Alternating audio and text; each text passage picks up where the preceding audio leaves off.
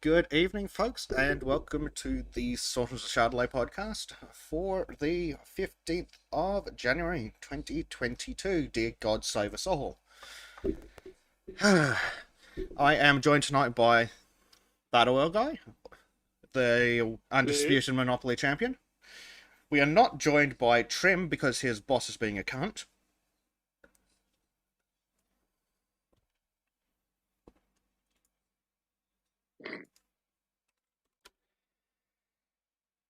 So, we have some interesting things on the agenda for tonight, which is basically all black pills. Hard black pills.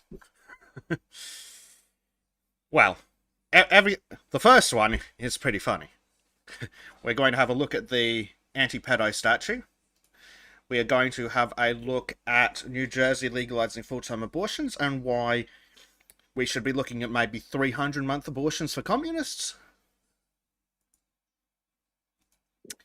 We will have a look at Sergeant Java getting wrecked. We'll have a look at Biden getting absolutely BTFO'd by the Supreme Court. And then we'll have a look at assorted COVID faggotry from the Australian government.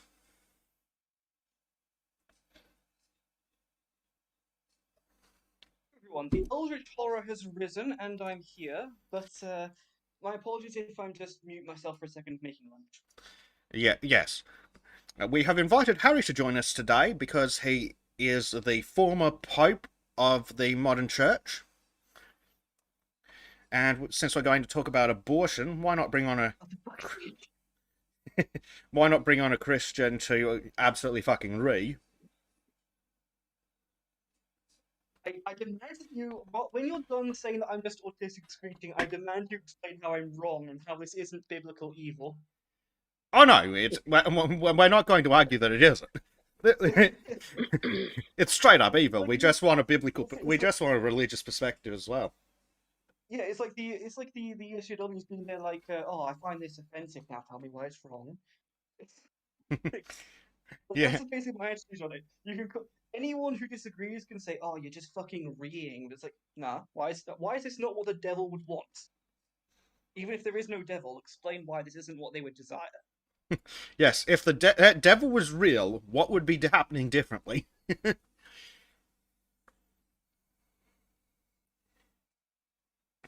Let's see. Fractal says that we should get rid of Harry and bring in Nathan. Oh dear. Nathan is 100% pure Chad. Well, right.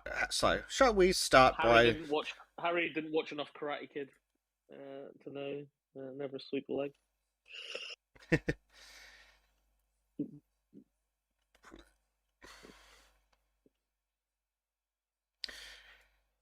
So, let's have a look at some funny shit before we get into the black bills. So let me just turn on audio because this is fucking hilarious. Oh, Harry is too quiet. Let me boost the volume for Harry. There we go. Yeah, sorry, but like I said, I'm kind of making lunch at the moment, so I will unmute myself and think of fuck the pedo statue.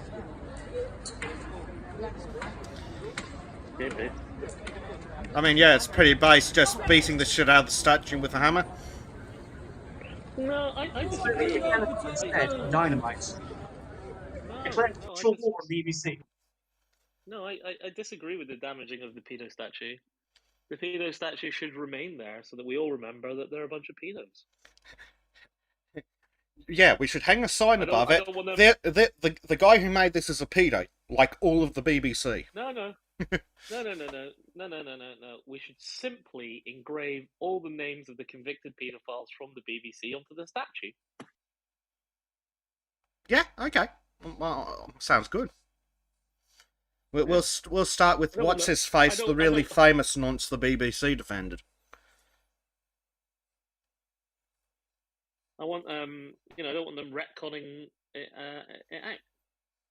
Why are these motherfuckers so defending the pedo statue unless they've got something, it's a little questionable if nothing else, Well, that's it. Why do leftists defend pedophiles? Well, It's because they are protecting themselves.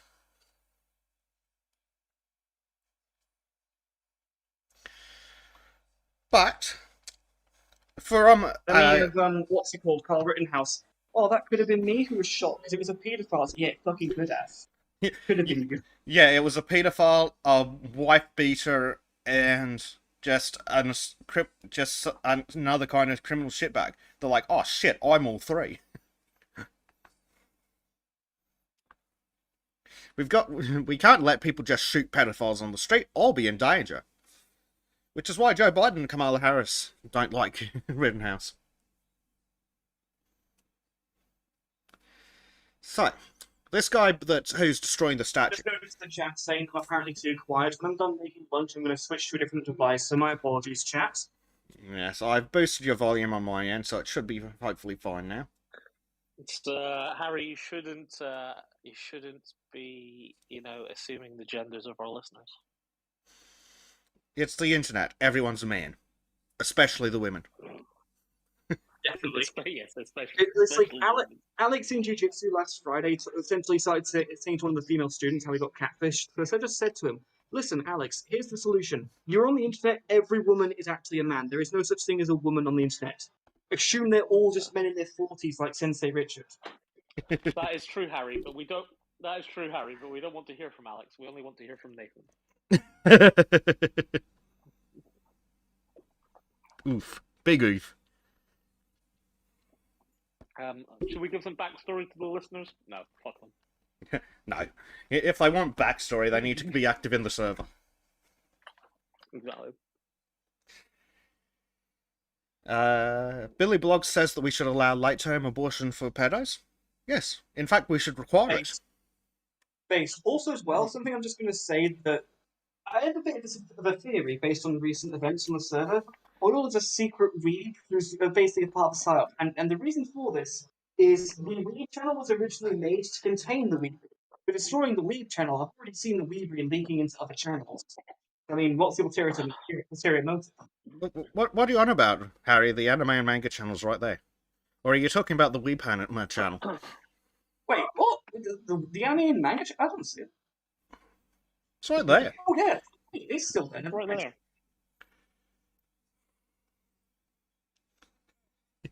Hasn't been renamed correctly yet. So. No, it should be renamed for trolling purposes. There was a compelling argument was made, I believe. Based, honestly. Well, I disagree with Billy Bloggs. I don't agree that paedophiles should be killed. Well, you think they should be weaponized against the Chinese? Yeah. Don't waste a resource. No, this is true. We can just airdrop them into China. Exactly. Or your other theory of we should just chain pedophiles to a post in front of, like, convenience stores and things so that teenagers don't hang out around there. Yeah, that is also a very reasonable use of them. I don't believe in wasting natural resources. And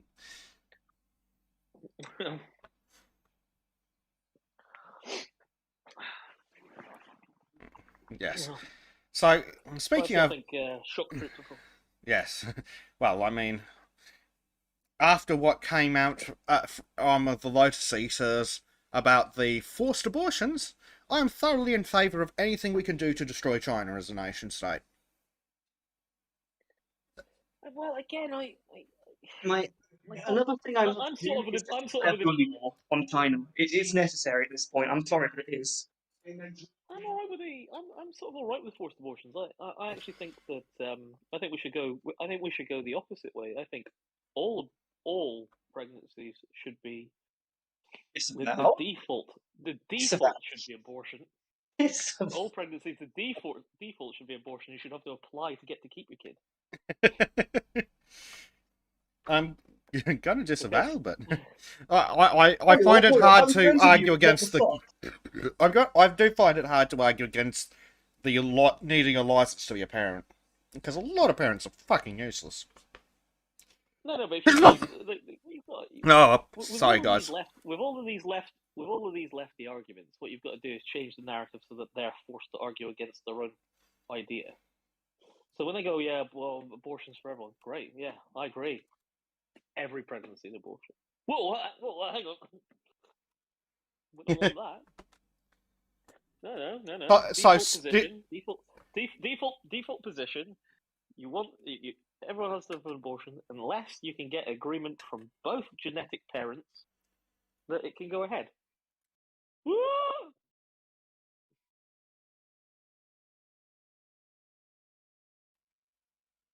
So basically, steelmanned the reverse argument. Yeah. Watch them lose their shit. Well, that does seem to be the most effective strategy against abortion, more abortion. That does seem to be the most effective strategy against leftists. Make them argue against their own position. Yeah. It's like when the referendum was in Scotland. The correct method now would not be to give them a second referendum, but would be for England, Wales, and Ireland and Northern Ireland to have a referendum about whether Scotland should be allowed to stay. Based. And watch Sturgeon put in a position where she either has to let England vote her out or argue that she should be allowed to stay. Well, that'd be fucking hilarious. Sturgeon gets independence, but only because England decides to kick him out.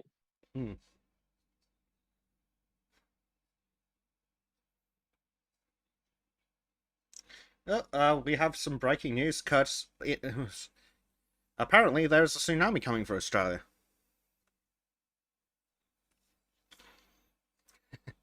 Fortunately, doesn't look like it's going to be a problem for me. And will it spread COVID? Is it bringing COVID with it? On the iPad with presumably better audio, so that's terrible news, Bezic. I hope you're going to be safe. I actually sort of hope you die horribly. What the fuck? Oil? What the fuck? I mean, these podcasts... The podcasts are just becoming a bit tedious, and I'm, looking for a way out. There is one comment on that. There was this thing in the memes a while back where someone made an adapter for a garden hose to a HDMI thing and plugged it in his laptop and then turned it on. And I would have preferred that meme a lot more if the laptop was actually turned on so you can see it choke and die. And that's just how the live stream ends. The Sultans of Shadilay just never comes back on the internet. Bezik's dead, and we just all listen to it choke and die. Well, the right things are going. One of these days, you might hear gunfire, and then the stream will just end. Yeah, honestly, you're streaming. That's the best. That's the best way it can end.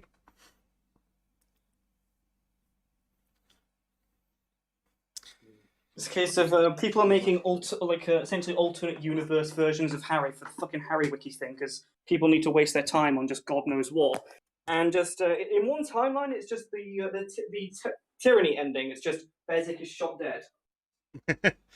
I mean, it's entirely possible with what the Australian government's been getting up to, and that's on the agenda for today. Oh, joy! Yeah. Oh, yeah. Yeah, it's gonna be fun for fucked up death. Mythos is posted in the live show. That correct. Just die and horribly. Just die and horribly. I avow this message. Yeah, I thought this weird statue. I'm not going to. It's not a waste of my. It fucking is Fractal. What's it called? I fucking hate this pedo statue, and it's one of those many things where, benefit of hindsight, the BBC always had something wrong with them. Insert Jimmy Savile here, and it's just it was always these little telltale signs. And to hear this destroy the BBC should honestly be a national movement. You think Hang on. Looking back, you think there were tiny telltale signs that I'm Jimmy Savile was a pedo? underplaying it as There were much as massive, huge telltale signs that he was a pedo. turns up to child events in like basically like some perverted sex outfit, because that actually happened. Does anyone else remember that? It's just they're like, hang on a minute, why is he turning into a kids charity event like this? Because he was a pedophile. They agreed. Like the Rainbow Dildo Butt Monkey. Ugh. I actually genuinely want to beat the shit out of that. I'm not gonna lie. Yeah. So, speaking of the pedo statue and the guy destroying it, according to English case law, what's the problem with destroying the pedo statue? By their own standards, there is nothing against destroying statues. But you see, you have to understand, that's our statue. That's a statue of our friend, and it endorses our message. You can't calm down. Shut up. Shut the fuck up. Yes. Bleach Demon says, I hard disagree there, Harry. We're giving into the orgy of violence against statues the left engages in. And I do partially agree with Bleach there. Like, we shouldn't be destroying statues. Like Oil says, we should be using them as a reminder of what the statue stood for. But, hey, the left made the rules. The thing is a case of, in terms of honor, I agree partially with what Bleach Demon is saying, but you have to understand, Bleach. Once someone essentially starts playing dirty tactics, if you don't essentially lower to the same standard, and I know I'm sort of talking martial arts here when I say this, if you don't lower yourself to the same standard, you are essentially fighting with one hand behind your back, and even though the media just is on the side of the left, at a certain point you actually have to start lowering your standards so you can actually keep up with it. Don't use chemical weapons until your enemy uses them, essentially. Effectively, yeah. It's like, we'll not start using nukes until China he's China fired nukes? Okay, fuck you.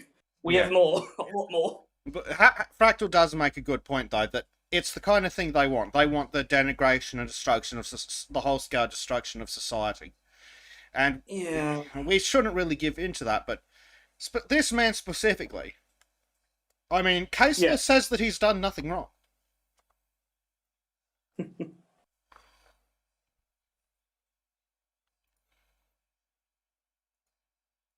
Oh, biblical fucking evil, though. It's a case of, yes, the sacred child shall be destroyed and innocence corrupted, and it's a case of, no, every child should have the opportunity to enjoy just their innocence and just effectively go through the stage of their life where everything makes no fucking sense because they're turning slowly into an adult.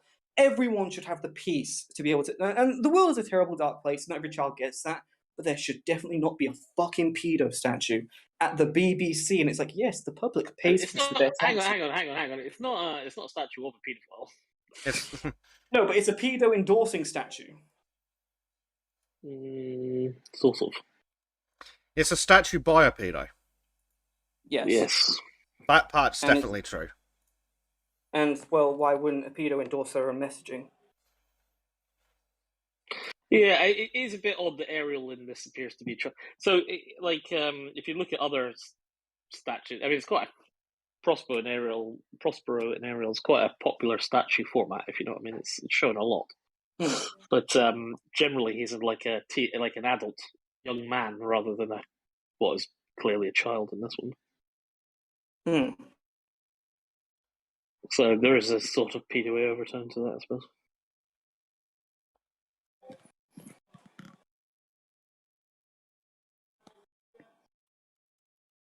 I genuinely do despise this, though. It's because this should never have been made, ever. It's like, if you expect a pedo to not make basically what is pedo propaganda statue, then you'd be wrong. It's like, if you paid me to make a statue, you don't expect that I'm gonna like put in my own personal messages somehow that I agree with. I'm gonna fucking do it. It's just a case of your own bias kind of filters into shit. I think you just alluded to it, Oil, but Billy Blogs asks what the statue's meant to be. Why the man's hiding the woman. Isn't it... I think you know what it means. Would you care to explain? It's Prospero and Ariel. That's not a woman, that's a 7-year-old child with a size difference, I'm guessing. And restraining his arms, and also the child is naked, and there's a reason why I call it a pedo statue. No, destroy. I hate looking at this. Ariel's just he's like a wood nymph or some shit, if I remember rightly. It's a long time since I've. It's from the Tempest. If anybody had to read Shakespeare at school, depends if you went to a decent school or not. Basically, if you don't know what this is, it's because you've been poorly educated.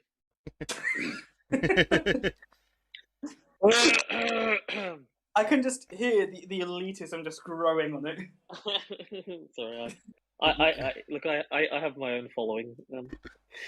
Yeah, interestingly, my school did a Midsummer Night's Dream instead, and holy shit, that thing, you need to be on drugs for that boy.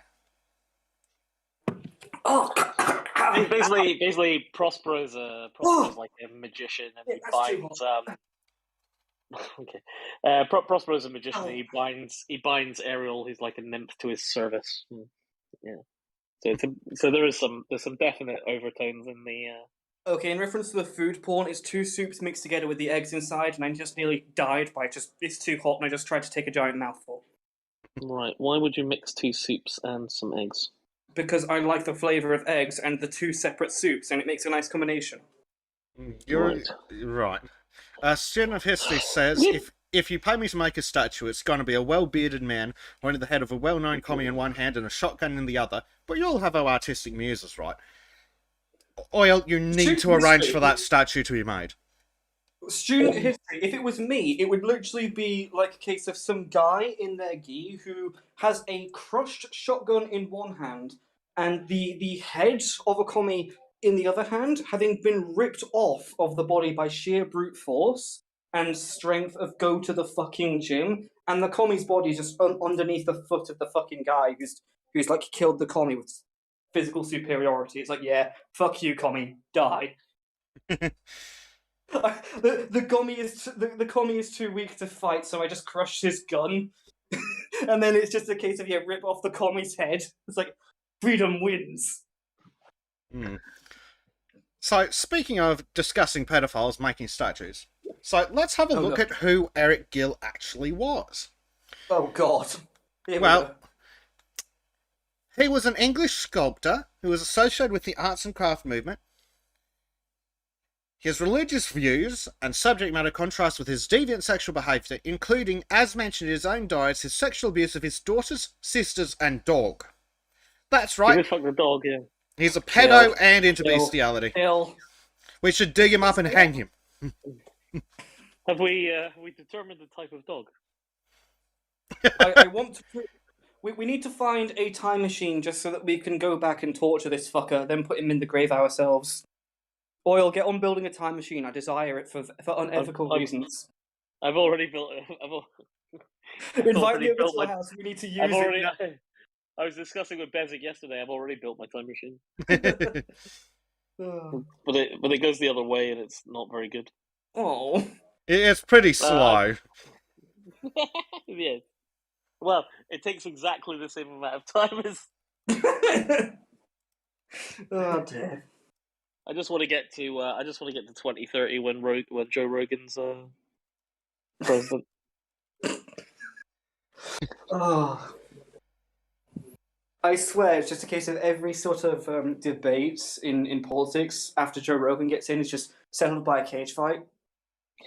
Also, the guy, what he should have done was when he was attacking the statue, what he should have done was hammered Ariel's dick off, and thus preventing Prospero from touching up the kid. You know what, student of history, I actually do read into stuff of history, but I'm not always the most well versed, and I fucking wish this was still happening to this day. Like, the church, honest to God, needs to return to Deus Vult. It just has to happen. It's just going to fix a lot of problems. Yeah, maybe. or create a lot of problems. One or two.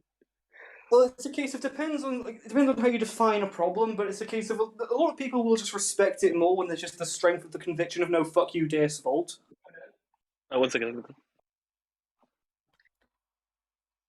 I'll turn the other cheek, but why are you advocating for touching the kids? Deus Vult die. Oh, one of the priests also did this? Deus Vult kill that shit. Yeah, And so enough power will eventually lead to people abusing it. we've actually got an article from The Guardian, Eric Gill, Mad About Sex, and we've actually got a photo of him working on the statue at the BBC. Now, if you can, zoom on his eyes. I want to see if he's gazing longingly into this fucking child, because it'll give us an insight to the evil of his soul. I mean, he's making the statue. Gazing intently at it's kind of required. That's true. That's granted. I'm just gonna zoom in if I can on my end on the fucking stream as I'm watching it. Okay, don't have a fit, computer. Yeah, I don't like the look on his face. I'm just gonna be honest with you. I really don't actually now that I've done that. So I regret this immediately. Fuck this. Okay, let's see. Ooh. In 1911, he made his own version of the Copulating Gods, the Carving Ecstasy, which is in the exhibition, using as his models his sister Gladys and her husband Ernest Lawton. I swear I've heard that name before. Gill kept his eroticism close to home. His own long incestuous relationship with Gladys seems to have started around this time.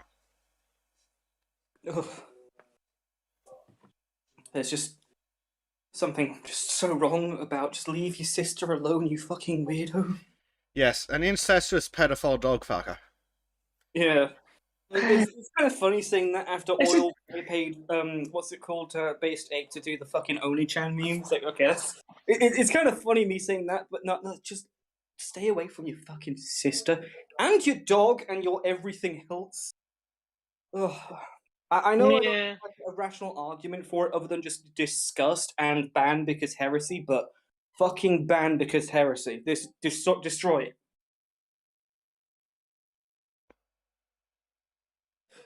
Pure disgust. Mm. Yeah, I mean, like, how do you even fuck a dog? I'm not even going to put in the mental thought process to try and work it out. No. This seems like quite a difficult thing to keep a hold of, that's all. I'm not... Okay, granted, but I'm not even going to put in the mental thought to work it out, Oil. That's... Why would you even question this? Well, you don't necessarily have to fuck the dog to get sexual pleasure from it. It's the problem with these fucking freaks. Oh yeah, he probably did. He did rape a dog. No, he wrote in his diary that he raped a dog. Oh, so I specifically raped the dog. Yeah, no. The thing is that he had documented all this stuff in his diaries. Oh, yuck! What an animal. Well, I think that's what he said about the dog. Sorry. That was. I'd said that before I even. I'm getting a desire to commit seppuku just to get away from this. Well, I might see how far I can push that. This guy's earliest sculpture. We're doing 8 hours on this. But what's it called? God gives his hardest battles to his strongest. All that meme. Let's do this. Let's see how painful we can go with this. I'm already bandaging my wrist from yesterday and another injury from this afternoon. Let's get on with it. You probably shouldn't talk about seppuku and then bandaging your wrist in the same line of thought. Not great. So, this freak made a statue in 1907, a little stone figure of a crouching naked girl, carried out at a rare period of sexual deprivation when his wife was pregnant with their third daughter. Oh, God. A slightly later carving shows a stridently sexual female juxtaposed with a delicate, drooping Christ on the cross. I kill it. I really hate it. From an atheist perspective, I'm going to call that heresy and burn it. Yes, that is heresy and burn it.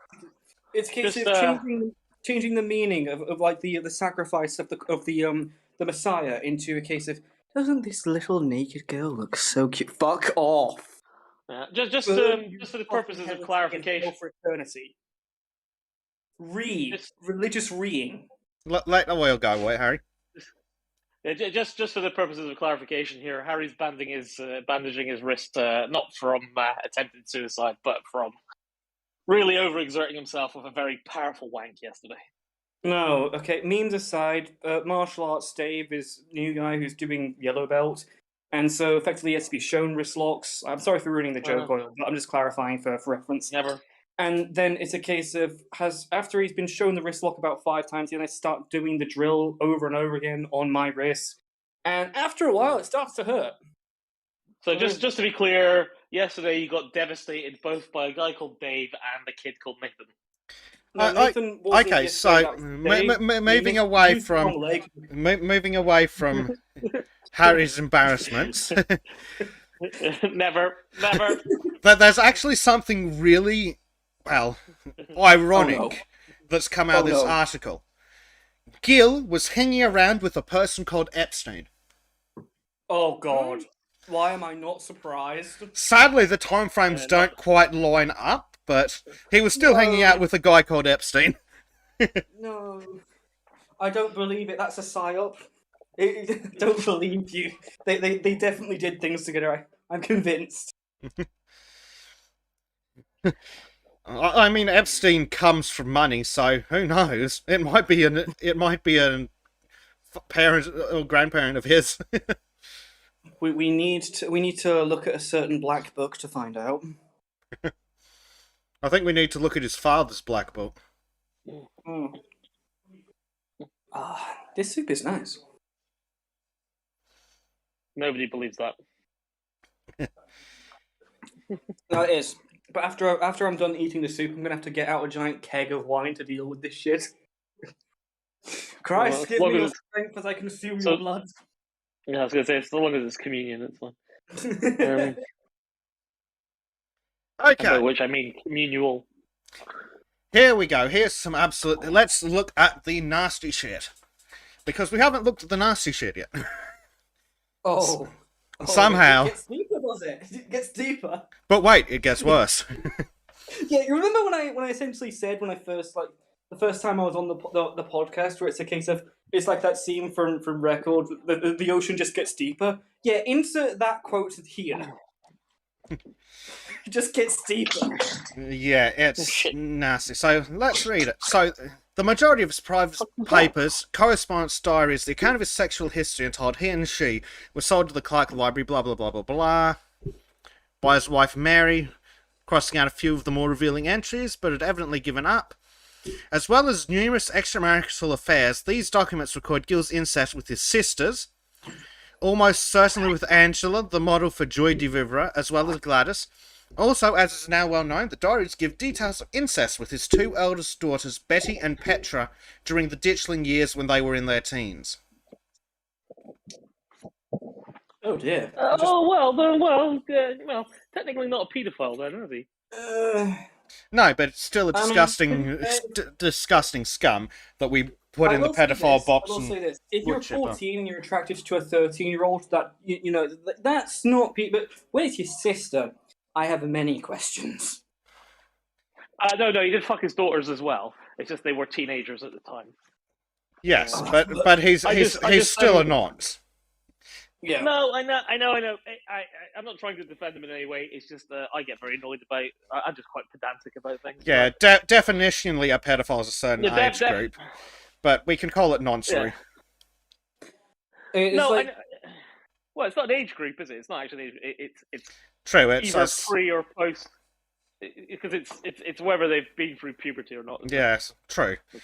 But that's what it actually comes down to. Either way, I think there is a distinct. No, but I think there's a distinct definition between fucking somebody who's literally a child, and somebody who's a teenage. You know, I'm not saying that it's all right to fuck a 15-year-old. I'm saying, but there's a difference between a 15-year-old that's been through puberty and a 13-year-old that hasn't. Yeah, and I think there's a super. A child. Yes, but I think where Oil's drawing the distinction actually goes back a long way in human history. Like 200,000 years ago, like a 15-year-old knew everything about their society that they needed to do, and post puberty, either male or female, you're developing the physical characteristics that the other gender finds attractive. Therefore, uh, Well, that it's a case of without chat essentially getting the pitchforks, because I can see people already calling for the wood chipper. It well, I mean, it's a case of until like humans started developing language and so on and so forth, and there was essentially just creatures that were willing to just hunt and destroy everything that was humanity. It's a case of you don't breed as fast as possible and keep the numbers as high as fucking possible. Humanity go extinct, and so it becomes like a natural instinct. And then all of a No, sudden, what? and then all of a sudden, people get intelligence, and they come up with this number called 18, which is when people let are oil legally have a allowed to go. be fucked. And No, that changes by country, I'm, but go on, Oil. no, what I'm saying is, if you're 16 and you fuck a 15-year-old, I would say that's not being a paedophile. I would say No. if you're 15 and you fuck a 13-year-old girl that hasn't been through puberty, that would definitely be a paedophile. Yes. That's what I'm trying to Yeah, Oh, yeah. and trying to say. I'm going to reduce. By the way, I think if and you fuck a 15 or a 13-year-old, no matter what their situation is, you're a paedophile, right? I'm just saying it's a bit. I think there's a bit of contextual greyness to it that needs to be. There is, especially when you reduce it to based instincts and human nature. Once a person is post puberty, the attraction to them is natural, and then you Especially start by looking bears. yeah, and then you start looking at the social realms of whether it's acceptable. Like it's human nature to be attracted to a person of the opposite gender who is post puberty and pre old age. It's just basic human nature. But I'm telling you right now, humanity has developed further where we go, okay, we've recognized that this person is maybe sexually mature, but they're not necessarily, but they're sexually mature at this age, but they're mentally mature for our society at this higher age, therefore rules and no. Yeah, but in terms of got to keep the numbers up, if the world is dangerous enough, I'm telling you, if a zombie apocalypse started, give it 20 years, people would be going after kids again. And I'm saying 20 years having faith in humanity, it probably wouldn't be 20 years, which is the horrible part of that. I think that while if we ended up in a post-apocalyptic society, the age of consent would probably become a non-issue. I don't think it's as extreme as you're suggesting, because again, in the Stone Age, well, chances are people were pairing up and starting to pop out kids at disgustingly young ages, and that wasn't. I wouldn't call that nonsense or statutory rape or anything, because it was human nature and the state of society at the time. Unfortunately, our society has evolved past that. Oh fuck! The fucking egg's not fully poached in the soup. I agree with what you're saying, but I'll be right back. Yes. Fractal makes a distinction. Nonsense is about prepubescence, the rest is statutory rape. Yeah, either way, if it's below the age of consent, you're fucking disgusting. What I'm saying, yeah, no. But what I'm saying as well, like, this arbitrary age of 18 that we've decided, that's hardly a world standard, is it? Well, no, not even this. It goes from like disgustingly young, across Europe. like in Europe, it goes from like as low as 14, and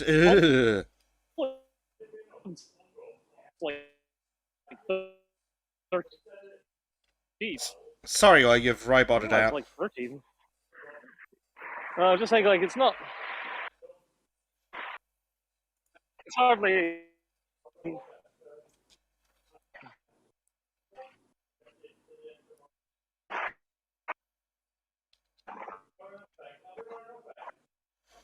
Yeah, unfortunately, due to connection, or we've but lost all of that.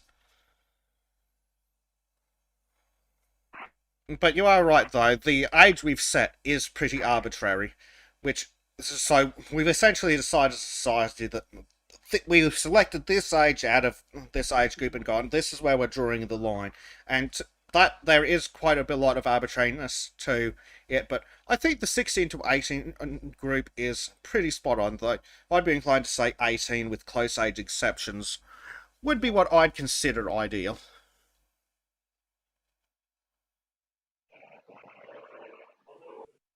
Yeah, Fractal points out that in the UK it's 16, it's 14 in France, and 12 in Japan. Then Fractal says, I think 16's a bit low here, but it's hard to change. Yeah, I would say that 16, yeah, that's like a 25-year-old with a 16-year-old is fucking disgusting. We should probably make it 18, but then allow like 18-year-olds and 17-year-olds to not be a crime. The thing is a case of when you actually have like it's kind of difficult to put like the magic number. This is when you are an adult, because you have to culturally train people to actually grow up and mature as people get old. And in a society of the modern West, I mean, no, look at schools, and people aren't really taught how to be. People always want to talk about their rights, but they don't want to talk about their fucking responsibilities, which is why people don't become adults. As soon as someone is old enough that they get to be an adult, in quotation marks, they just go to the pub and immediately just spew vomit everywhere because I'm an adult now, therefore I can do what I want. It's a case of, no, you're meant to be grown up about this. And, well, we spoke last night, I think it was, that, oh, well, you're born 1995, it makes sense for you to be somewhat mature then, Harry. It's a case of, you actually have to, go through some hardships and learn to be an adult. These people, how do I best describe this? 18 is not the age when someone becomes an adult if you don't actually train them to be an adult. If you don't train someone to be a woman, to be a man, they'll just stay a fucking child forever. And so, with that in mind, then 16 is definitely fucking too young to be an adult. Yes, Definitely and I would suggest that what you're referring to, Harry, is what I would call social maturity. When you are... So, in Western culture, you reach social maturity at 18, generally. Or at least legally, you're supposed to reach social maturity at 18, and yeah, let's be real, most people aren't socially mature by that age. Look at Fractal's comment, please, I love it. I love it, Fractal.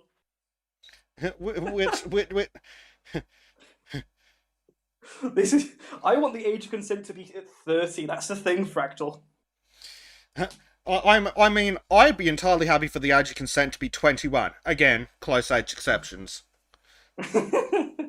No, it should be 30 because, or essentially like train people to actually act like fucking grown-ups. But it's like, come on, the age of 30. Maybe they'll be mature enough then. I'll make the age of consent 50 unless you're married. Like, let's fucking go. Yes. Just the vapid communal sex toys just have to suddenly get married and be wholesome for once as they screech and ree all the way to the altar to actually have a dick in them. Yeah, so... You know the type. Don't deny it. Yeah, sadly I do. Let's see. So Fractal and Georgia are both making very good points. So Fractal says that he thinks 2 years is an acceptable gap, so 18 to 16, 17 to 15, etc. And Georgia says, I'd be very happy for it to be up to 18. Annoyingly, it was spoken about in Parliament last year, and the 50-year-old men said no. Yeah, bit strange. And then Fractal says that, to Georgia, unsurprisingly, any discussion about lowering age of consent is usually a bunch of 50-plus single men. And also, as well, usually it's done in France. Yeah, France is weird. Look at that has popped up and said hello. Hello, look at that. So, yes, I think we can all agree that maybe 30-year-olds shouldn't be fucking teenagers. Yeah, and where did Oil go? I think he's dropped out due to tech issues because apparently in the whole 2.5 square miles of England you've got no fucking cell reception. Of course he'd managed to find the one part of England. Like, it's one thing for Australia to have shit cell reception, but fuck me. England's ahead of us by decades, and are tiny. How do you manage it? I just do not understand at all, in any shape or form.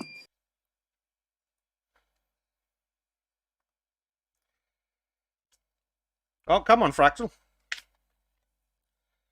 Let's see.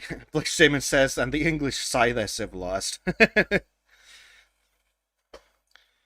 Yeah, get some cell reception, you losers. Oh, you're not winning 24/7. You're not automatically just 100% all the time. Fuck you, you loser. Well, I mean, England should be perfect, damn it. It's God's country. Fuck you. I mean, we are aware that oil's in Scotland now, right? And the infrastructure is from about the 1970s. Yes. Every stereotype in American television about the United Kingdom is true and correct about Scotland. No, the thing is, the Aberdeen city centre is built out of foot-thick granite blocks. The buildings are 4 to 5 stories high. Oh, yeah, I can see how that might be a problem.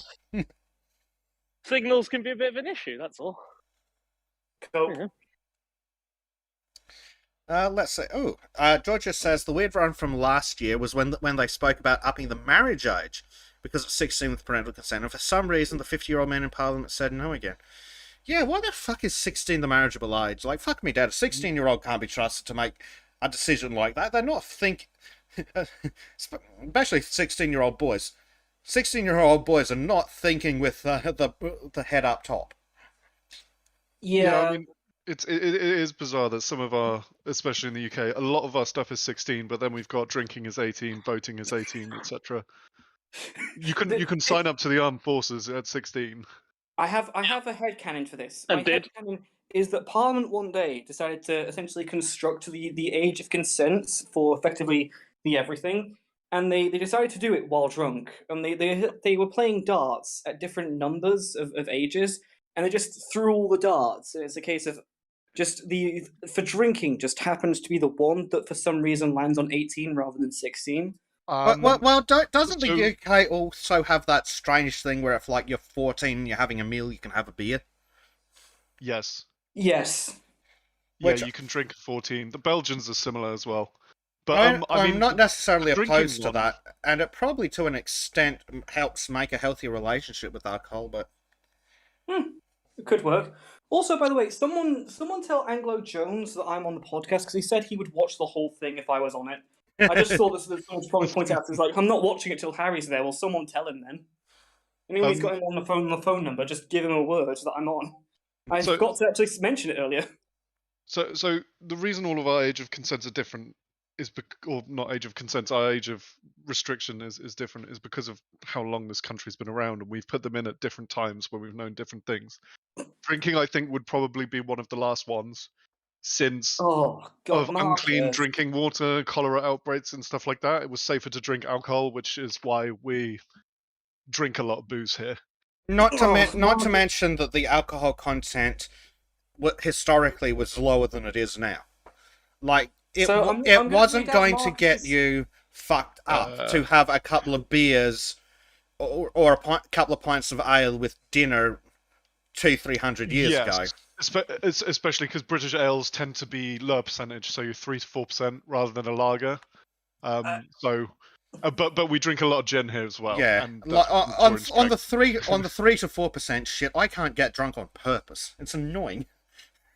Yeah, it's good though. It's session beer. It's for sitting in the pub all day. It is. So I'm going to read something from Marcus Horn, or how are they meant to pronounce that? Fucking dyslexia. That's Bay State. Oh, wait, that's Bay State. Okay, that's Bay State. Yeah. From Bay State.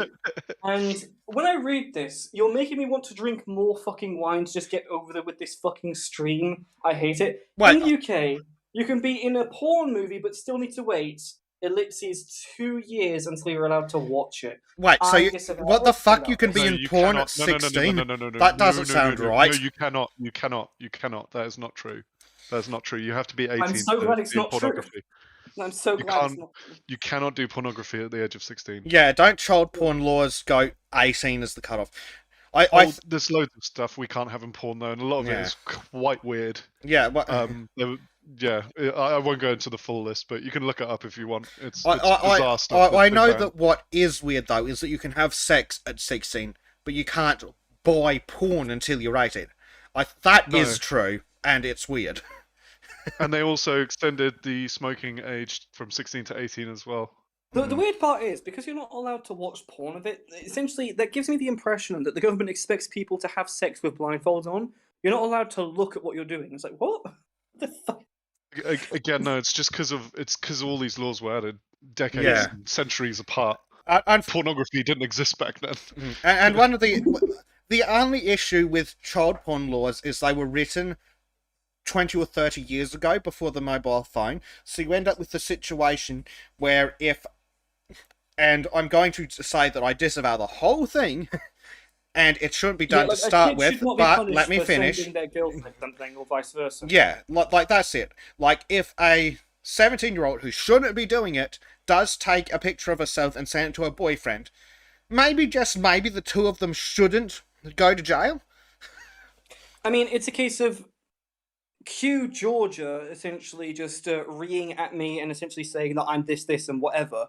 But it's a case of there is not a sort of... people don't stay the same from the time that they're born to 17 years, 11 months, 30 days, and so on and so forth. And then the extra second they turn 18, suddenly everything changes. It's like, there's a point where it gradually starts changing, and that should be taken into account for essentially stuff like that with teenagers who are teenagers who are retards. Let's be honest about this. Every teenager is, in some way or another, a fucking retard. And, essentially just learning things as they go and being an absolute fucking idiot about it.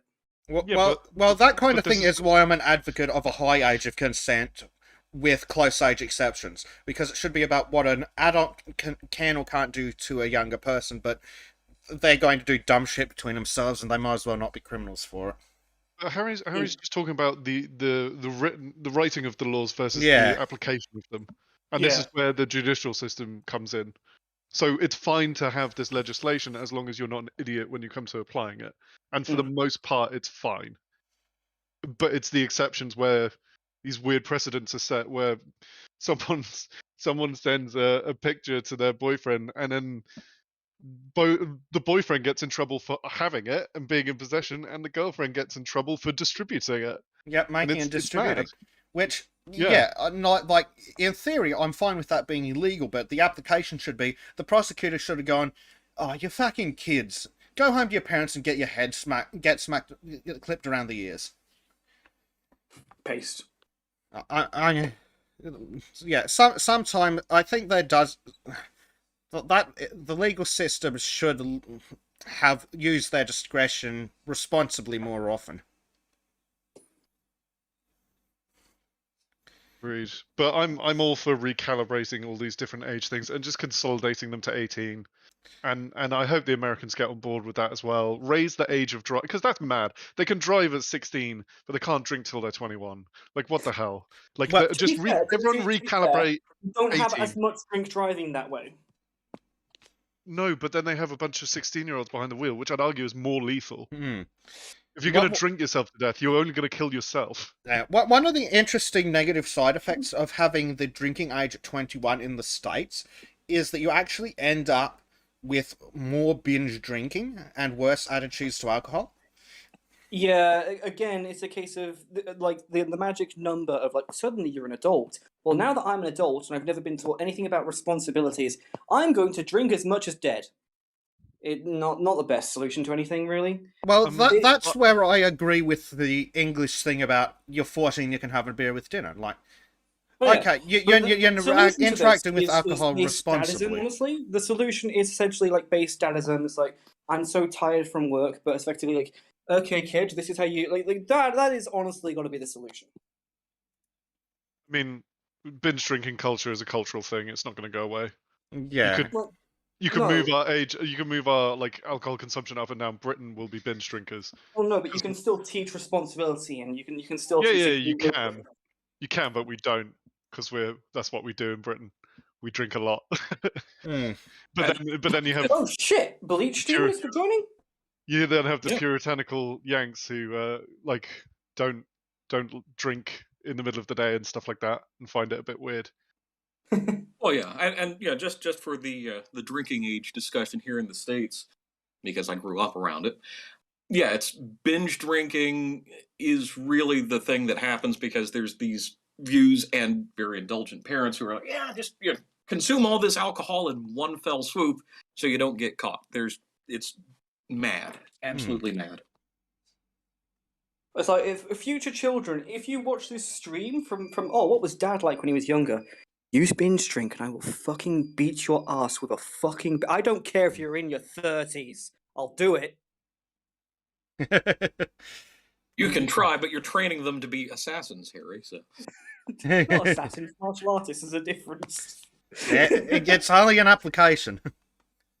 It's just take a bunch of painkillers to make myself immune to all pain, then just take a bunch of caffeine so my blood is just rushing around my body like crazy, then do a warm-up so essentially my body's all like fully ready to go.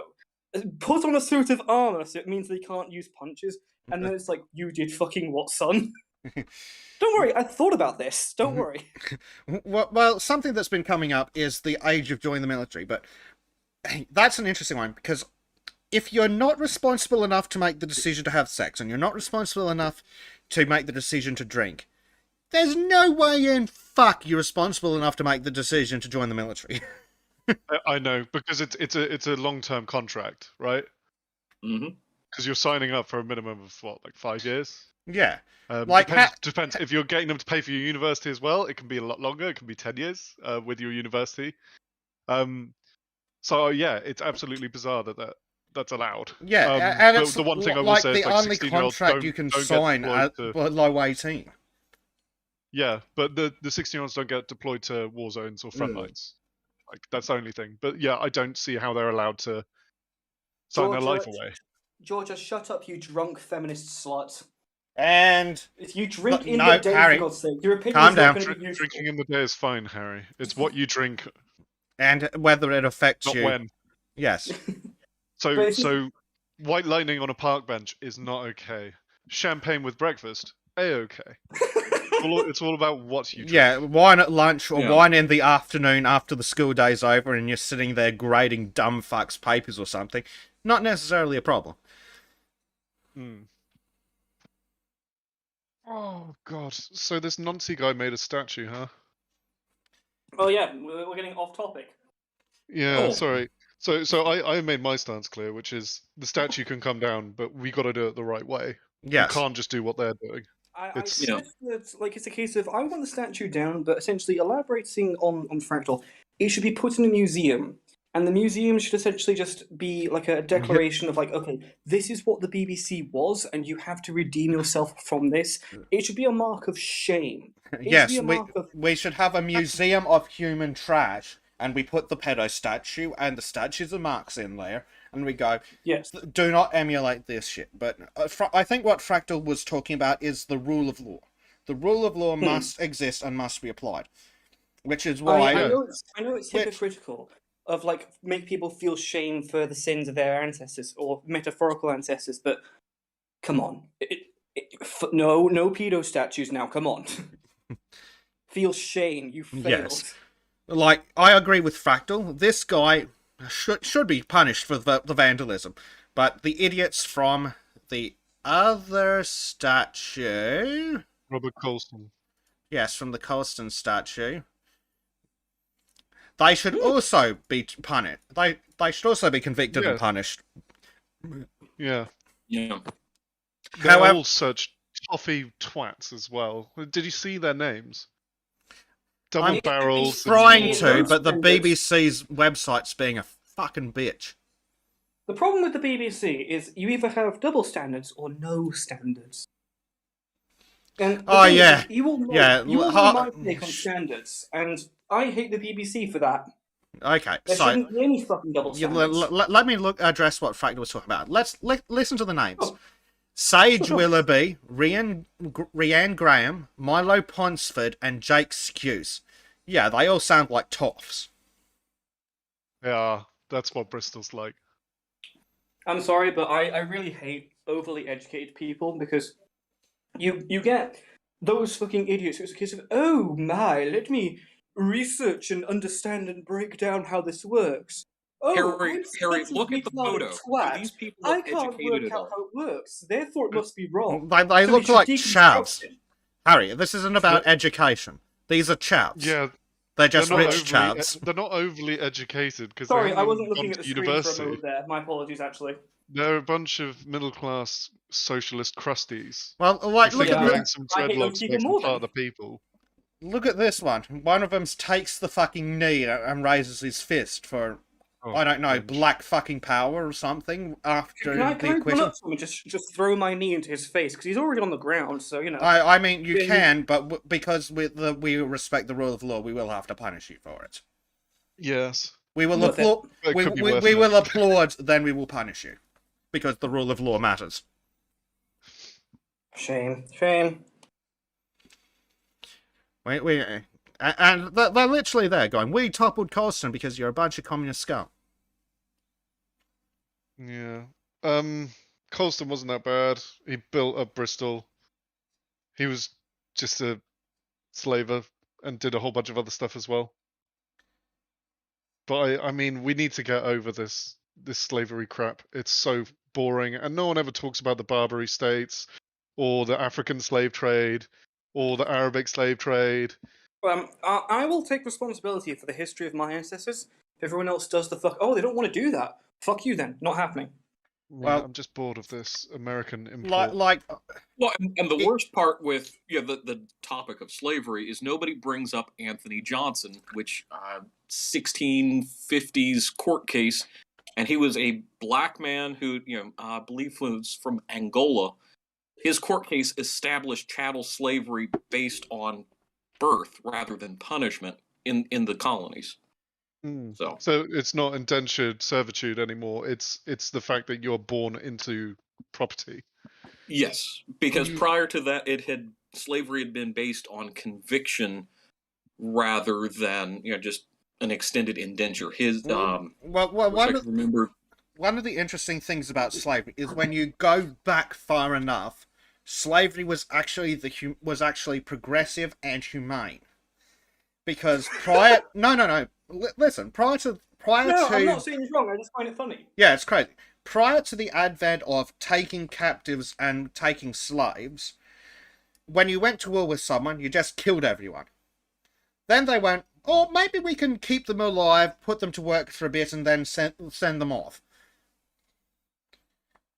Like, when you look at, say, the Roman slaves, nearly all of them were taken in war.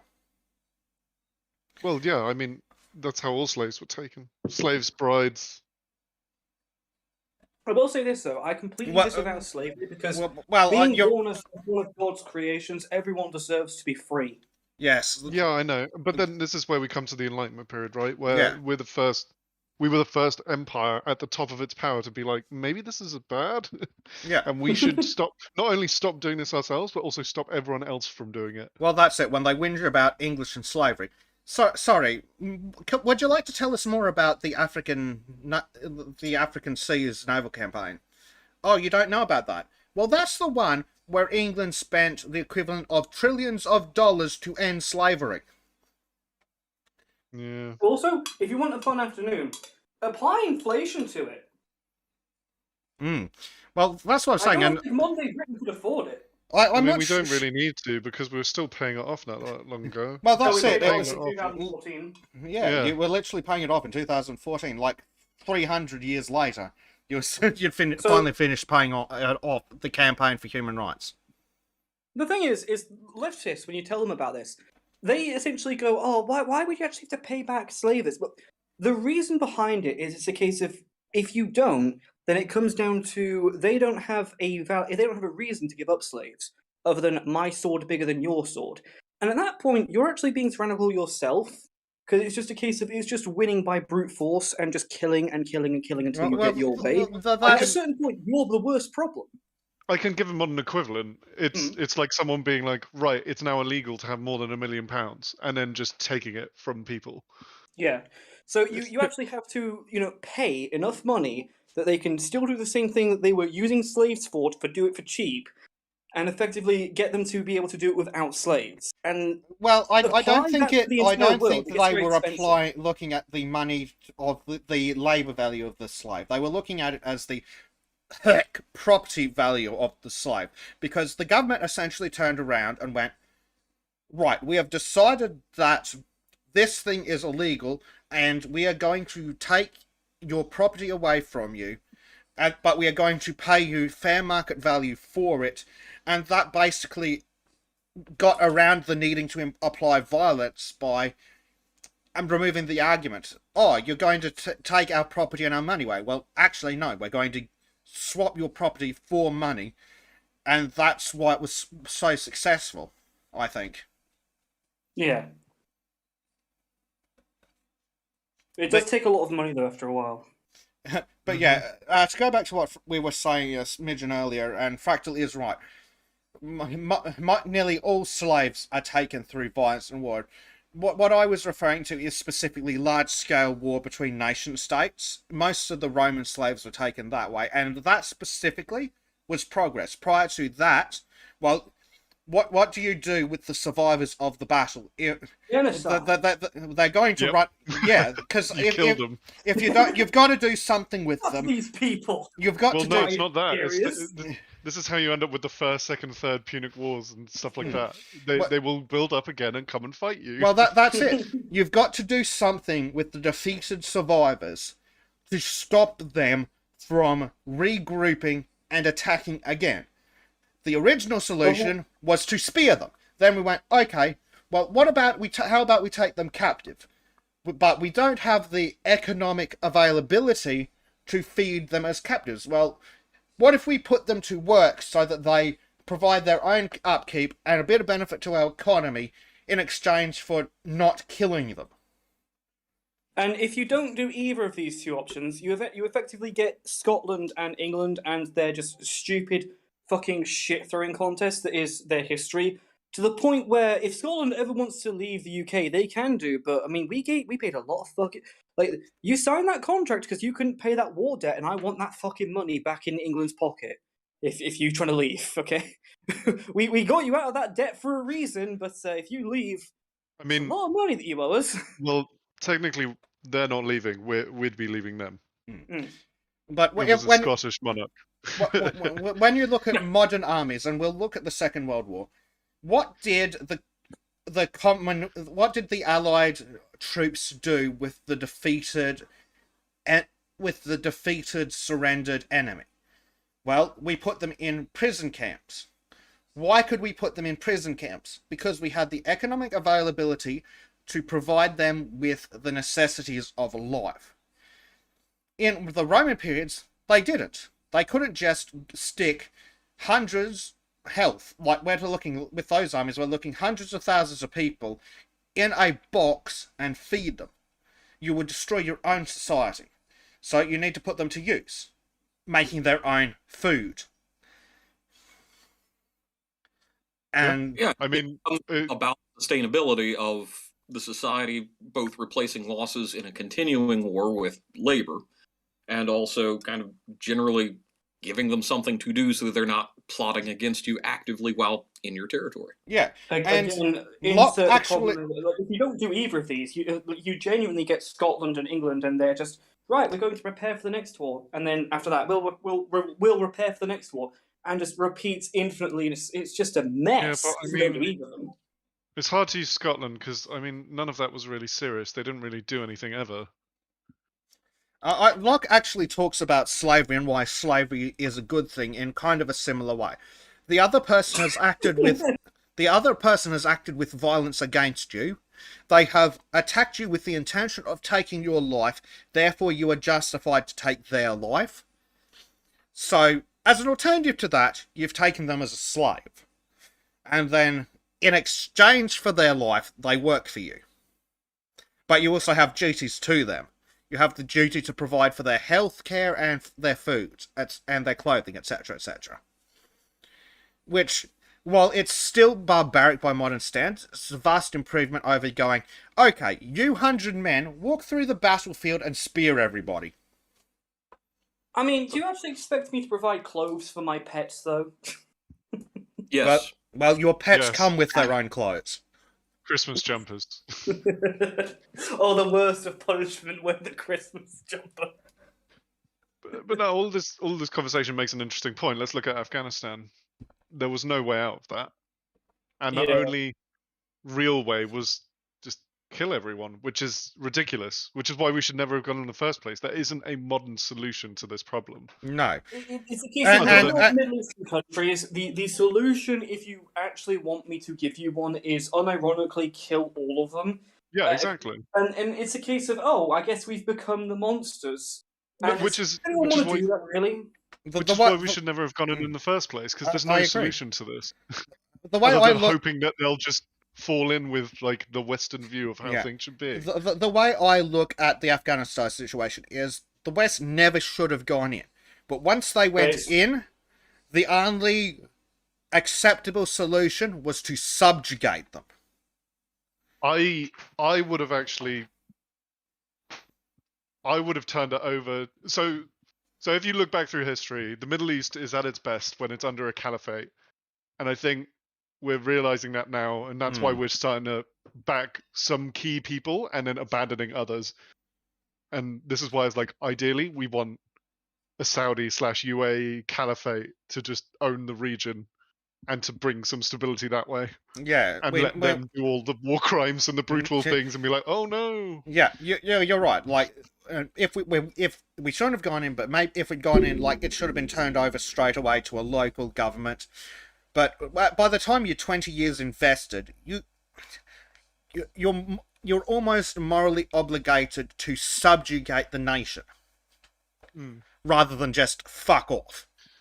Like, I can't remember which can't countries subjugate have it doesn't work. the what's it called, the worst IQ rates, but it's a case at a certain point when someone's intelligence is questionably not that much higher than certain birds. Not even joking, when you measure the IQ of certain crows and ravens, maybe you should just look after them forever. I'm sorry, but we have the technology. There was another alternative with Afghanistan, and that was just go in, smash some stuff up, and then leave and let them sort it out. As not a great solution, but it was one. We should That's never. literally. Biden should never have left guns there, though. But that's literally what every other invasion of Afghanistan throughout history has ever been. Like, the Mongols did that. Everyone did that. They went in, smashed some stuff up, declared victory, and then just left again. Yeah. That's the easiest way to make a political point, which basically is what we needed but at we the didn't. time. I don't think we needed to. Because they'd already tried to pawn it off on Iraq. Yeah, well, that's a whole complicated, and I think State Departments internationally kind of the technology does exist thing. nowadays if you wanted to seriously conquer Afghanistan, because they just hide in the mountains till you leave, then come down and declare themselves winners once you've left. The solution is you nuke it till it glows from space. That's honestly the way that you'd have to do it. Well, I wouldn't call that so much conquering, but yeah, that's about the only thing you can do other than establish a caliphate. Oh crap! I had a point. Yes. Basically, every possible thing is a better solution than staying for 20 years, then fucking off in the middle of the night. And then just walking away. Yeah. Yep. Yeah. When you're 20 years invested, and computers and all that shit. At the 20-year point, it should have just been made a protectorate, like, and it shouldn't have been, oh, the local government can do this, that, and the other. No, screw it. We're taking over. We're establishing our own government. It almost felt like it was lobbying by some arms dealers so that they could introduce a whole load of hardware into the international arms pool. Because they just abandoned so much stuff. It's like, someone's lobbied for this, surely. Me having big brain moment. This doesn't feel right. Yeah. There's something wrong with this situation. Yeah. I can smell it. And it's all the way in the Middle East, but I can still smell it somehow. Yes. Sometimes we get off topic on the best ways possible just to avoid the terrible black pills of the non-statue. Oh, fuck, I forgot about that. Can we not? Although I don't want to talk about late-term abortion either. Oh, God. Honestly, the Chinese thing is just biblical evil. Like, you will get the best Christian reeing imaginable at that point. I don't understand though. We all had a compromise, right? It was 20 weeks, apart from very extreme circumstances where like the life of the mother or the child is threatened and stuff like that. The thing is, when you Why become did they have to fuck autistic, with this? everything my opponent thinks is evil, and I mean everything. Then when your opponent says life is sacred, you have to essentially go, well, everything my opponent says is evil, therefore life isn't sacred. Kill a child. Well, Yeah, that's what it feels like.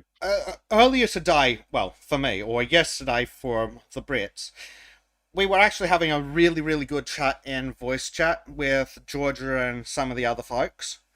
And I think the one thing that we agreed on, because we were having an absolutely brilliant discussion on so many levels, like we proper big brain stuff. I think the one thing we agreed on is that once the child is capable of survival outside the mother's body, after that, accepting like medical emergencies, after that it's evil. And I mean, I disagree. I think it can be evil right from the start.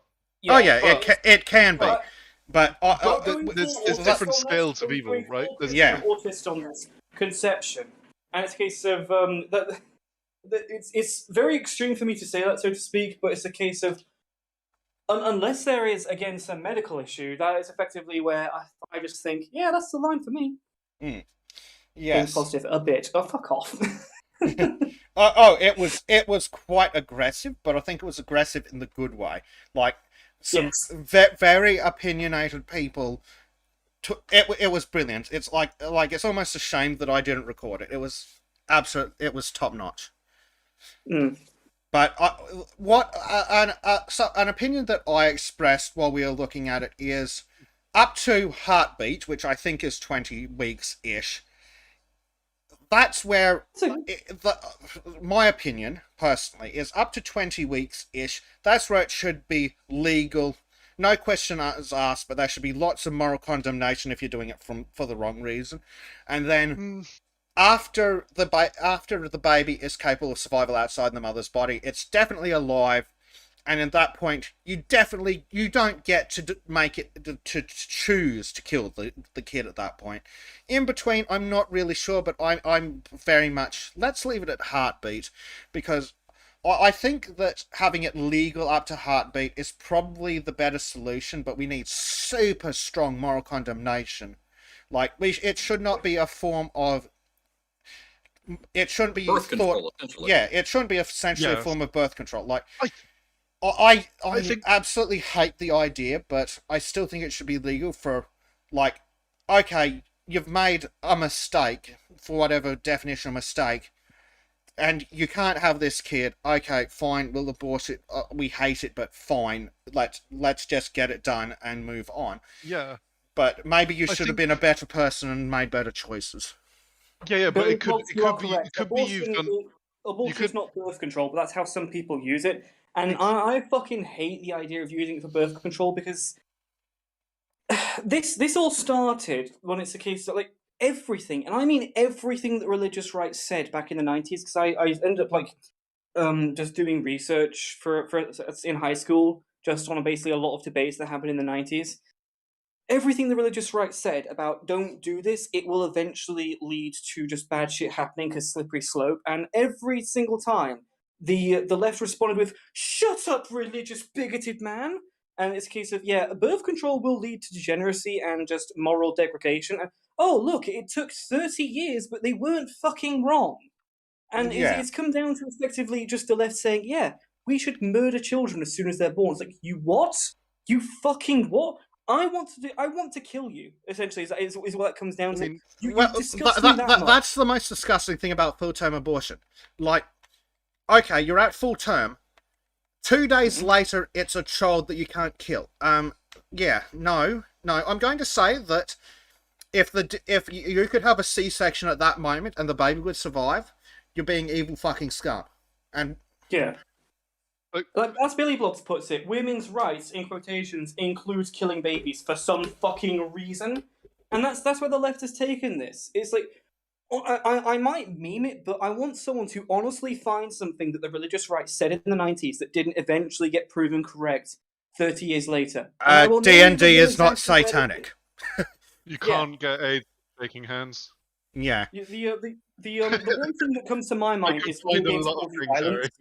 Harry. Video games causing violence is the one that comes to my mind, but it's a case of a Yeah. lot of the shit they said, letter for letter, has eventually come true. Yeah, they weren't wrong about the slippery slope. The slippery slope is real, and it's not a fallacy. Oh no, it fucking isn't. But again, like the left just read bad, evil, religious person, you bigot. That how could you say such evil thing? They weren't fucking wrong. Yeah, another concept that I thought of while we were having our fantastic, like it was intense. Like you should have been there. It was beautiful. In the discussion, and another thing that I thought up is, especially after the baby is capable of surviving outside the mother's body in like NICU or something, at that point, it is definitely human and it is definitely alive. However, I think that as far as medical procedures go, like risk to the mother or the baby will die an hour after its born. At that point, it is a life, and you are taking a life. It is essentially homicide, but it's the distinction between killing someone and murdering someone. Sometimes taking a human life is acceptable, and I think that's the distinction. I agree with what they just said. Yeah, so Base Ape said yeah, go ahead. Yeah. So I want to push back on one thing, or a couple of things you said. But the first one was that you can do everything right and still get pregnant. Like that is something that. Oh no, you're absolutely right. And it's not moral condemnation. I get what you're trying to say. I haven't got the right word for it. It's not. It's the same thing that we have with gay pride, where it's like it was about not being ashamed, but now it's gone way, way beyond that to now like orgies in the streets and stuff like that, which is just wildly inappropriate. And again, that's a slippery slope. And you're right. I wasn't suggesting that we put moral condemnation on people who do everything right and then shit still goes weird. I was suggesting that we put moral condemnation on people who don't use birth control, don't use condoms, end up pregnant, and then abort the kid at 40 weeks or whatever. Exactly, and because they're trying to make it. Because it started at the beginning, it was like, it's not to be ashamed of. These decisions have to be made sometimes, and they're not great.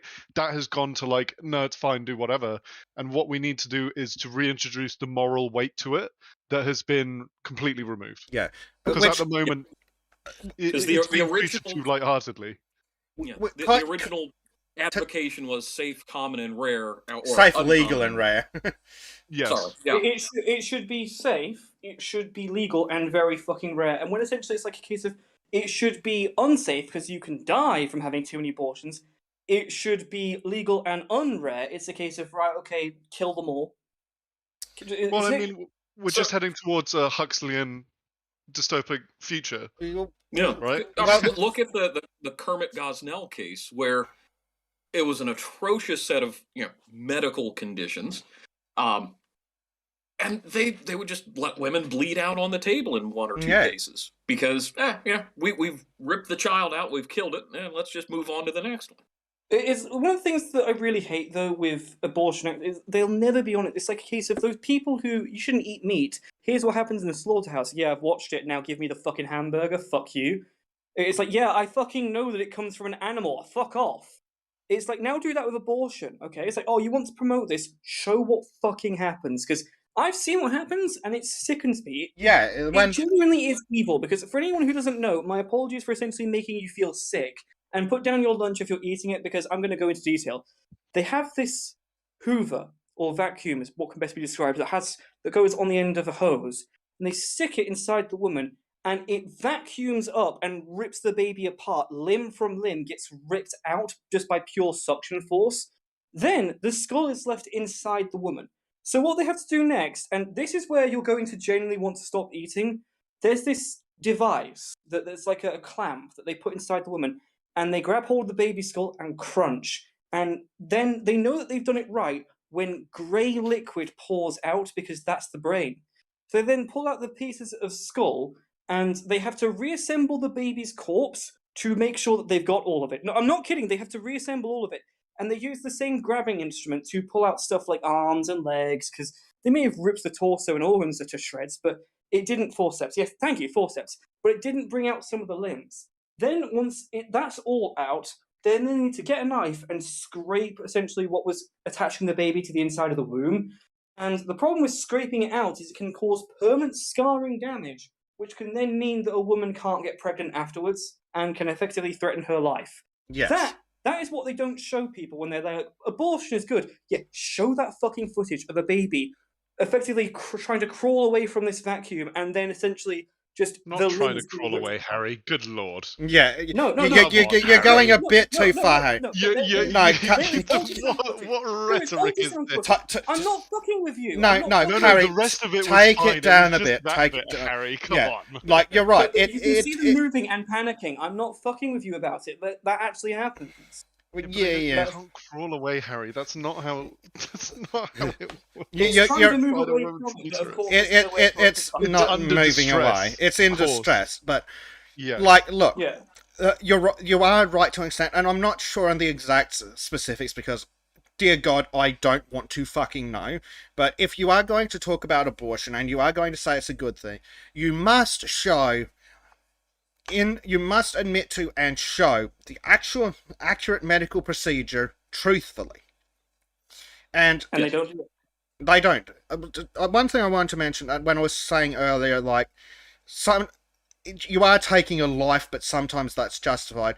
You mentioned that it is evil, and I'm willing to accept that. But sometimes evils are necessary, like especially in the cases of serious medical risk to the mother or the kid's going to die, like the heart's not in the body and the kid's going to die as soon as the umbilical cord becomes detached and shit.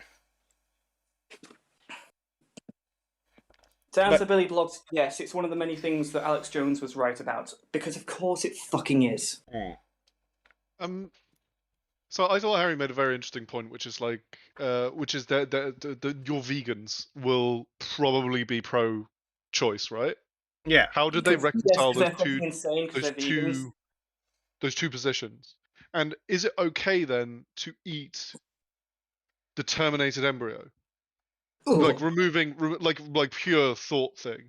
It's like, this is now protein matter, right? You've determined that it's not alive.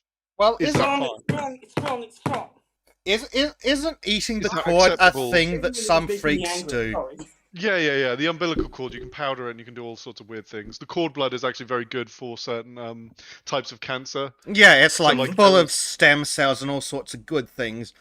And like, in theory, there's nothing wrong with going, well, we've got this thing here, we might as well use it to save a life, which is kind of the argument for organ donation. And I'd consider it basically a form of organ donation.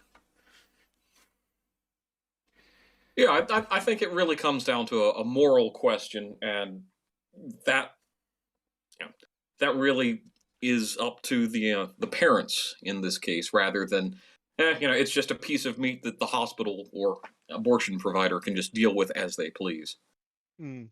Yes, and I think that's been a sticking point here with was it Planned Parenthood, profiting off of baby parts there, according to Project I would suggest that if you consider it to be a life, it is their child, and they get to make the choice as to the disposal remains. If you don't believe it's a life, it's then their property, and they have choices of how to dispose of it. And dear God, I hate talking about even like a zygote as property, but if that's essentially what they're suggesting if they don't believe it's alive, is if it's alive. Yeah. Exactly. If you put yourself in their mental model and it's not a life, then therefore it becomes property, and then you have all the kind of the rights that come with that instead. It makes no sense as well, because it's like, oh, it's just a clump of... Yeah, you're a fucking clump of cells. Shouldn't I abort you with a chainsaw? No, you don't like that, do you? It's literally their argument is, well, I don't like it, therefore it's not alive. Well, but then this is the basis of the whole debate, right? There is no scientific threshold where someone becomes a human. No, it's a philosophical moral threshold. Like, the argument I've been using is a sperm a human? Is an egg a human? No. Okay. Is a zygote a human? Maybe. Is it a person? No. Not yet. No. It has the potential to become a Is person. an 8-month fetus a human? Yes. And you Then- sick fuck, don't you dare ask that again Yes, before I but punch you. I would say that a zygote. So the moment that the sperm and the egg has merged and it's done the genetic exchange and it's ready to start replicating, I would not consider that to be a person at that stage. And then it splits and doubles. Okay, it's now two cells. I still wouldn't consider that to be a person. At some point, it starts to form enough to be recognizable as a creature in its own right, and at that point, I think it starts to become a person-ish. You know, actually, it's kind of funny when you actually listen to pro-choice, well, no, pro-murder activists, because I'm just going to be honest about this. What it comes down to, their arguments, when you apply it to a fully grown people, are, you know that person on a hospital bed? They're not a person. When you literally apply the same word-for-word arguments to actual adults, someone in a hospital bed who's recovering from a car crash isn't alive, therefore they don't deserve life support. Well, and honestly, that's what the argument comes down to. The problem with their argument is that their argument leads to late-term abortion, and there's no difference between late-term abortion and murdering an actual child that's been born. At least as far as I'm concerned. Because insert China when we get to that fucking story, and I look forward to go on this topic about late-term abortion. The black-faced governor of Virginia, outgoing, Ralph Northam, had made a very controversial statement where they talked about birthing the child, making it, in his, and this is in his words, making it comfortable or resuscitating the infant once the mother has made a decision. That is horrifically barbaric. They're talking about a actual birth and then making a decision from that with a physician's input. Before I get ill, can I just clarify what you mean? You mean that they do not prompt the child to clear its airways and potentially let it suffocate until a decision has been made? That is correct. That is insane. That is absolutely I'm thinking insane. actually, I might make sort of like a book where it's meant to have a philosophical meaning behind it, where the general premise would be that someone wanted to abort their baby, and the doctor ended up instead like extracting it and then raising it as his own.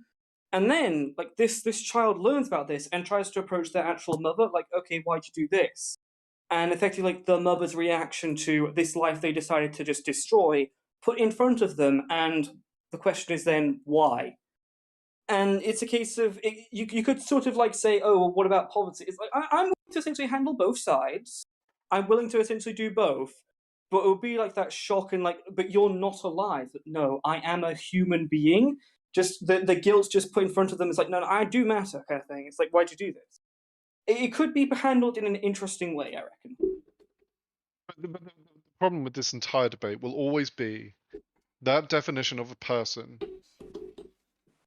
It's different for everyone else, and depending on their definition, you can actually draw them, like Harry was saying, into, like, I'm fairly certain I could draw some people's definition into a 2-year-old child or a 6-month-old child for not being a person yet.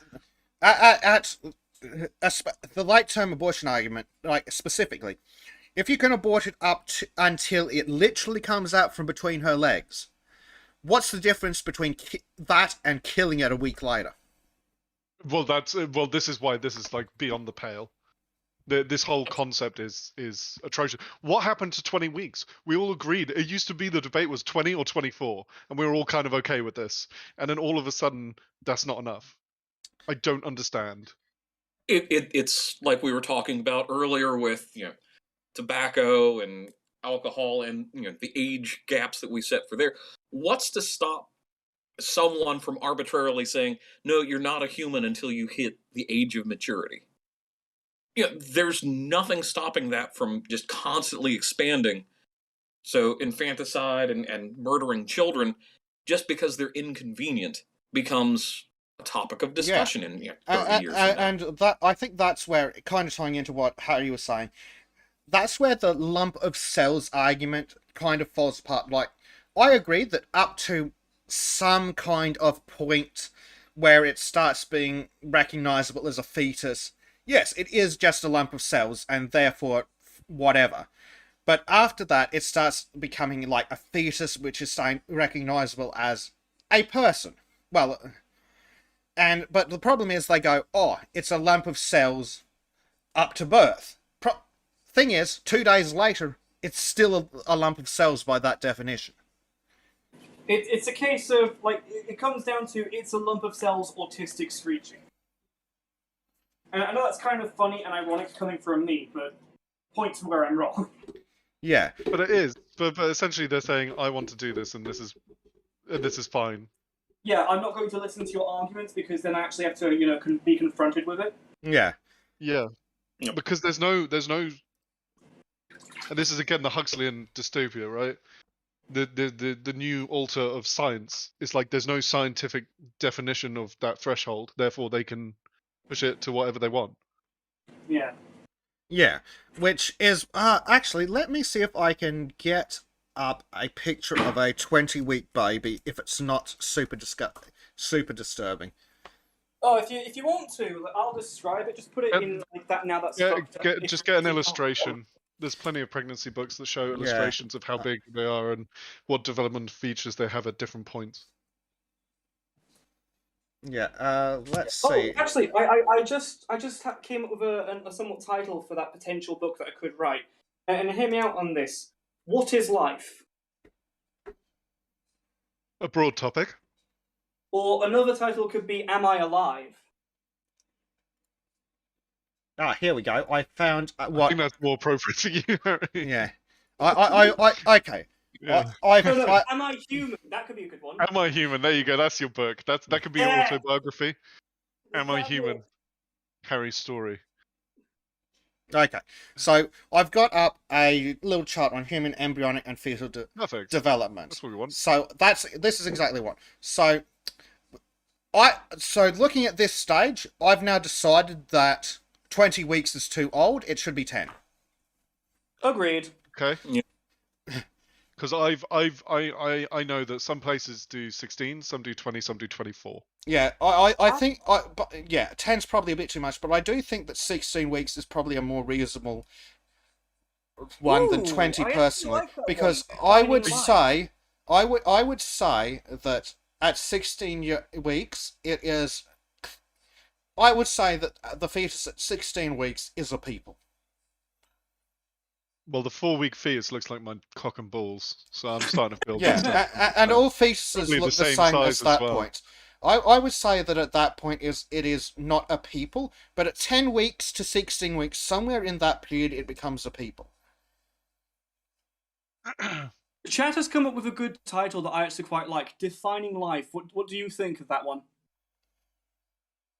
I mean, if you can define life, you will be the greatest savant philosopher of our generation. Like philosophy's been working on that for forever. Like, the definition of life is like 20 items long.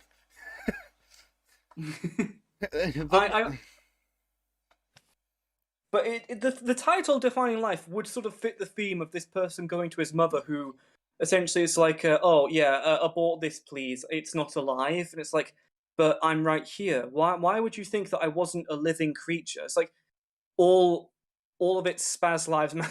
Okay. Yeah. All its spaz lives. So I'm just going to finish my personal point on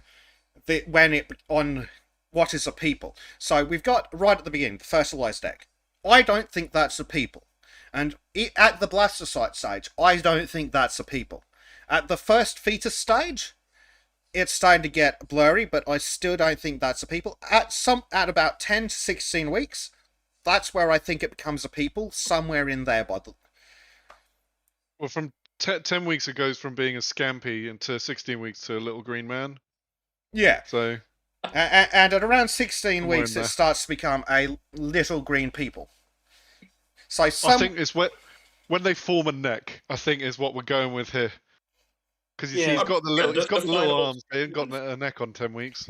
Well, Yeah. well, like in this picture, it's like when it has toes.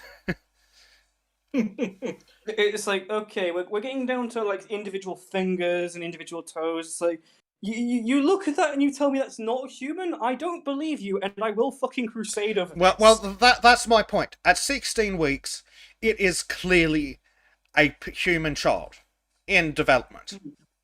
At 10 weeks, it doesn't. It's not necessary. It doesn't.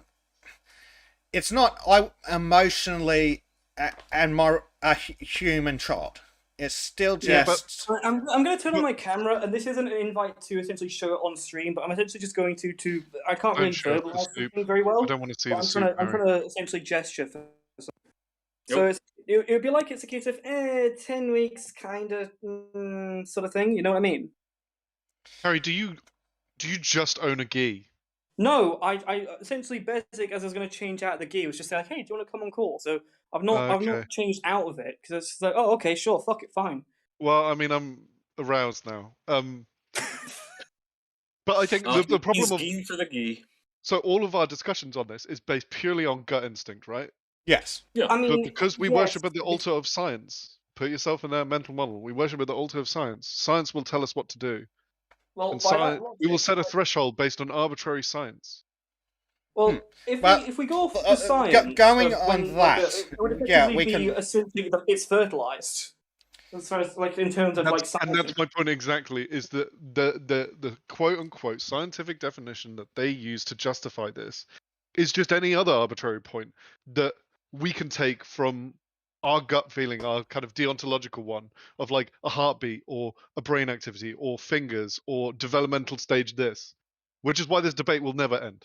Yeah. No. And I thought we just hit a nice ceasefire at 20 weeks, and now they've started opening fire on us again. Well yeah, and even at 20 weeks, if this chart is accurate, at 20 weeks, my gut instinct is gross, that's a person. 100%. That is what Monkey Brain Bezic says. That's a people. It's like there's certain ideas that you can only believe if you're educated and intellectual enough to believe in them, and the idea that's not a human being is one of them. The quote you're looking for is there are some ideas so stupid that only an intellectual could believe them. Based. I think that's a valid thing where we have this ideal that the experts will tell us what to do rather than going with our natural instinct with what we're seeing in front of us. But if we're going to look at a reason for that, it's because everyone's folding in their responsibility to other people. They don't want to take responsibility. They don't want to take security. They don't want to like their own security into account. They want someone else to do it for them. And this is the massive left-right split right now. This schism is all the people on the left are folding all of their responsibilities into one thing and putting it in someone else's hands. And in this case, it's the state or the science or something like that. And everyone on the right is pushing completely the other way and is saying, I'm going to take my own position, my own stance. I'm going to make the hard choices, and it will be my fault if I do the right thing or if I don't. And they're just too afraid of doing that on the other side. Exactly. I would love to know the psychology. With just the science as well, it's literally a case of giving up your own sort of own ability to try, your own agency to try and think of a solution to anything. It's just a case of no, I don't want to think. I don't want to be human. I'm just going to let someone else do everything for me, and that's why honestly, it's just inferior. You're beneath me at that point. Leftists are, but I'm sorry. I know that there's a meme on the Lotus in the live chat that I'm apparently narcissistic, but if you're a leftist, you're genuinely beneath me. Leftists are narcissistic, but the reason they say that, Harry, is because you spend far too much time talking about yourself. Yeah, but that's because he's on the spectrum. Yes, not it he's is. A narcissist. It is. But unfortunately, the brain-dead idiots can't tell the difference. So I just want to read some points that George just put in chat about human development.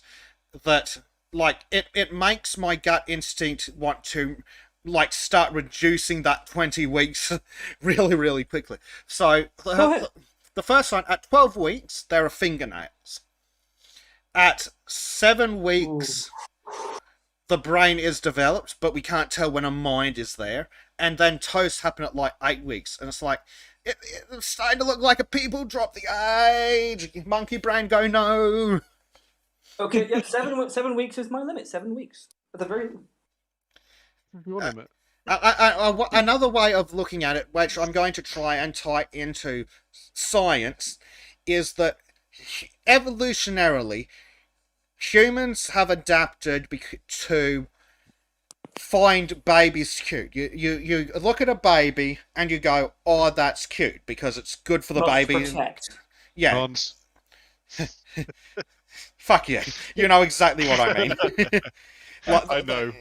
Like look at the baby, you go, monkey brain goes, ooh, baby must protect, because otherwise baby dies, you don't reproduce, you die off. So monkey brain goes, must protect.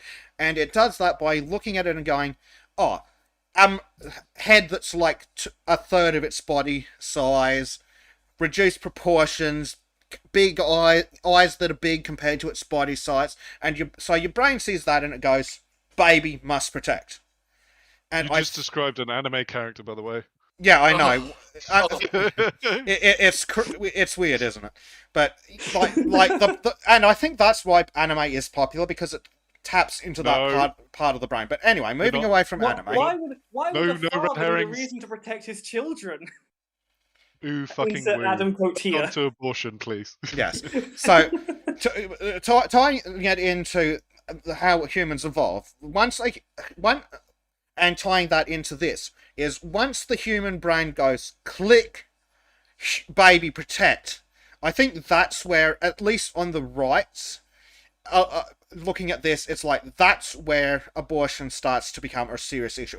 As soon as the brain goes, click, that's a people, that's a baby, must protect. And, like, we can kind of tie that definition into it. It's like, okay, the human brain recognizes it as a baby when it shows these characteristics, therefore it's a baby when the fetus shows these characteristics. Like, you could define it that way, but again, That's not a definition, though. That's like saying, I won't do it when it's icky. Like, yeah, I know, it's the problem. When we're looking at legislation, when you're looking at as purely, when you look at it purely scientifically, or using scientism, there is no point when it changes from a fertilized egg to a baby. But I'm just going to be honest here. It's a case of scientism is the worst religion that has ever been invented by humanity. Yeah, I'm going to have to agree with that. Yeah. It's like, so, no religion is 100% completely innocent, but scientism is the fucking worst thing. And it's not even that it's just essentially caused a holy war that's killed people. It's just a case of believe the experts while your family just starves in lockdown, while people commit suicide, while all this shit is just a case of... It's not even physically killing people, it's just the slow mental decline of just insanity. So Georgia makes an interesting point about rates of miscarriage around 12 weeks. Perhaps that would be a more logical cutoff if you're arguing from a biological standpoint. Well, 12 weeks also is actually probably based on what I'm inferring from this chart, probably about where the monkey brain starts kicking in and going, that's a baby. So that's probably a more reasonable time frame. Well, 12 weeks is end of the first trimester, right? Yeah, I thought so. And the first trimester is when it's a definitionally a miscarriage. You didn't tell anyone until the end of the first trimester because of the high rates of miscarriage. And another way that could potentially be looking at it in the abortion debate is, like, definitionally a miscarriage can only occur in, I think it's only in the first trimester, after which it's like a stillbirth or something. No, or something. Yeah. I'm not sure on the exact definition. If someone does know, please fill me in. But there is a point where it's definitionally a miscarriage and a point where it's definitionally a stillbirth. And I think you could argue at the point where it's definitionally a miscarriage, if it happens naturally, you can induce the miscarriage. And maybe that's the difference. So explains the problem just right there in the chat. Thank you, student. So stillborn is the baby is born dead. A miscarriage is the baby is dead. We know it's dead. Okay. So you can do both. But I'm looking. Essentially. I thought it came out when we were talking about like the rates of certain medical procedures that were invented in the last 2 years, and how they were going, oh, the rates of miscarriage are only this, but they were applying it to when it technically couldn't be a miscarriage. But maybe I'm getting things confused. So I just looked up the Cleveland Clinic definition of a stillbirth, and that is after the 20th week of pregnancy. Aha, right, yeah. And I think that's getting to the point that I'm suggesting. Like, once it can become a stillbirth, at that point it's like a people. Yeah. And, Well, that's why you birth it out of your canal passage.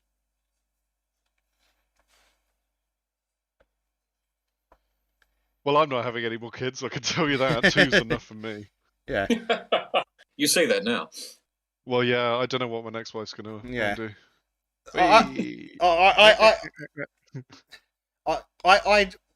The point that I was trying to suggest, and my definitions are probably wrong, which kind of gets in the way, is like when it's in the first trimester. If you let's say that if a baby dies within the first trimester, that's a miscarriage. I'd suggest that that's kind of where the difference lies. But in the first trimester, you're inducing a miscarriage, and after that, you're killing a baby. Is at least how like moral brain reductive it feels to me. Yeah, that's essentially what the morning after pills do, right?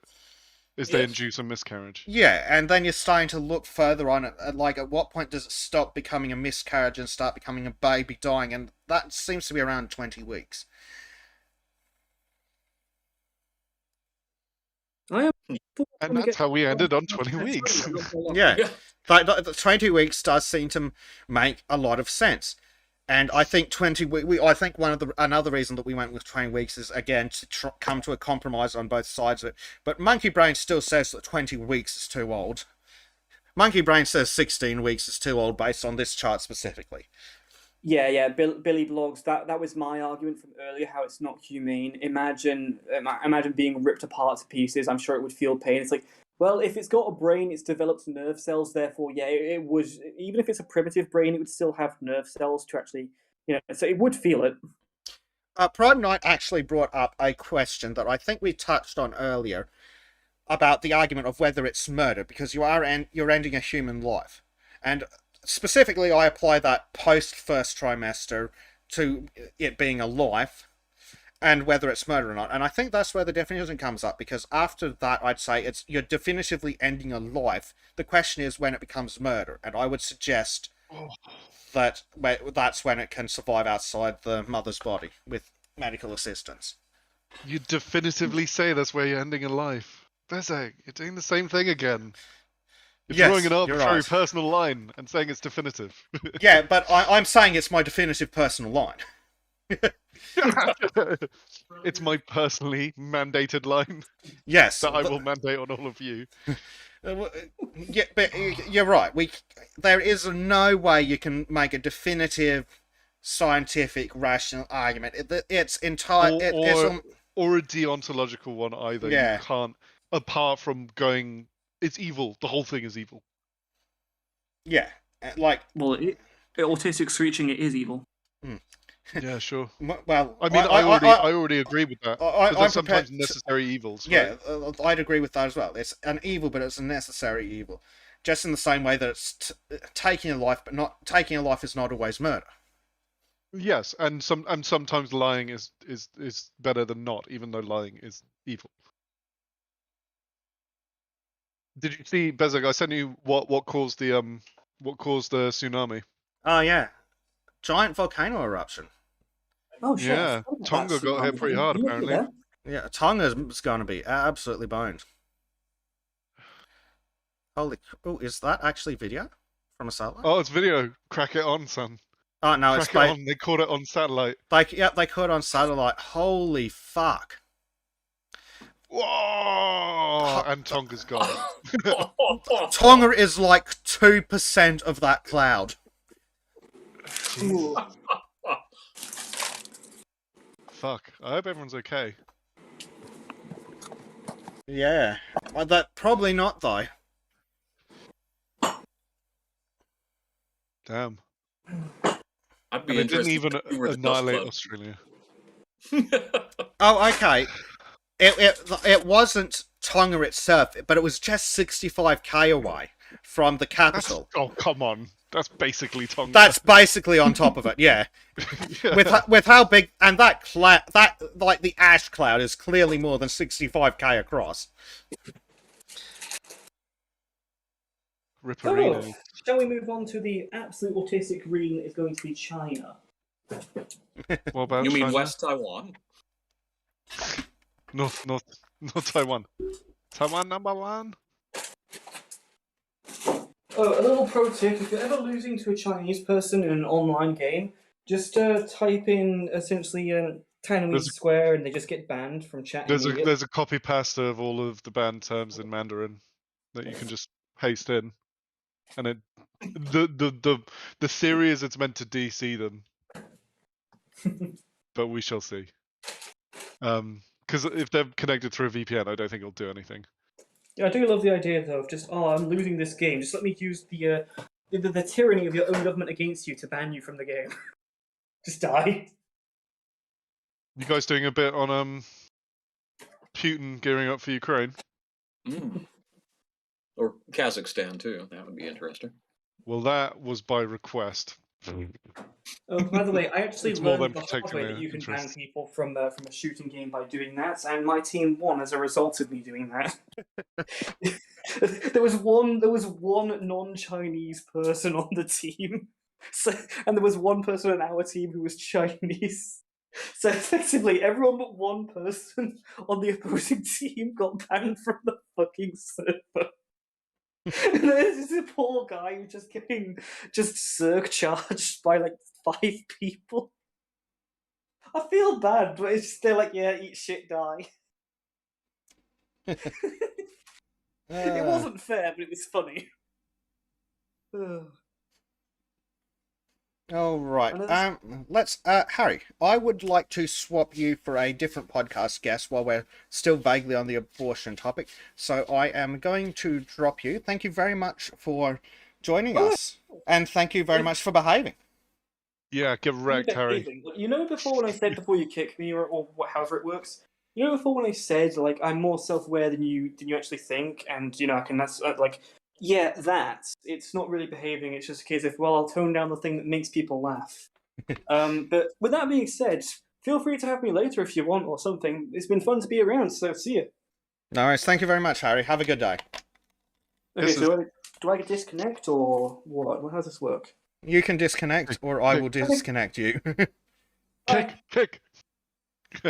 He's gone. Oh, we're aborting Harry. He's coming in. I am going to see if I can get Discordia on, because I would like to ask a woman about her opinion on abortion. Okay, no, that's fine. Hold on. I now identify as a woman. You can ask me anything. That's the rules now, right? I just need to identify. No, that's not how we do things here. No, we are very much gender essentialists.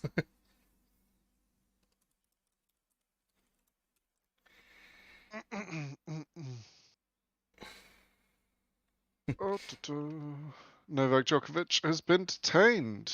Yes, he has. I do not care about this at all. But I'm finding it hilarious. As an Australian, I couldn't give 2 fucks about the tennis, but I want him to win because fuck the government. I've seen some people being like, "Oh, he's a threat to public health." It's like, what? It's one person. Like he doesn't have Ebola. Jesus Christ. Yeah, like their argument is, oh, letting him stay will inflame anti-vax sentiment. What do you think kicking him out is going to do? Yeah, that's not going to empower anyone. Oh dear.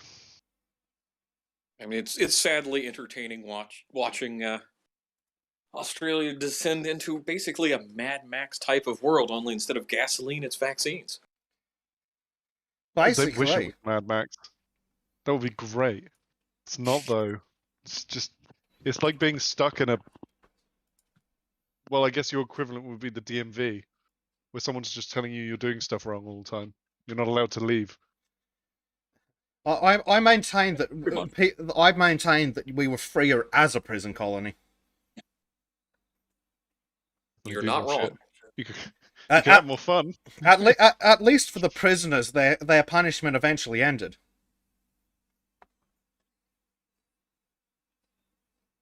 I'm so sorry, but you're never going to not be Australian. The punishment never ends. It's Bezic, sad. I really am expecting you to go full Ned Kelly at some point. How do I say this? The temptation is there. You should be a transnationalist. Come be British. Why the fuck would I move to another country that doesn't have gun You don't have rights? to move. You don't. Oh my god, no one understands this anymore. You don't even have to move. You just have to identify. Like, Oh, if you true, could I be suppose I could. trans-ethnic, trans whatever, you can definitely be transnational. Doesn't work at passport control, obviously, but you know, maybe a bit more lobbying, we'll get there. Look, I want to identify as a Texan because I want me Well, I my mean- big guns. Precedent's already been set. The guys in the boats are transnationalists, aren't they? Exactly, and if someone tries to stop you from your preferred nationality pronouns, just call them some racist. sort of phobe. Yeah, just call them racist. It's done. Yeah. It's easy. Yeah. Although I mean, we're pretty fortunate, right? Mm. I mean, I don't think it's too bad to be British or a Yank or an Aussie. We all have our worst counterparts. Indeed, there are definitely worse places to be. Yeah, I mean, you could be Irish, New Zealand, or Canadian. Well, something to keep neighbours. in mind though is, depending on where in Australia you are, it's actually worse than all those places. Yeah, you guys in the chat where you're like dropping the state initials, and everyone's just like, I have no idea what's going on. I have a map now, so I understand what things mean. NT was the biggest one that I didn't get, but now I know it's Northern Territory. Yeah, it's kind of hard because when Australians are talking to Australians, why say many word when few word do job? And add an O on the end. Yeah. Or an Just A. say some wordos, mate. Wordos. Well, if a word has more than 2 syllables, we'll drop all of them and add an A or an I. Yeah, so what you got? You got Western Australia, you got Northern Territory, you got New South Wales, you got... Is there Southern Australia, or is that something else? No, there is a South Australia.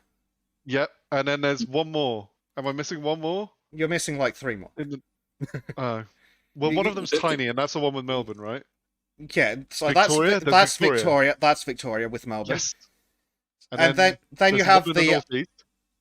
that's Queensland, my Queensland, that's home hellhole. Then you have the Australian Capital Territory, aka Canberra, where the criminals live. Yeah. And then there's the island of sheep and cousin fuckers called Tasmania.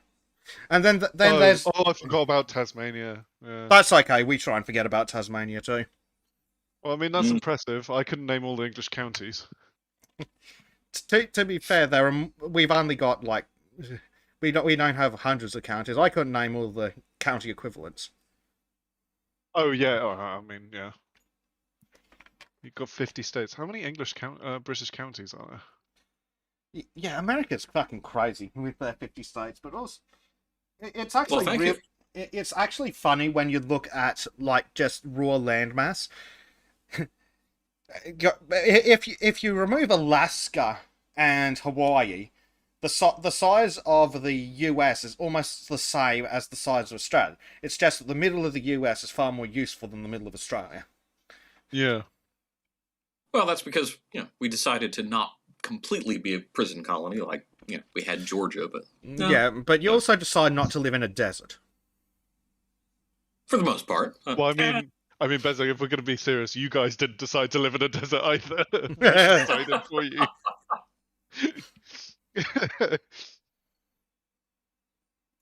I don't know. You had to have some prison guards volunteer. I mean, I think we didn't send our best, and it's showing with the current Australian police force now. Yeah, you're 100% right. Well, that's it. The ones that could be trusted to keep the prisoners in line, but you didn't want anyone near civilians. Yeah, stick them on the boat with the convicts. Yeah, the ones that we know we can't come and help, so they got to do it on their own.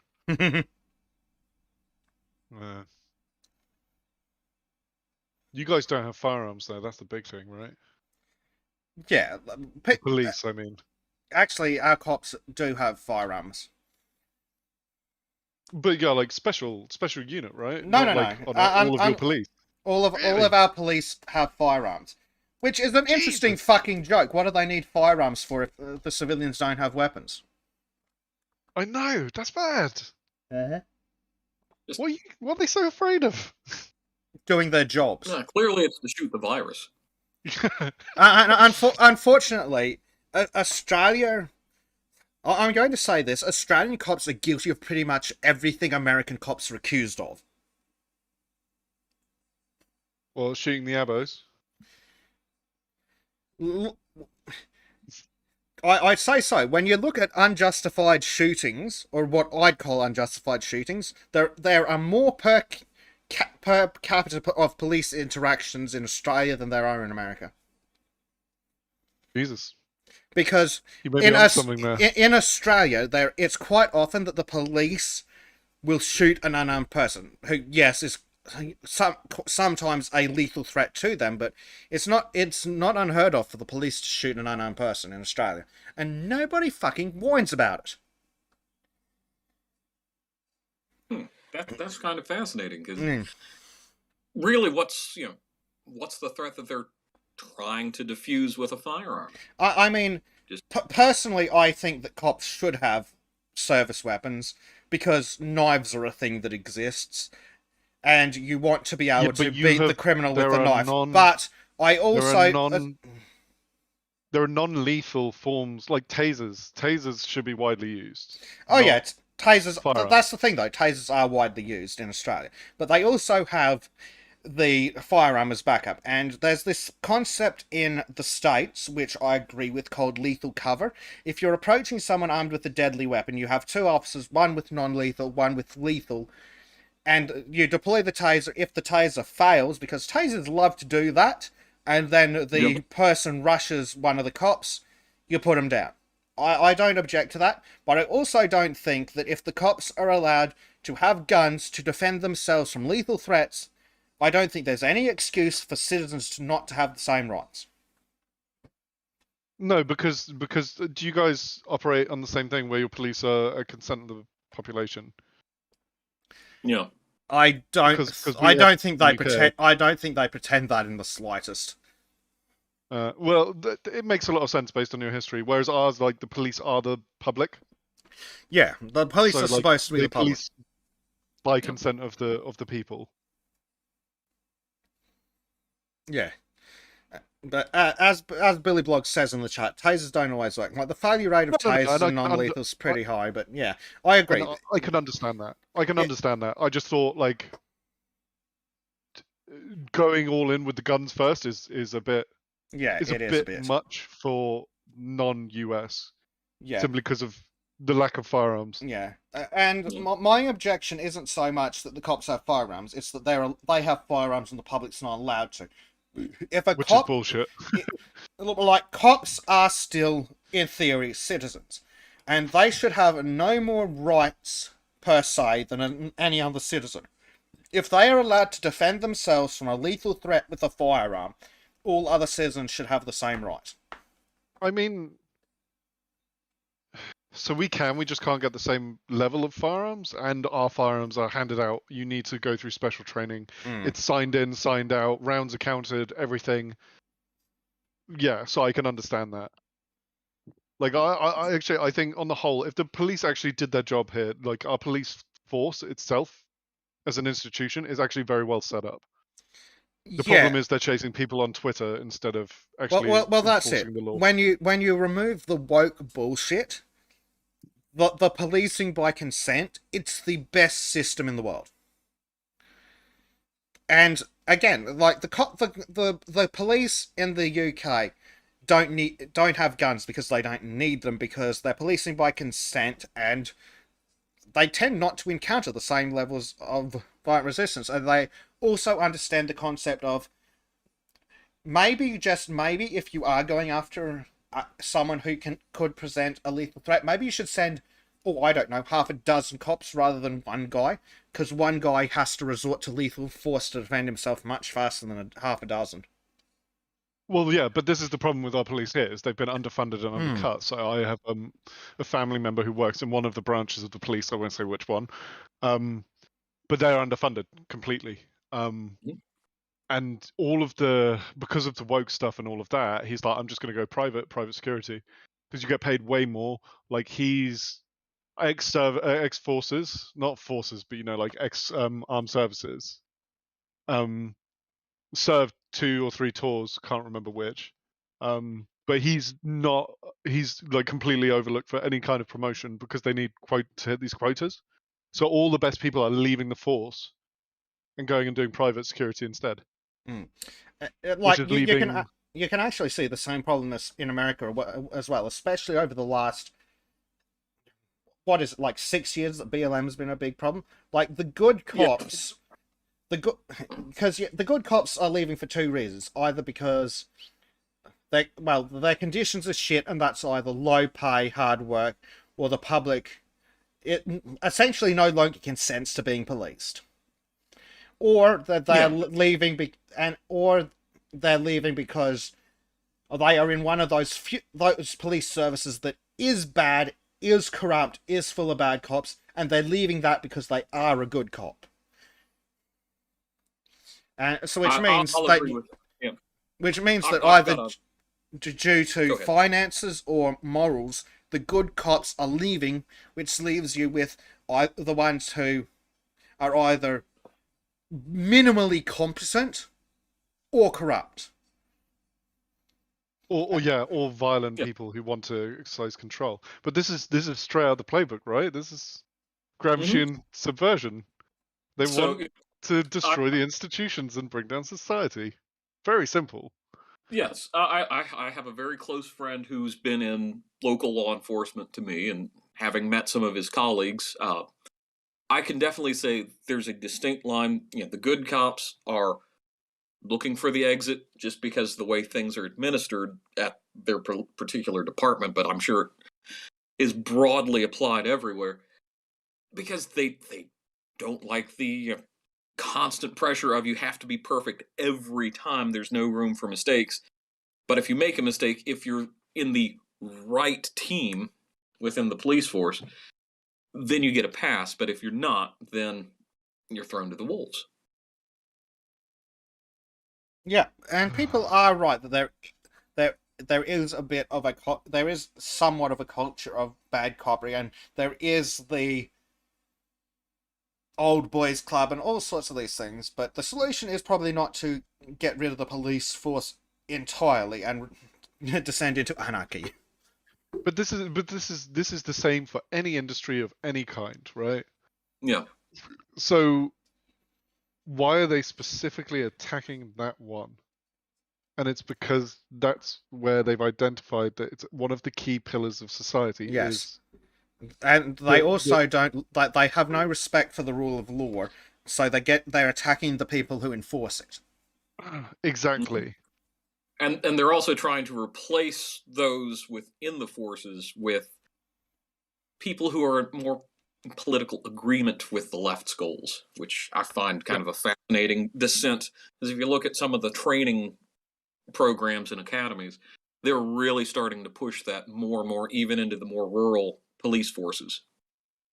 Which is mad, because I don't know what your demographics are there, but the diversity quota targets that they set here are just unobtainable based on the cross section of the population. It would heavily favor whatever the correct term is. The minority groups would be way overrepresented in the police force as a result of these. I do think no wonder they can't hire anyone. I do think there is a sensible option when it comes to diversity, and Australia's kind of tried it. We have, at least in Queensland, what's called, I think they call it like community support officers or something. So we've obviously got a significant Aboriginal population. So you take the Aborigines who do want to become police, you take them in, you give them the training, then you give them all the sand police training, then you give them some additional training, then you send them back into their communities, so that the community is essentially being policed by its own members, which does help build trust amongst the community and amongst the police. But it shouldn't be based on diversity. It should. Yeah. But it sends people. So when you talk about communities, you talk about ethnic communities. Essentially, yeah. But also, then doesn't that say that there's a massive problem where you're having to segregate your police force by different ethnicities because there's these ethnic colonies within a country?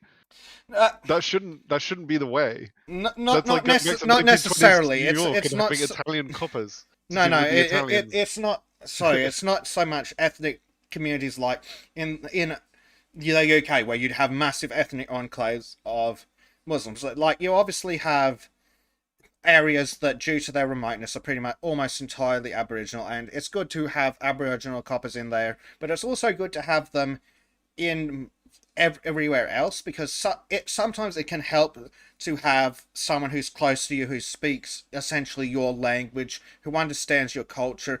It can be more effective when it comes to defusing a situation. I understand. Sorry, I was looking at it from a British mindset of like, all of our multiculturalism is fairly new, whereas you're actually dealing with different indigenous groups of people. Same in America, like the Native Americans get their own police force on the reservations. Yeah, I can understand that. That's not what you want. The tribal police are typically put through the same academies, but yeah, it's a very then they're administered differently. Like, sorry, I was colonizing the conversation. Yeah. so where I'd expand like the community support officers is like just about everywhere's got a Chinatown. Like, and so I'd say that, okay, maybe if like a Chinese immigrant joins the police force, well, maybe you should consider whether you want to give him a little bit of extra training and then maybe deploy him into Chinatown, so that he is more effective and the community gets a better service. Or essentially what I'm suggesting is deploying your resources more effectively. Right. I think there should be an argument, though, where it shouldn't. There should be some officers mixing in that are not of that same ethnic group or community group. Oh yeah, absolutely. Just for the sake of exposure, so when you go outside of that area as a citizen, you're not freaking out and having all these, unnecessary incidents. No, you're absolutely right. It's just that I think that sometimes there might be more value in sending, say, an Aboriginal copper to an Aboriginal community than sending him to Chinatown. Right. I don't disagree with you there. I just am trying to. There is value in it, but there is that inherent problem of like the self-segregation that humans do is not conducive to building a solid society, and the key thing is trying to create shared identities that bring all those people together. Yeah. That we still haven't sussed. And I've actually been thinking about that a lot over the years. Is ideally, when someone describes their identity, like the first word should be human, but again, we're all humans, so it's either mute. After that, it should be your cultural national identity. So the Aboriginals, white people, Chinese immigrants who got their citizenship last week, the first part of their identity outside being human should be Australian. They should all be part of the shared national identity, which also means that they shouldn't be excluded, but they should be essentially embraced and dragged in. Yeah. Well, that's the whole point of integration that seems to be lost on the modern world. Yeah. They can't live out their Menshevik fucking revolution. Yeah. Sorry, I've had a few beers and I'm going to start getting swearier and more irate. But no, it's that kind of breakdown of national borders is the main thing, so they can have their glorious global communist revolution. Mm-hmm. Well, And this is something people keep talking about patriotism versus nationalism and getting lost in the weeds on the word of nationalism. But to me, that's always been a duty to the people of a nation rather than just a blind love of country. And I think that's something that's been missing where I look at, say, World War I era, Germany, well, pre World War I, where you had all these different nation states that were forced to integrate into a specific identity, and cultural groups were different. But they managed to make it work. Disastrous results later, but I think the Balkans. Right what I think is an interesting way of looking at it is, I think America, being the great melting pot, it has a good example. So you have this thing called being an American or an American, and I would suggest that AOC is not an American. However, I would suggest that Juan Jesus, who crossed the border and has been working and trying to live the American dream and is integrating, he just wants to be part of his community, he's an American more so than AOC, regardless of his citizenship status. Absolutely, yeah. And I've worked at a different point in my life with naturalization services, where they were being made full citizens here. And those people had more pride in being an American than anything else because they had worked at it. And I think that's absolutely missing from the average citizen. And that's something the Democrats don't actually look at. If you go and interview Mexican immigrants who have obtained citizenship, nobody hates illegal immigrants from Mexico more than they do. I can confirm this firsthand, yeah.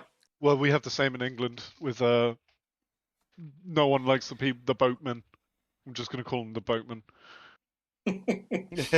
But I think it's important that countries actually go out and codify a set of cultural values, because it's very easy for us to say them, but I strongly believe they need to be written down and enshrined as these are values. Because my impression of Americans always was, at the core of it is, fuck you, you can't tell me what to do, despite the cost it's going to be to myself. And then you have all of the values that come from that, of individualism and free thought and entrepreneurial spirit and inventions and all of that. But it starts with that kind of single mantra of fuck you, I'm not going to do what you want. I'm going to throw the tea in the harbor. I'm going to throw the tea in the harbor. Nuts, we're not surrendering. That kind of attitude. But it's not codified anywhere. It isn't. And as a result, it's so easy to then try and divert it and be like, oh, well, that's not what America's always been about. Yeah. And try and gaslight people. I'd say we also bring in the American dream. To be an American, you want to work hard for a fair wage so you can have your own home with your wife and your 2.5 kids, your white picket fence and your dog, and then defend it to the death against all the comers. Yeah, the spirit of the frontier, the pioneers. Yeah, and I see that with my neighbors mostly. It's I don't want to step across their property line. They don't want to step across mine. It's a mutually assured destruction if we do it in a very negative way. Yeah, but then you've had this kind of subversive metropolitan force, which is this it's hard. It's hard because you get them in London, you get them everywhere, and these are the metropolitan globos, and they can go to any city in the world and feel at home because they all have this weird shared culture that's kind of hard to define because there's not really much to it other than this kind of bleeding heart, do-goodery kind of sentiment of oh no, we should all get along and we should all be friends, and it's and they go to each other's cities and everything feels the same there. I mean, if you go to Canary Wharf in London, that's the place in London where I really kind of identify that, because you go into it and you're like, this is not London, this could be anywhere in the world. It's all glass and steel and everything's clean and there's marble everywhere. and there's people from all over the world, and it's like I'm not in London anymore. There's no history, there's no heritage, there's no weight to anything here. And this is what has infected the American cities, Yeah. because I know loads of people who've been to New York and lived there, and they're not Americans, and they're like, it's like any other city. Yeah.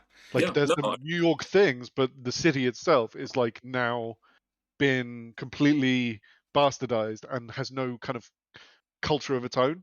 And the same thing has happened to most of London and any other main city in the world. It's very bizarre. I think that it's this big homogenized, we're better than those plebs out in the rural areas, where they're more focused on kind of a hedonistic lifestyle in certain regards, where what happens beyond their immediate circle has no impact upon them.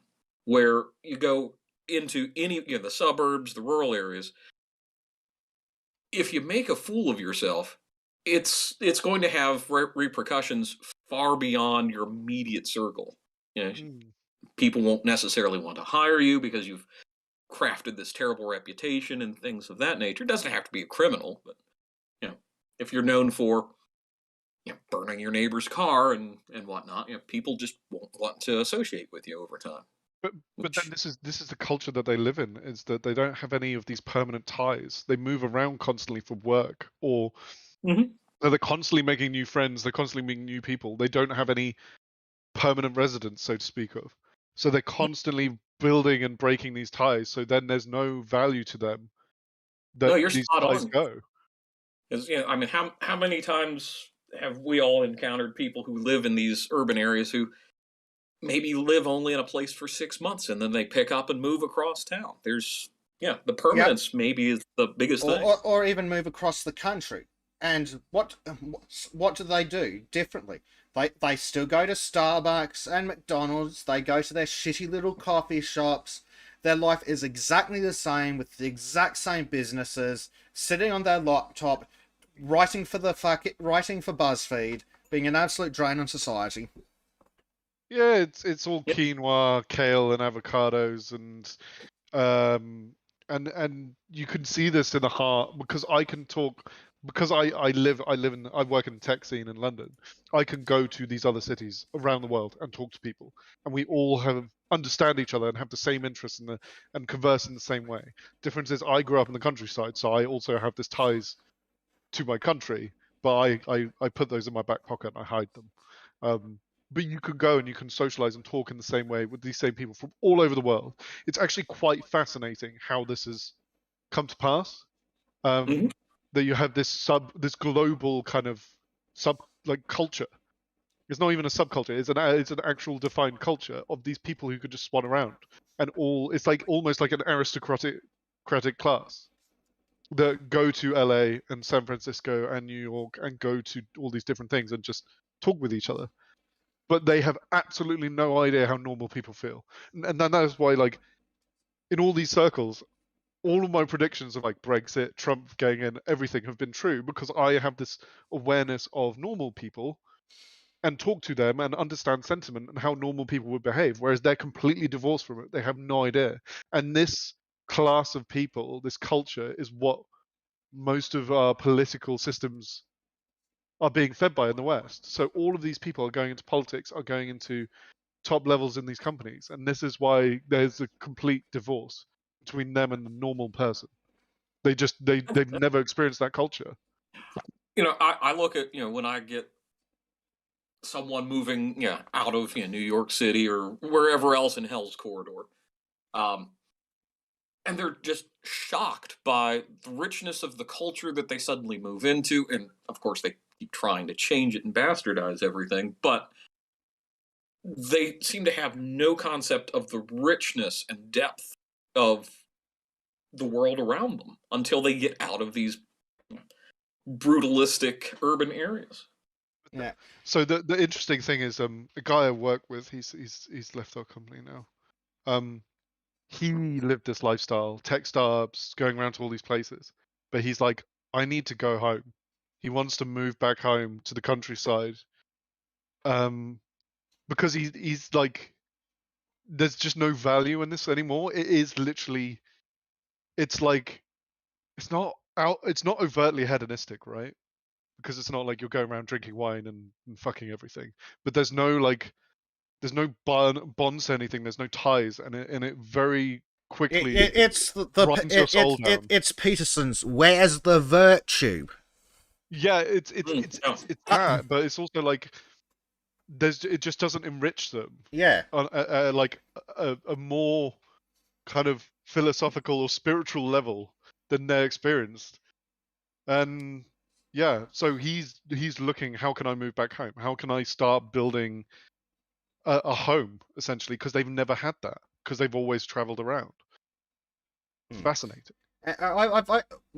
While we've been talking about this, I've been thinking about what we're saying about national identities, and I think I'm not sure exactly how it ties into, but I think that there's a good point as to how, like, we all identify ourselves with our nationalities. We identify, like, I identify myself as Australian. We've got identify as an American, identify as an Englishman. And I think part of that is, so the American identity, it's like the Western frontiersman, independent, go their own way. The Australian tradition is the rugged individualist, laugh in the face of danger, Anzac. And then there's the Englishman, who has the rights and obligations of a free man who bows to only God and the Queen.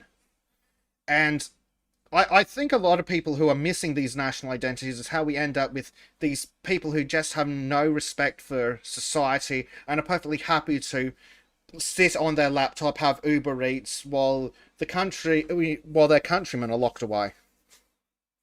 Because they've lived this international lifestyle.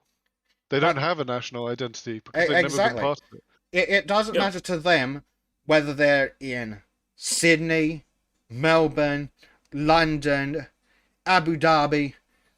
They're going to be on their laptop. Abu Dhabi is another one. That's a great one. So, my dad worked in industry, power generation. So he worked a lot in various different countries, and I got to see Dubai go from basically a few places in the desert to what it is now.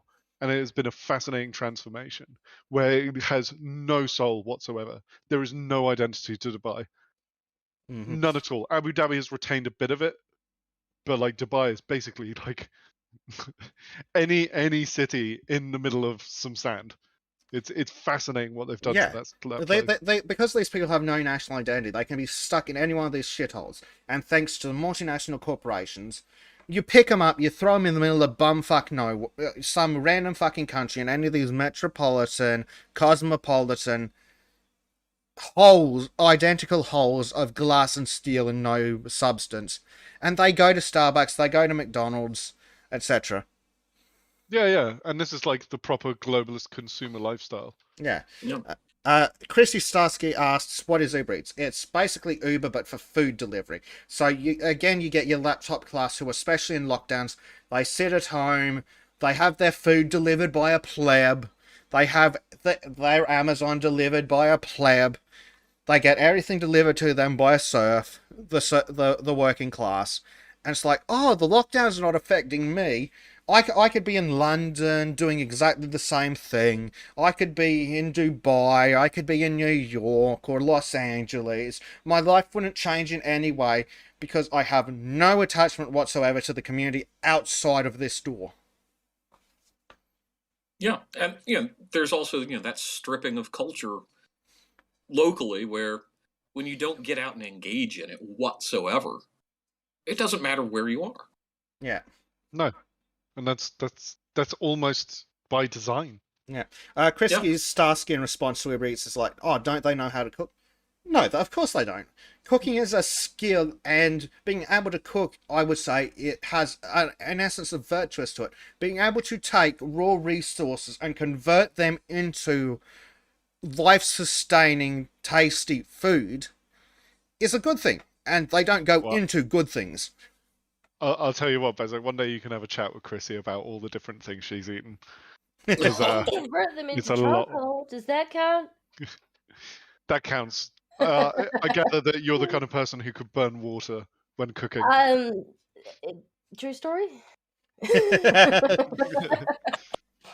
Oh no, The are we problem- getting back into microwaving water for tea? Is that? Oh, God, Oh no. God, no! Never say that ever. The again. problem comes about when I neglect to set timers because I'm really easy distracted. Like, I know the theory behind cooking, but actually applying it and remembering to like go and check on it, yeah, I need to You need set to like train the cat better.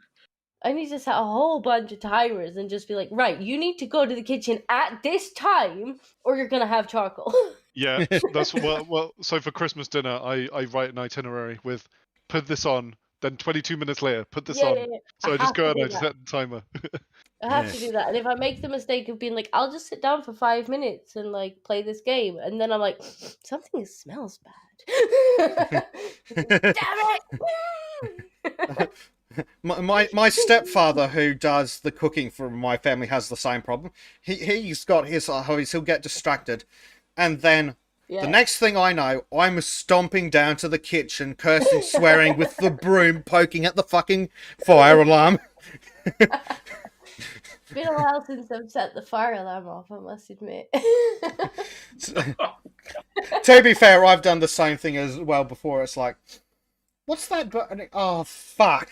Yeah, you're like, I only sat down for 2 minutes, what the hell? No concept of time. Like, I have to just have a whole slew of alarms if I'm trying to cook something complicated. Well, see, if you're really going to take advantage, that's when you just disconnect the fire alarms before you start cooking. Can't do that anymore. They have to be hardwired now. Oof. I'm glad I have an old house. But usually the scent drifts up before the fire alarm goes off, and I'm like, oh, Shit, run! I've done it again. Yeah, and interestingly, I think that's also it. Completely unrelated to shower thought that's popped into my mind is, I wonder if that's why people cooking for a family tend to have this problem less often, because they're more invested in it and they're making larger, more complicated meals. Because let's be honest, my version of cooking is I stick some sausages in the grill, pull some bread out of the fridge. Oh, that's a meal. No, it's not, you loser. If I was cooking for other people, I'd probably put some effort into it. I don't know. Like, I tend to try and batch cook because, like, sometimes when I get home at like 5 p.m., I'm like, I really don't want to start a meal now. So I'll tend to like batch cook at the weekend, and so those can be quite complicated. Just because I'm cooking a lot and I don't want to just, cook grilled sausages or something. So I really have to kind of like set up the timers then, otherwise there's just no way. It's also because all the food is sold for a family of 4. So you can't, if you want to make something, everything comes in huge quantities. So you've got to make like batch cook or something like that. So if you're on your own, you're just like, I will eat cheese. Just a block of cheese. No, just cook like a few portions. And I mean, unironically, I've done that. It's like, oh, I don't feel like a big meal, but I could do with a little bit of flavour. Oh, look, here is a massive block of cheese, and then I just sit down with the block of cheese in one hand and a knife in the other, peeling off pieces of cheese. Look, yep, I'm not going to say I haven't done this, because I have. Right, I'm afraid I have to pop off, guys. I mean, at least you got the knife, See ya. You can just take a bite. No worries. See ya, Fractal. I do have the dignity to not just take the entire block of cheese and sit there chewing on it. And it depends if you're gonna. It depends if you're gonna eat the whole thing. Like, it would be kind of nasty to put it back afterwards. But if you intend on eating the whole block. Yeah. I mean, if you just nibble on it, You know where the teeth marks are. I used to be quite bad for getting the slices of cheese, just like cutting it up into blocks, and then tomato ketchup, and just sit there and dip the cheese in the tomato ketchup. I mean, some days my height of cooking is I will take the cheese, Depending how desperate I am, it's going to be pre-processed crap or an actual block. I will take the cheese, I will take the slices, put it on a piece of bread, stick it in the grill, and that is cooking. And then just drown it in tomato sauce. There we go, grilled cheese meal. Yeah, cheese on toast is not a bad. No, well, it's a lovely meal. snack and not necessarily bad for like a quick meal in the middle of the day. But when you're going, yes, I'm going to have 8 pieces of bread with cheese for dinner. Oh, Basic, no. But there is a reason I'm a fat ass, and that is the reason. But at that point, you come back with like a tower of toast. Just like, here's my plate. Towers. Unironically, yes. Put a block on it and let it melt down. Look, if I had a sweet tooth rather than a savory tooth, I'd be full on diabetic. Like, it's not good. It's not virtuous. Do not do it. I need to eat better. I'm but glad I don't have a sweet tooth. Yeah. So, unfortunately, my problem is I'm a lazy bastard. I'm already fat, and do I really want to live longer? Always a consideration. That depends on if the world keeps going as the way it is. I'm Australian. I mean, I suppose if you go outside, you might not live longer. It really comes down to how much of the world do you want to drag down with you. Well, I've said for like the last decade that the thing keeping me alive is spite.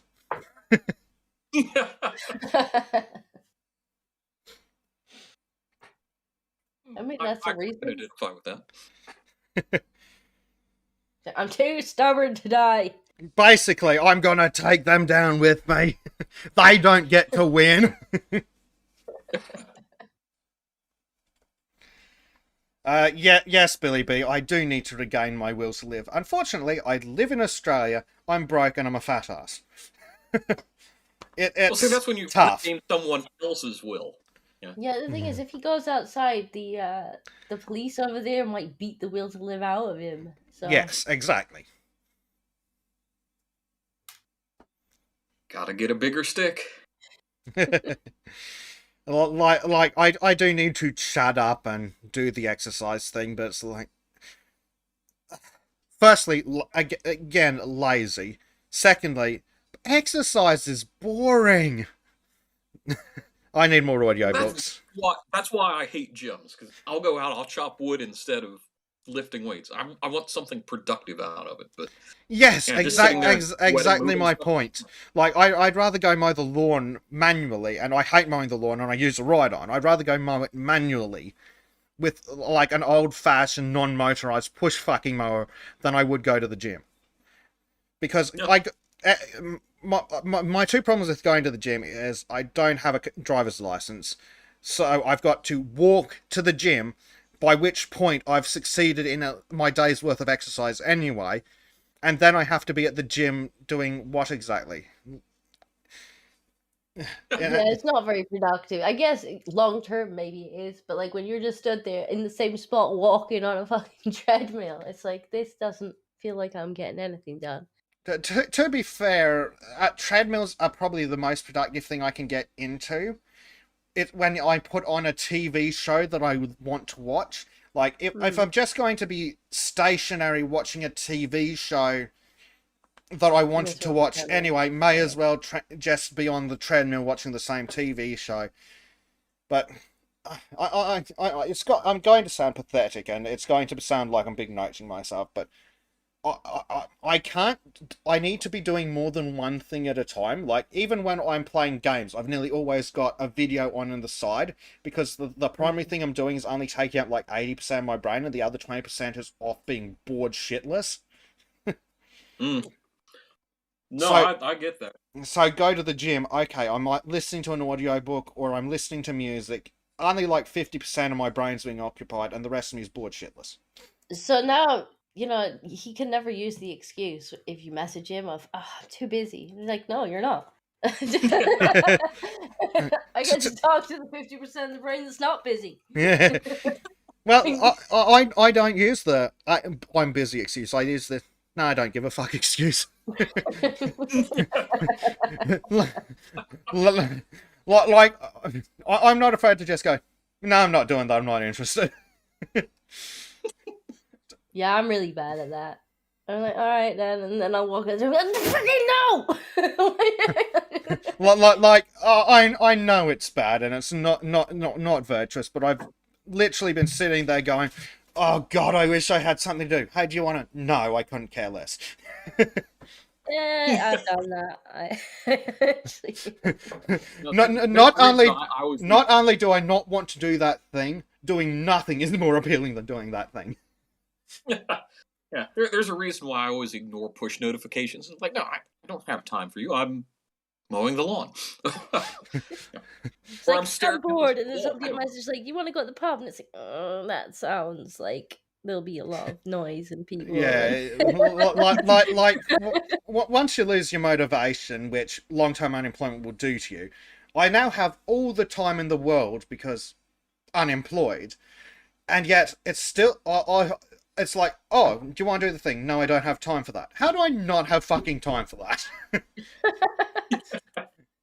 I think it comes down to, I could do that thing, or I could do something else that may not be anywhere near as productive, but is far more interesting to me. He says as he plays 6 video games in an hour. Yeah, yeah. It's like, yeah, I'm too busy for that. Gets home, launches video game. No, you were busy tonight. I'm building a castle. I can't do that. I'm busy. What are you doing? I'm playing a single player game with a pause function. I'm busy tonight. I've got plans. Oh, really? What have you got? Playing a video game. It's very important. Your plans involve using archer slave labor to provide stone for your castle. Yes. Yes. As it should be. The thing is, he actually did it as well. I mean, he whinged about it the entire goddamn time, but he has been going and doing it. He said, I brought you metal, and say, good art, well done. Go and get some more.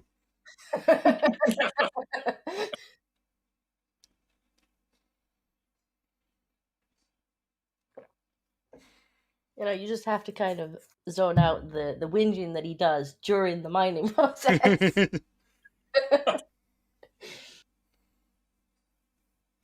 So that's when you do something else productive and use that as background entertainment. Well, to be fair, that I'm over there actually building the thing. I'm doing mining myself because I need so much stuff for the thing that I'm currently building. But yeah, you could just, hear this distant whinging noise.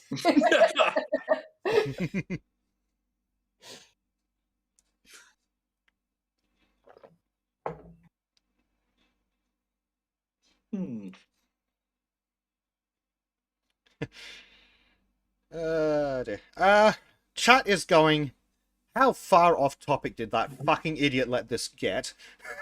How many topics have we gotten through? So, sorry. I mean, I don't know what that's fine. This is the Sultans of Shadilay. If we stay on topic, everyone will just leave. But to brute force drag it back into vaguely on part of the topic, we've now got a whammon on the podcast. So, what, Miss Whammon, would you like to tell us your opinion on the abortion topic? Because I do think that women have an innate different view than men. That's a large topic. Go for it. I've got hours. That's a large topic. No, I spoke to you about this last night. Like, I hate the fact that people use it as contraception. Like, there's so many points up until that point where you could have prevented it that it really doesn't need to be contraception. And this whole, shout your abortion thing is disgusting, but it does need to exist as a medical procedure. There does need to be an option there for it for certain situations. And, it's not something that I want to go and get done, but there's going to be certain times where somebody needs to have one and it needs to be available for them. Yes, I would say that despite the fact that some people abuse it, it should be legal for the other reasons, but and then because Mm. it's legal, the people that do abuse it, it's legal for them as a side effect. That's a problem, yeah. Yeah. I don't think that banning it outright is the way to fix that, because you're just going to end up then with desperate people who are going to try and find other less safe ways of doing Yeah, it. they'll either get a back alley coat hanger or they'll buy some dodgy drug off the dark web. Hmm. Well, that kind of can circle back to the topic we were having of, trying to distinguish between a miscarriage and stillbirth being kind of the range of time in which to have an abortion more readily available, right, without significant risk to the Yeah, mother but or child being there. But even then, it's still not good to be doing it a lot in the early stages. It's obviously it's less resembling of a baby in the early stages, and it can't survive without the mother in the early stages. But if somebody's just having an abortion routinely as contraception, it's not good for them either. Yeah, and So I do think we need to find ways to maybe further educate people, to offer support to people who do decide to carry to term, because I think a lot of people probably abort out of desperation. Like, they don't know how they're going to cope if they're on their own, or if the partner's unavailable, or the partner doesn't have stable income. Like, how am I going to cope? It's just not the right time, and all this. We could prevent those ones by offering education and support, I think. I think you're right there. But we definitely need to just eradicate the abortion fetishists. Yeah, we need to make it undesirable as well. Yeah. I think the biggest problem, for carrying to term right now is the adoption system. Yeah, that too. Like, and that would come under support. Like, if you really can't support yourself, then adoption should be easier. Yeah. Yeah, and one thing encouraged publicly. One thing that kind of goes with that, and again, I'm not saying that I want it this way or that it's in any way good or a moral choice, is where we have, like, obviously there is the father's rights issue, but the ability for a woman to surrender a child into the state's care, no questions asked, helps with that. It also helps with babies in dumpsters. Yeah. Yeah. The ability to give up parental responsibility, I guess, in turn for giving up any rights to the baby, I think would encourage more people to carry to term if they really can. Yeah. And I think that one thing that would encourage it is if we just altered things a little so that women can still give up full parental rights and give the child up for adoption, but we just give the father the right of first refusal. Yeah. Agreed. Yeah. Yeah, because I think that's everything is kind of focused on just the mother and the the child in this discussion, but the father really needs to be involved, because there are many single fathers out there that are very willing to take on a child. Yeah, that's it. Another discussion altogether. Because I mean, once the baby's born, absolutely, like before it goes up for adoption, anything like that, the father should be able to step in and be like, "No, it's my kid too." The problem with bringing it up in the kind of pre-stages is that he's not the one who's having to take the risk no, physically, which has to be taken into consideration. Even as heartbreaking as it is for guys who go through that, you can't really say that they get exactly as much say. But then that said, you shouldn't be getting someone pregnant that you can't trust to have this conversation. You shouldn't be. What I'm kind of thinking is, if the mother wants to bring the child to term but doesn't want to raise the child, and the father does want to raise the child, the mother should just entirely have the option to surrender all rights and responsibilities to the father, just walk away scot-free. Because I think that in that specific circumstance, the ability to do that would get probably the best result for everyone involved. Then that brings in the child support argument, though, because if you let women do that, then why would you not let men do that? And by letting men do that, you would probably increase the abortion rate. Yeah, which is really sticky. Mm. Like, one thing I've thought is if you can decide to have an abortion up to 20 weeks for any reason, from the men's rights and child support thing, maybe something like within 20 weeks, probably a shorter time frame, but say 20 weeks. He has to sign away his rights within the first 20 weeks, I guess. Yeah, that's kind of what I'm suggesting. Within 20 weeks of being notified of parentage of the birth of the child and that he's the prospective parents, somewhere within that time frame, and I'd say probably more like 12 weeks rather than 20, but somewhere in that period, he can choose to sign away his rights. If he doesn't, then it's on him. Mm. Mm. Yeah, you give him a strict time limit as well. You know, he can't walk away 3 years down the line. Or, No, absolutely. like, Yeah. And that's why I say, look, with Well, 12 weeks within notification of the birth, because it's entirely possible that, one night She stand, hid it. mother has the kid, then 2 years later, she's like, oh, I remember his name, and then comes after him. Yeah. I think it's also something worth discussing if, while the mother takes the physical risk, if the father took on the financial risk, covered all medical costs, etc., which very American thing, I'm sure, but was willing to take those risks as well, and the mother still wanted to give up. I think that's a topic worth addressing in the long term. Yeah, I think, and I'm going to use the word right more liberally than we normally do. I do think that the prospective father has a right to a say, but the actual decision making has to lie with the mother. Agreed. Yeah. Mm.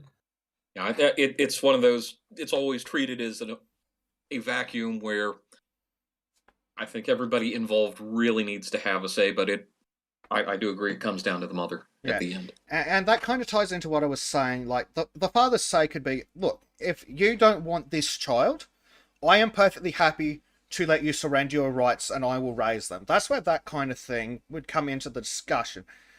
Or it's like, if you choose to have the child, I will support you. I would prefer you to have the child because I want a child, da-da-da-da-da-da-da-da. Yeah. And I think we've kind of got out of the culture of that, unless the couple are really close, that, oh, well, it's my body, my choice. Like, end of conversation. And so he's not even able to sort of get in, like, you know, I will support you, blah, blah, blah. You know, I would take custody, any of this stuff. Like... Well, what I tied it to, and I think is probably the right way to look at it in this circumstance, is an abortion is a medical procedure. So when it comes to medical procedures in general, you can ask other people for your opinion, they can give your opinion, but it is still the patient's choice whether to consent, request, or refuse a procedure. Like, you can go, you can go, oh, do you think I should do that? Do you think the risk is worth it? What's your opinion on this, that, the other? But then they can then the choice still remains 100% with them after they've had the input. Now this becomes a problem of how do you enforce this? Because, you know, you're not going to go DNA testing in the first 12, 20 weeks of pregnancy. You're just not. So, you know, say, well, the father has to be present at the abortion clinic or whatever to say, well, I was notified of this. Well, she could bring anyone along because you're not going to DNA test the fetus. I don't think there is any way that you can enforce this from an external viewpoint, because, like, the woman can walk up and go, it was a one night stand, I was drunk, I don't remember it. I don't know who he is. Or you'll get more, I was raped. Yeah, exactly. I don't think attempting to force it is going to get the result. It needs to be one of those things that's socially it needs to be a cultural shift rather than a government enforcement. But I think we should encourage the government to stay the hell out of this. See, Georgia, in the chat, you're kind of confusing the point of celebrating having the right to have an abortion and people who just outright celebrate the act of having an abortion. Like, I just went and aborted my baby. Like, I should be praised and in my head pie and look at me, I'm so wonderful. Yeah. Like that is a completely different topic to being glad that the right is there if it's needed. Yeah. Celebrating the right is very different from this small fringe group of lunatics who are essentially abortion fetishists. And, Yeah.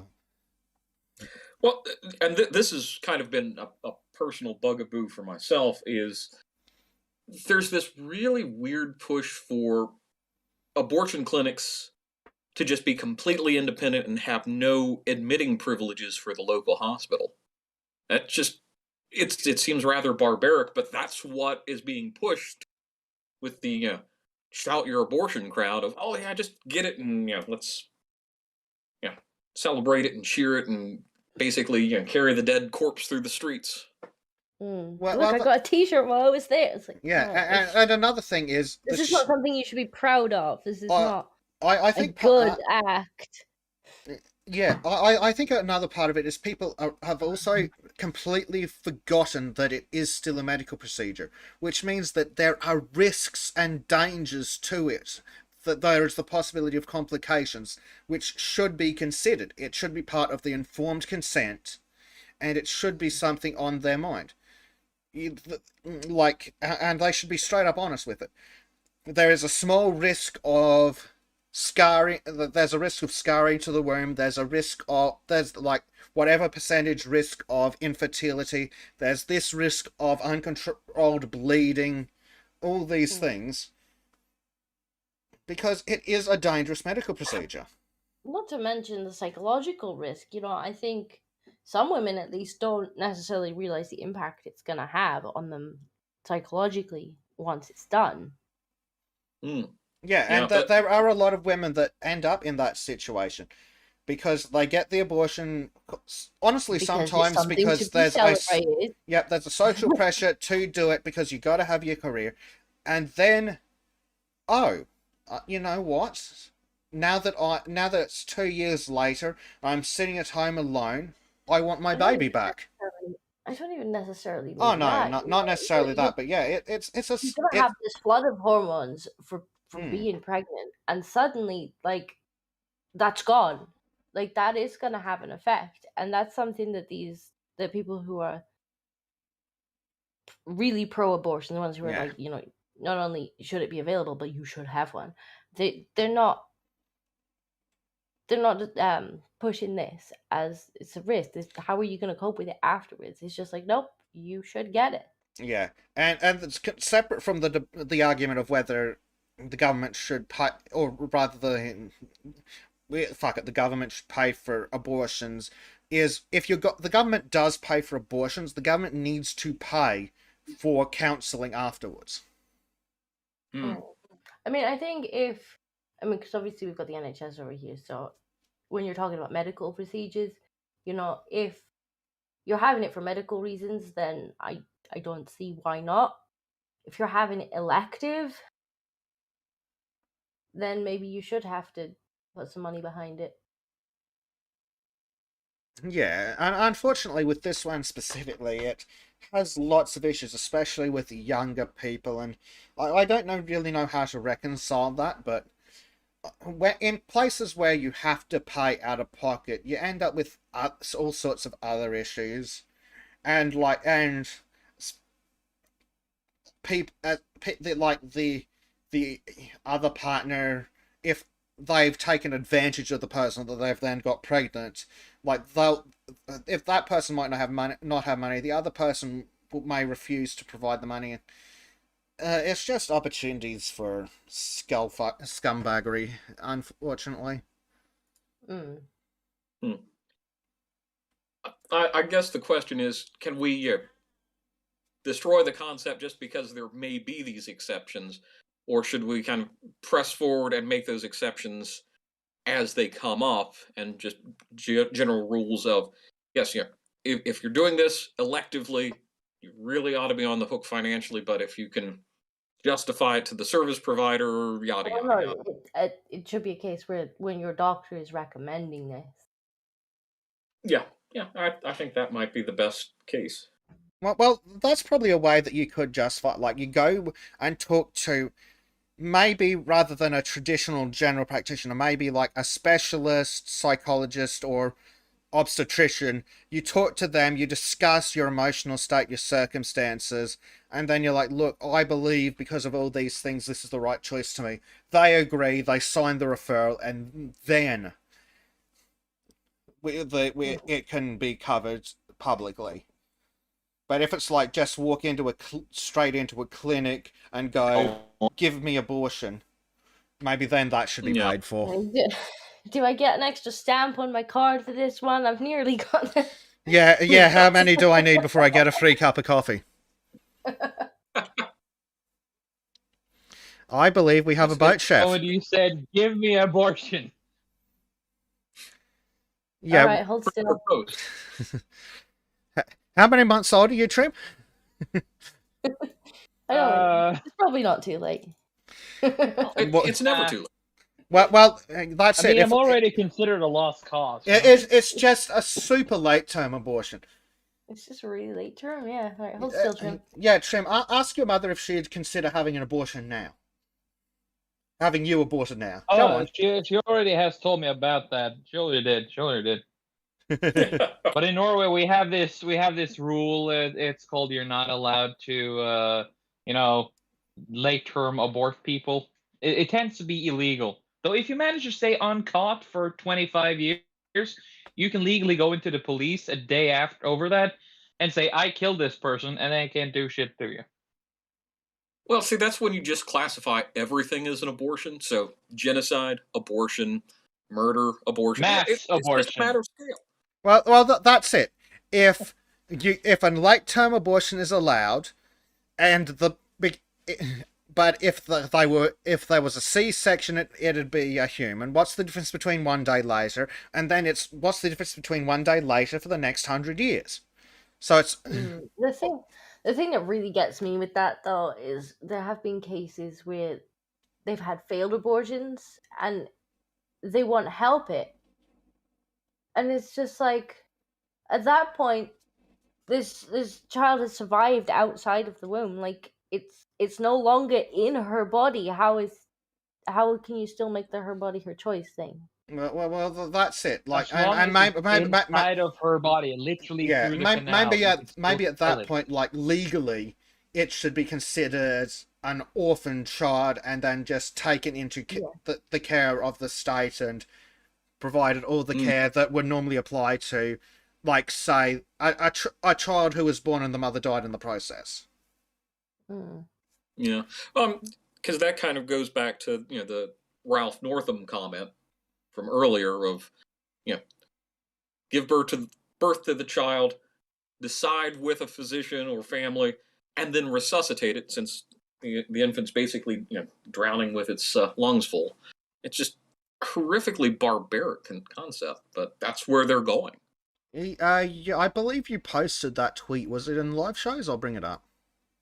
Like I've seen so many stories from like nurses that work in hospitals and whatnot, where they're like, they'll have one premature baby and one abortion survivor, and they'll just they'll do everything for this premature baby, and the only difference was that the mother said she didn't want the other one.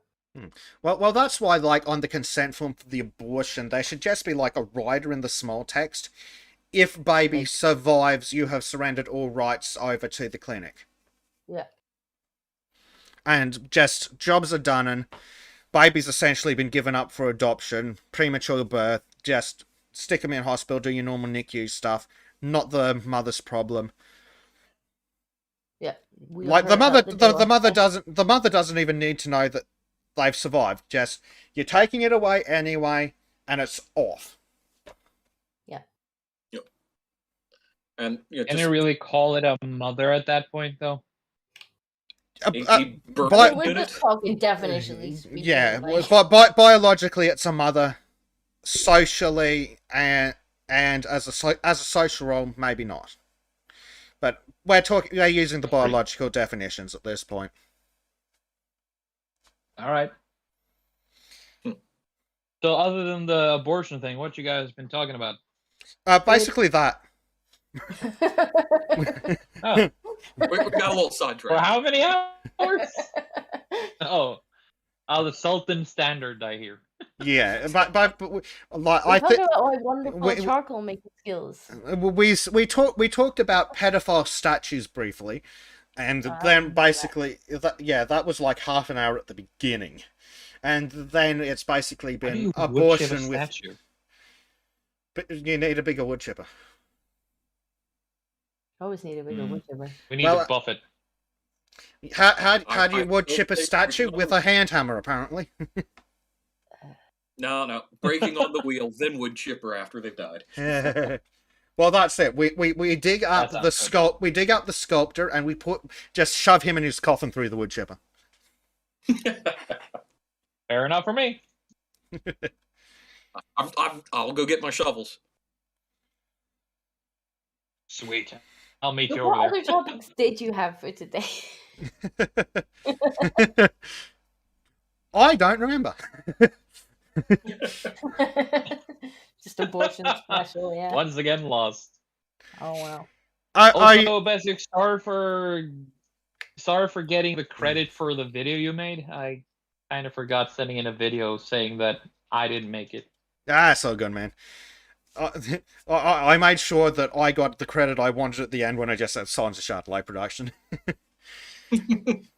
Sweet. And besides, everybody who knows Really you funny, though. knows you didn't make the video. No, again, technologically inept I was over like, here. you made that, didn't you? Yeah, Disco DM'd me. It's like, you made it, didn't you? Trim couldn't edit that. It's like, there is no way Drew made that. No way whatsoever. Yeah, that's why I didn't even try to steal the credit for it. Because I know everyone who knows me and their cat would know the truth. Okay, so I am going to take a few seconds to do a quick column, and then we'll talk about how Sergeant Javid's a little bitch and he got absolutely owned. Wait, his change has been something different before? I don't know. I actually don't know if I've seen this story. Alright. Pain. I just finished work today. Yay! Congratulations. You're doing long shifts right now, aren't you? Yeah, well, my shifts are longer, but they're also spaced apart, so I can actually squeeze in a little bit of exercise in between. So no rest at all until now, and my feet are shaking. It is a delicious feeling when you're done with work, I'll tell you what. At least you'll sleep well. You'll hear snoring noises in a minute, where he's just like... I don't snore, I rumble. He might talk in his sleep. I don't talk in my sleep. Are you sure you might be doing it right now? Well, maybe. I don't know. No, I do, but I figured you must have been getting that good tired after a hard day's work, which is why would be why I hadn't seen you. Yeah, the thing about the work days is that they kind of.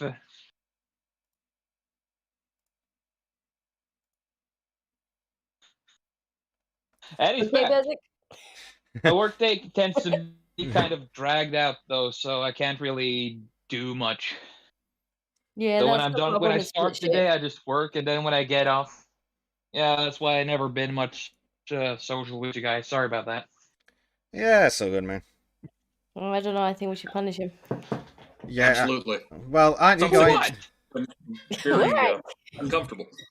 How dare you be a productive member of society? We need you. Yeah, stop it. Shit, I should have been a Spurg all the time. Fuck. Exactly. That's right. You need to be playing dungeon games with Disco. None of this work shit. Yes, exactly. That'll be fun. Yeah, we got fucking so many goddamn DLC to do too. Fuck. Yeah, we got. I think there's like 5 DLC packs or something. Yeah, we need to do that. Seriously? Yeah. 5? Holy shit. Yeah. See, now this is your true calling. Yes. His true calling and is to drawing, sit and apparently. make the dungeon pretty while I go out and complete the level. Yes. Well, I've been thinking Yeah. of turning Trim into a co-op bitch as well. Just remember to make beds You gotta for the first goblins. play a game with me to do that. Yeah, sometimes Yeah. he doesn't make the No! layer big enough. Fuck the And goblins and their some of the beds. orcs don't have beds and they get angry. You know, I might just, I just might next time, just build out the entire, just hollow out the entire dungeon next time you're out. That's a bad idea. Just to Because then all the spite rooms you. will have 0% efficiency. I know, it will ruin everything, but Well, it will be worth it just to spite you because I know it will bother you. Well, then everyone will just tell you See? you're bad at it. I know. I already am told that, so it wouldn't change anything for me. But for you, on the other hand, I just hear Scottish reeing noises over the fucking canal.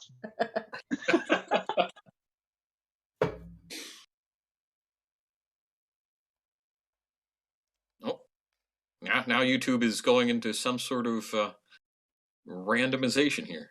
Yeah. Unfortunately, I boomer clicked. What did you do?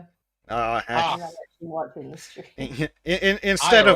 instead of pausing it, I boomer clicked on the next button.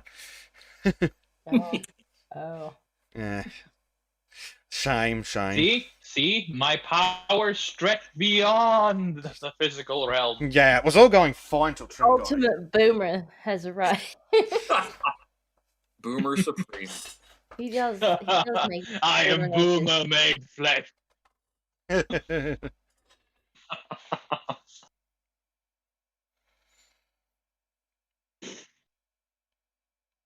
I will be back in a few minutes because I was heating up my lunch. Alright. Remember to microwave your tea.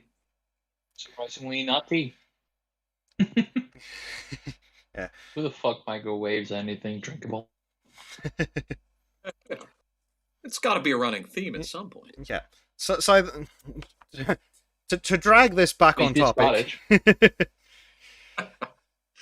Kicking and screaming? Yeah, basically. Forcefully. So this doctor's basically having hit pieces taken out against him because he dared to tell Sergeant Jarvid that he'd been working with COVID patients for 2 years. He probably would have had it and been exposed constantly, and that Sergeant should take his mandatory vaccination and shove it up his ass. Based. Yeah, only worded more professionally, but essentially that, yeah. Yeah. So because and now every single doctor and hospital in England is blacklisting him, right? Basically, he is being absolutely thrashed for daring to go against the narrative. It's like, I've had COVID. What do I need your stupid vaccine for? Or sorry, your highly effective vaccine. Like, I'm already immune. What do I need more immunity for? Is essentially his argument. I missed the 5G meme. Just, super immune. Yeah, we're evolving to the next level of immunity. Well, that's it. And I think part of it is the question of, like, why aren't we testing? It only happened because of the vaccine. Like, why aren't we testing for immunity or antibodies? Why are we just requiring the jab instead? And, I mean, it's a damned good question. Because Pfizer needs money. Yes. Pfizer and Moderna needs their stocks to go up. Pfizer, who is like 5 of the top 10 biggest criminal cases in the world. Well, how dare we question the... Wait, I just remembered something. How dare we question the overlords? I remembered something, though, from one of the Lotus Eaters. There was this vaccine research thing that was supposed to be locked for 75 years, but it didn't. So we're going to see, like, the vaccine tests and shit. Oh, yeah, the Freedom of Information period, yeah. Instead of saying that they had 75 years and needed to release, like, 10 documents a month or whatever, it's like, no, you've got, like, a year. You ain't getting the time to die from this. Yep. That'd be fun to see. So I hope they're sweating bullets when they're nearing the day. Indeed. So, interestingly, after this has come out, Sajid Javid's actually turned around almost literally the day after, almost literally right after, and he's going to abandon COVID passports. I don't think it's the mandate for healthcare workers, but the COVID passports, apparently he's going to get rid of them because they're not needed anymore. Ooh. Interesting. Yes, how convenient. So the health secretary has concluded that Don't COVID-19... trust it too much, though. You never know. No, you never know when they're going to backflip. So he's concluded that COVID-19 certification is no longer needed as the Omicron wave eases. Interesting. Interesting that. So if the wave's receding and we're not requiring people to be COVID-19 certified to enter areas of high transmission, why are we requiring of healthcare workers again?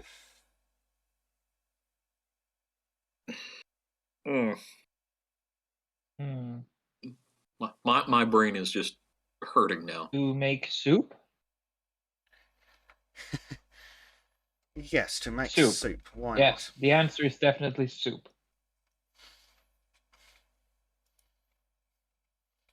Industrial clusterfuck, maybe.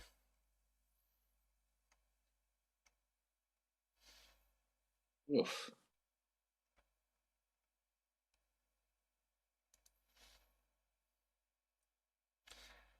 Or that may just mean less time for TikTok videos for medical staff. Yes, clearly they're going to have to. Oh dear God, please. Are they going to get rid of the vaccine mandate and replace it with a TikTok mandate? And as Chrissy, I think they should. As Chrissy starts. Sorry, go on. Go ahead. No, I was just going to say, and proof of TikToks. As a passport as well. Yeah, so as Chrissy Starsky's pointing out, the EU has just issued a warning that too many boosters could cause immune system damage. Gee, how dare they pick up a 6-month-old conspiracy theory and run with it? That is evil, and they should be hanged down the street for it. How dare they? Oh, the great Fauci will smite thee. The Holy Father of Science will put an end to this heresy. Yes, what has Fauci said about does Fauci believe it?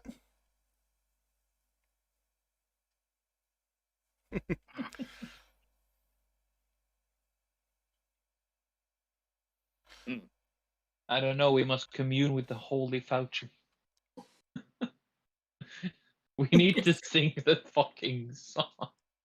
I'm glad that Second isn't here now. He would start immediately. Indeed. Dr. Fauci. So here's an interesting part of this article. Not Second, shut up. So an interesting part of this article is that scientific advisors have also questioned the requirement for double vaccination as a condition of entry into premises, given evidence that 2 doses was doing little to stop the spread of Omicron. Well, if it's not stopping the spread of Omicron, what's the argument for vaccinating healthcare workers? Because they were saying that it's so that they don't spread it to their patients. Well, if it's not stopping the spread, then it's clearly not. Then the rule is not fit for purpose.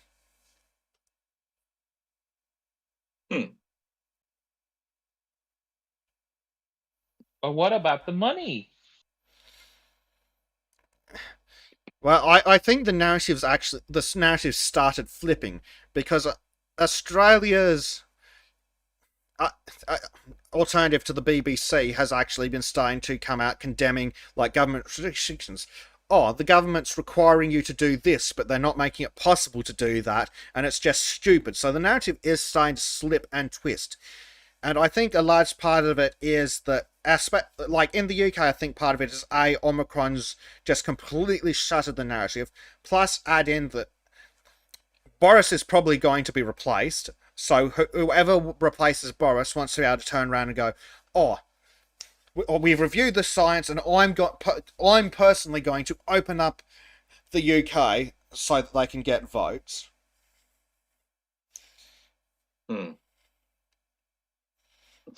Just something I run across, and I'm not going to spend a lot of time on it, but with the vaccines primarily being focused on spike proteins, it makes one wonder if Omicron has a slightly different type of protein.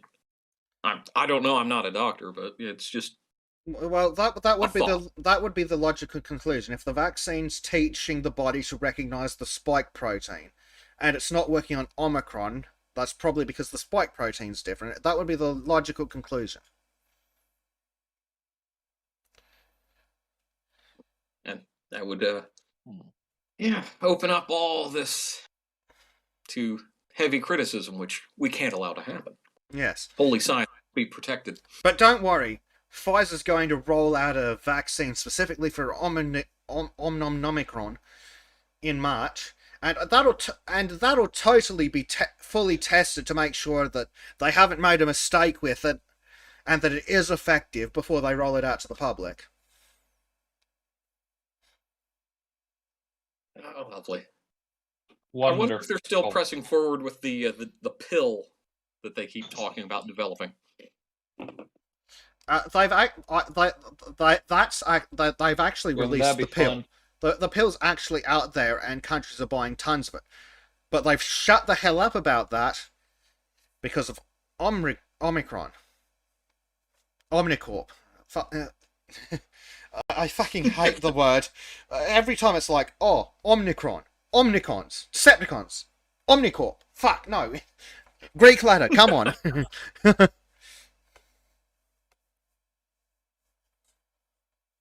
Oh, dear me.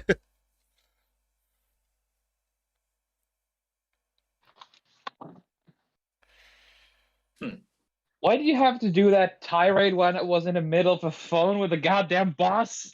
I almost started laughing while he was talking to me all serious and shit. I'll be running, I'll make this Decepticons. Fucking hell. That was the close one.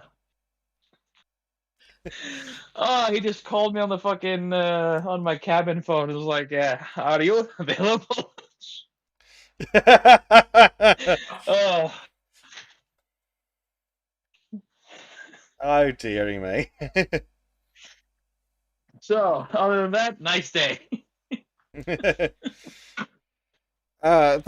an article. Nothing serious though. It's just a regular check. Yeah, no, that's good. There's an article I'm waiting for Disco to come back for before we cover. So, I'm going to cover the art. We're going to look at this one in particular. So, man's penis shrinks after COVID diagnosis. This is the most concerning thing about COVID I've heard yet.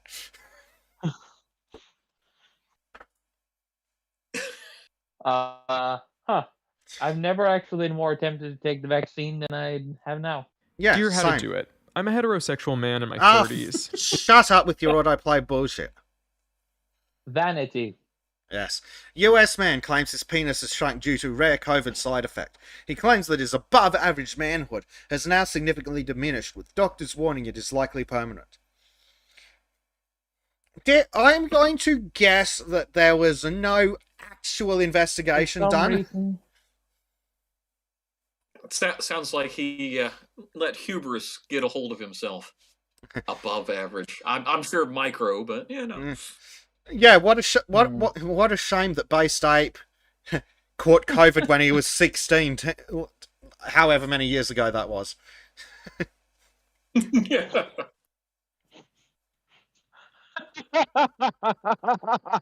Ouch.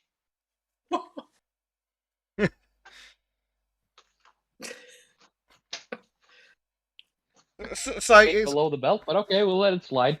Yeah. As Billy Bloggs says, this is almost certainly a psyop.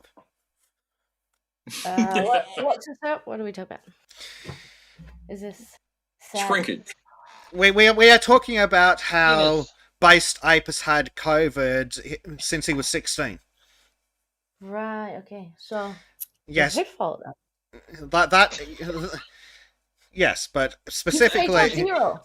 but You should get him. the COVID is the reason that people are mini phalluses.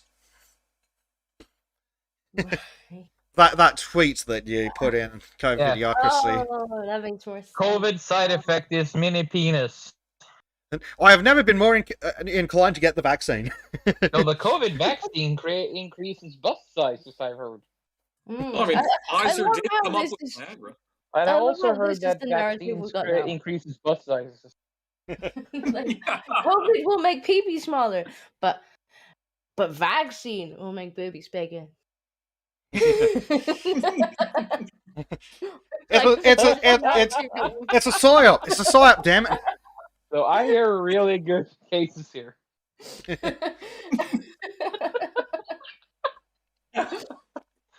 Hey Vicky, can you take one for the team? Oh dear. So I tell you what, you guys get it first, and let me know if your breasts grow, and then I'll. Dear. So here's what the idiots who claim to be doctors say. Apparently, COVID dick is a real phenomenon whereby the penis can reduce in size due to damage to blood vessels. A study of 3,400 people led by University College London found that of 200 reported long COVID symptoms, a smaller penis was one of the rarer ones. You know, you just imagine, like, this was maybe somebody's cope. They're like, no, honey, honest, it used to be like 3 foot long, but then I had COVID. Yeah, like this has got to be a cope. I mean, long COVID. COVID shrinkage, I swear. Long COVID is already bullshit. I mean, like, they did that study where something like 80% of people with long COVID had never had COVID. It's just somebody's excuse that's got out of hand, you know? Fucking Christ. Or into hand, what? I never used to need a magnifying glass. It's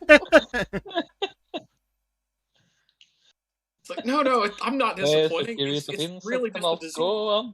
It's just COVID, guys.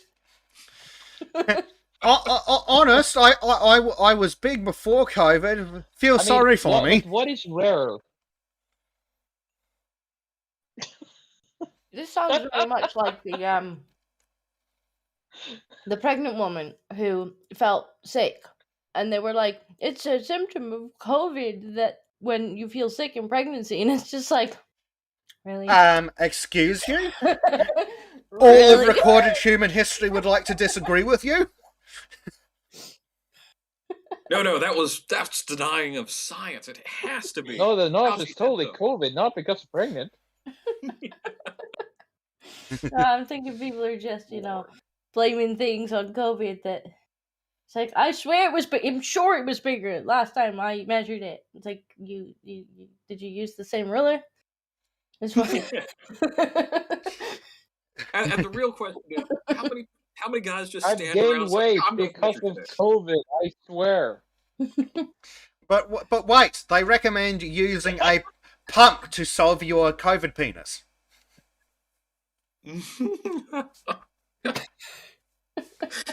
Using what? A penis pump.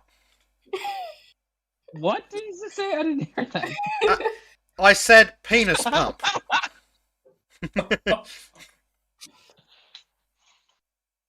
Those just look fucking painful. Yes.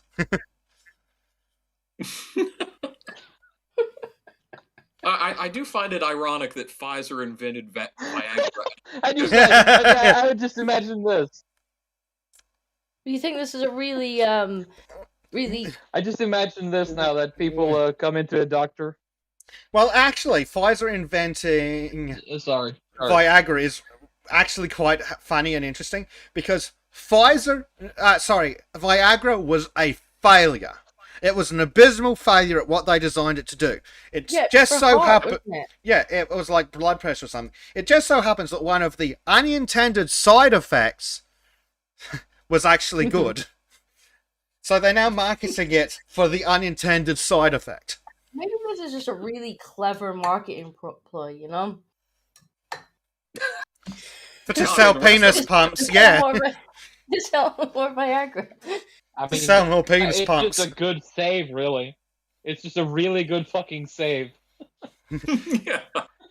Yeah, invest in penis pumps, people. A dude comes into hospital, comes to his doctor afterwards. We're just gonna get a lot of them.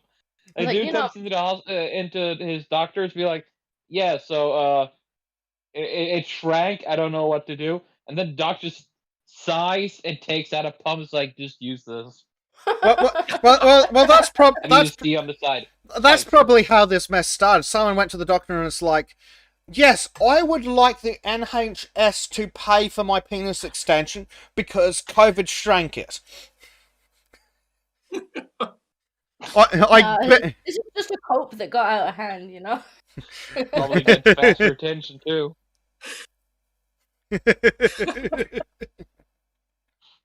Oh dear. So it is a rare side effect. I wonder what happens more often, the COVID dick, or the completely conspiracy theory blood clots.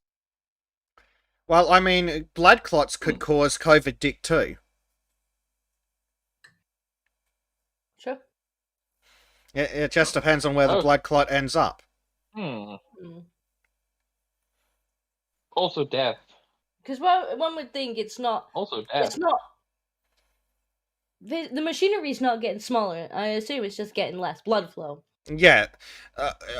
My understanding is that the vascular walls are getting damaged and scarring, so they can't expand as far. Which I would think a blood clot would have similar effect if it was in the same region. Yeah, absolutely. Yep, undoubtedly. Basically, anything that would cause scarring to the vascular wall.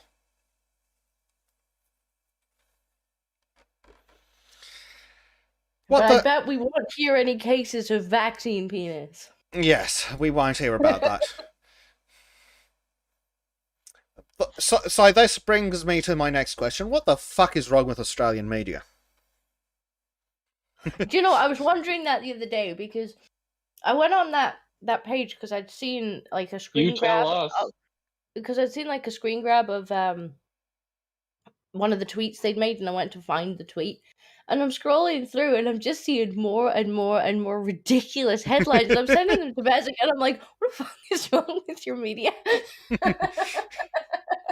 Well, speaking of those, the next one I wanted, though, was waiting for you to come back, was the one that we absolutely read about. The high number of vaccinated people in intensive care in New South Wales may appear concerning, but it actually shows the jab is working. Yes. Excuse me? Okay. So, more vaccinated people being in hospital shows the vaccine works. Do explain. Absolute failure means success. Got it. Yeah. Right. So, firstly, they're saying that 93% of adults in New South Wales have now been fully vaccinated, until the definition of fully vaccinated changes, leaving 7% of the population not entirely protected. Despite making up a smaller proportion of the wider community, these 7% now account for more than half of all ICU admissions. Yes, but that's saying that the vaccinated are accounting for almost half of the ICU admissions. So and it's the funny language there as well, just to pick up on it. They said are not fully protected, which means...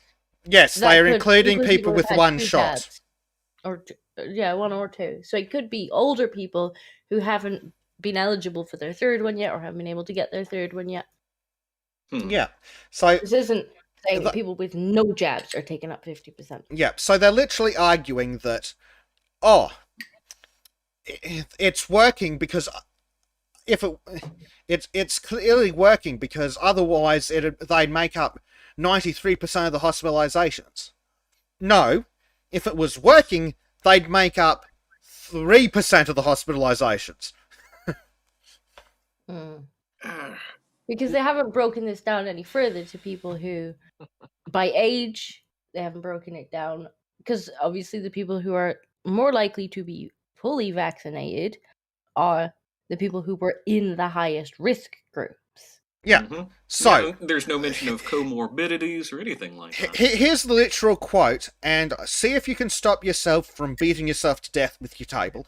If vaccination didn't protect people from infection or hospitalization, Professor Bennett said the ratio of vaccinated people in ICU would be the same as those in the general population, 93%. Instead, the number in ICU is a lot lower, just 50% in New South Wales. Right, so you're telling me that at best it's 50% Now, effective. can you say something that isn't retarded? No, if it was working, they wouldn't be in ICU. Yeah, guys, take the jab. But wait, it gets more retarded. Oh, thank you. Professor Bennett also noted that the 50% figure was probably an overestimate, as not everyone who is in ICU with COVID will have been admitted due to COVID. Some may have had accidents or other health issues requiring treatment, but also happen to have COVID. Right, so they are in ICU with COVID. Yes, but he is saying that this only applies to the vaccinated people. Wait, they actually made a distinction? Given that we know that, like, in these enclosed spaces, like, a lot of people catch COVID they made the distinction. in hospital. They literally made the distinction in the next sentence. They are potentially overcounting vaccinated people in ICU with COVID because of these incidental infections. Therefore, they are straight up saying that all unvaccinated people in ICU are in there because of COVID, while the vaccinated people in ICU are there with COVID. They are straight up unironically saying that. Alright, so how about instead they tell us how many people are vaccinated and unvaccinated on ventilation in ICU? Oh, that would require work. I mean, clearly they've got to make a TikTok Because instead. if you get brought in from a car crash and catch COVID in ICU, because, I mean, once it's in there, you're going to catch it. And they get counted as being in there with COVID and put in the figures, it's like, that's not helping anyone. No. The way they keep doing statistics is just... It's like they're mathematically illiterate. Yeah, and we'll get to an example of that, because firstly there's something else stupid, but then we'll get to an example of the statistical bullshit. Just mathematically? So the first one, as we go forward, we should expect, because most people are vaccinated, to see an increasing proportion of people in ICU that are vaccinated. No. If it didn't work, we would expect that, yes. Yes. So, let's talk about complete retardation of statistics. So, let's look at the statistic that they're using. Around 70.2% of the people who died between June 16th and December 25th last year also had not been vaccinated or received at least one effective dose. So, that's 420 people. This compares with 96 people who were fully vaccinated and 76 who were partially vaccinated. So more people died with full vaccine, and that'll be the booster shots as well, I assume, at this point. Well, this is last year. So June to December, we didn't have booster shots rolling out there. So we have 96 people who died who were fully vaccinated, 76 who were partially vaccinated, and then 420 who weren't vaccinated. Problem is, they say June 16th. The first COVID vaccination in Australia was on the 21st of February. You also have to ask, did these people die of or with? Yes, but even disregarding that, the first COVID vaccination was on the 21st of February, and guess what? They were doing staged rollouts.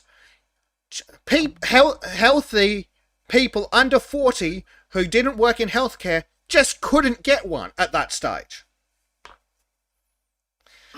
So they are including people in this statistic who weren't even eligible.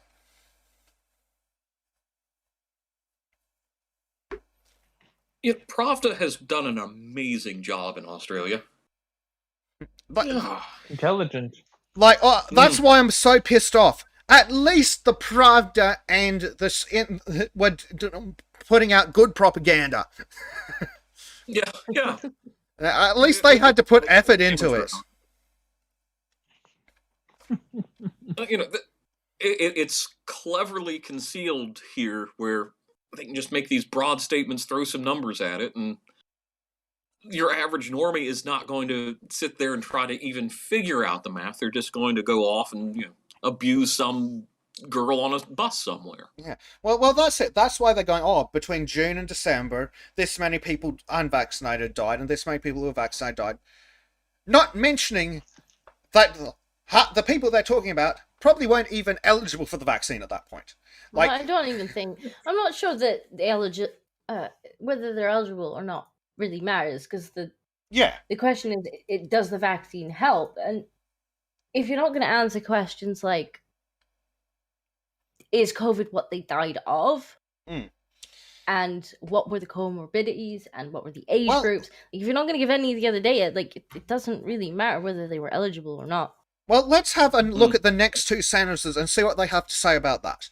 As the pandemic progressed, Dr. Chant said the community should expect to see increasing deaths of elderly people who are doubly vaccinated and boosted. Many of those have got pre-existing health conditions, she said. Okay, can you tell me more about the old people with pre-existing health conditions from all the periods before now? So the people who the vaccine was supposed to...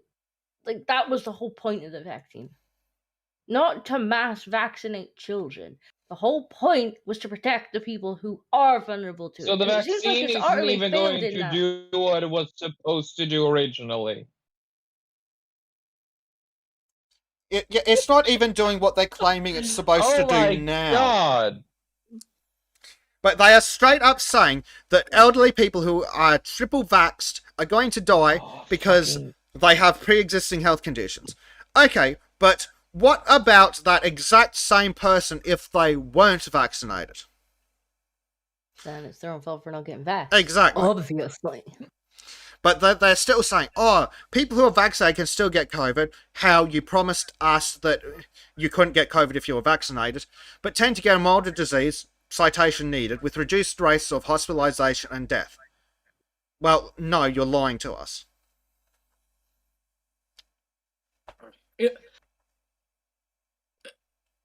I just cannot fathom this level of ignorance anymore. I can't cope with it. I can't even put it down to ignorance at this point. Fortunately, Harry's popped up. Fortunately, Harry's popped up in YouTube chat just as I'm about to say this. Right after I posted that last one in COVIDiocracy, Harry said, "This level of retardation is honestly impressive." And he's 100% right. Like, the fact they can say this shit without just laughing in the people's faces is impressive. Yeah, no, it's really getting to the level of I'm just waiting for the little brown uniforms to start popping out and being put on. Oh yeah. Yeah, so let's have a look at some other statistics from the exact same article. Probably rainbow uniforms today, though. So, in New South Wales, on the Wednesday that this article relates to, hospitalizations in New South Wales climbed to 2,242, with 175 people in intensive care, 54 of whom require ventilation.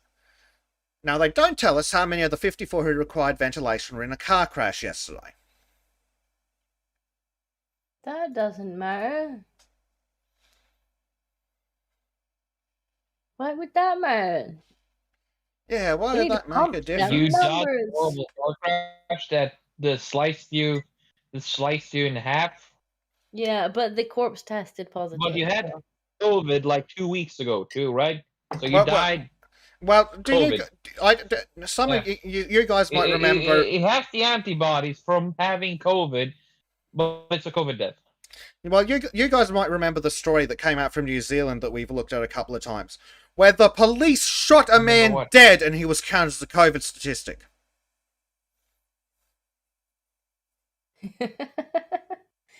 I mean, clearly, COVID held the gun and shot the man. Yes, COVID bullets are very impressive weapons. Which is why I think that Derek Chauvin should be released, because it was clearly COVID that killed him.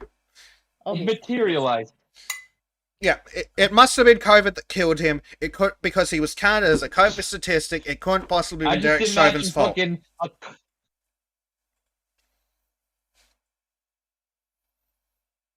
I think Trump's having some delay. Okay, imagine this. One of the cops walks by a dude with COVID, and then this dude is about to get shot. And the guy with COVID sneezes, and out of him these particles come out, and just like the Transformers shitty transformation from Age of Extinction, manifests into a person, then a gun, and just shoots him dead. COVID dead. Yeah, clearly. Like, disappears or something. Well, we take the piss. I mean, West Taiwanese. Well, yeah, we're taking the piss, but unironically, if COVID is this dangerous and they're all COVID deaths and they're being recorded as COVID deaths, why aren't people who shot someone who had COVID to death not getting away with murder because it was clearly COVID that killed them, not the bullets?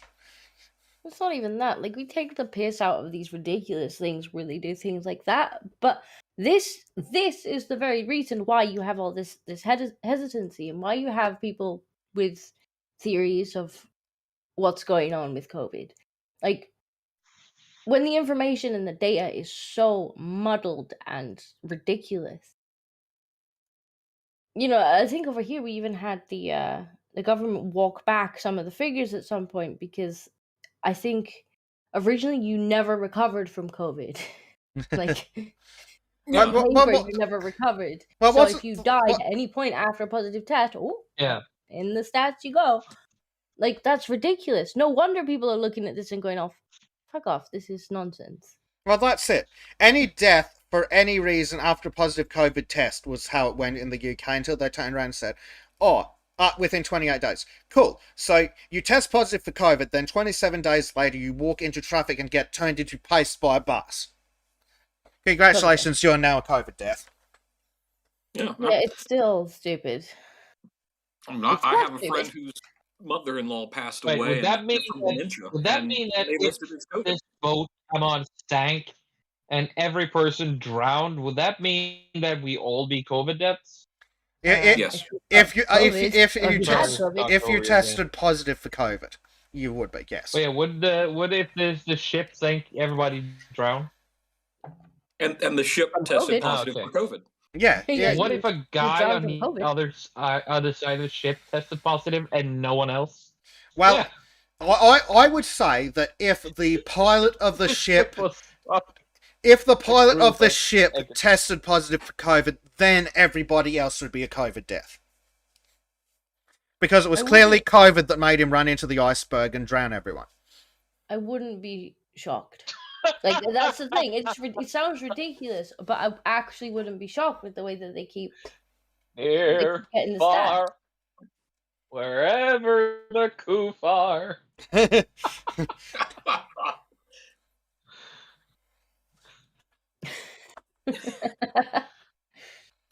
I can just see it now. Fauci holding the virus up as it stretches its arms out. Oh dear. It's like that meme where the guy shoots someone and then turns around and goes, "Why would X do this?" You could literally see Fauci shooting someone and then turning to the camera and going, "Why would COVID do this?" Well, exactly though. He should have got vaccinated. I saw one of these online comics once, where a guy died of a heart attack and Fauci just went over and sprinkled COVID over him. With the droplets. It's like I think is it Chappelle or the other guy's Fauci and routine? COVID Titanic romance would still be better in Twilight. It's like that the stand-up set by I think it's Chappelle, where it's like the cops find a dead guy. It's like, just sprinkle some crack on him. It's like, he died. Just sprinkle some COVID on him. COVID death. To pump them numbers. Those are rookie numbers. We got to bump those up. It's literally how it is. It's a clear bullet wound on his forehead. There's a clear bullet wound on his forehead, sir. The doctor's And the going gun round the is right ward. beside him. Yeah, but He's it was just like- COVID. How? He's just like, The COVID gun has death, COVID death, COVID death, COVID death. But doctor, he's got no head. COVID death.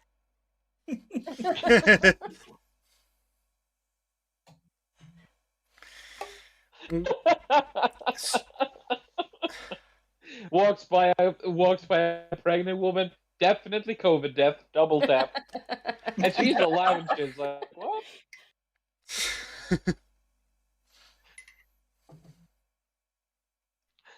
That'd be dark. walks by an lefties would love it, I abortion and is like, COVID death.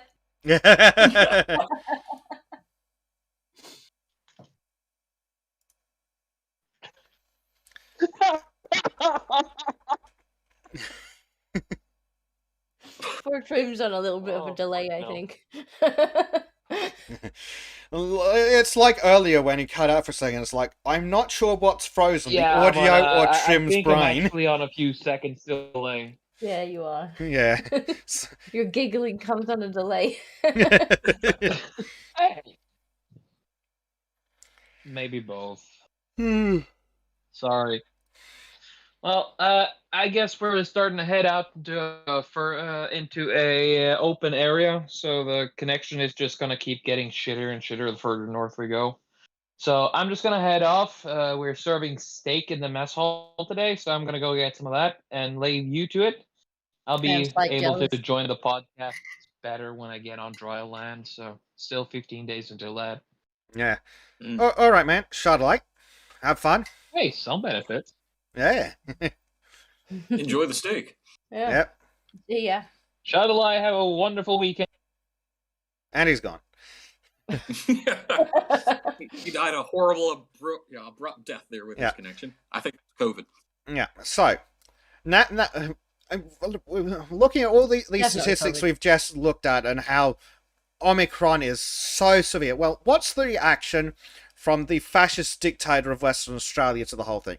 Well, he's going to announce the broadest proof of vaccination requirements in the nation. So, proof of double dose will be required for those aged 16 and older at hospitals, aged care facilities, and hospital venues, including restaurants, cafes, pubs, bars, taverns, nightclubs, and where dine-in fast food is available.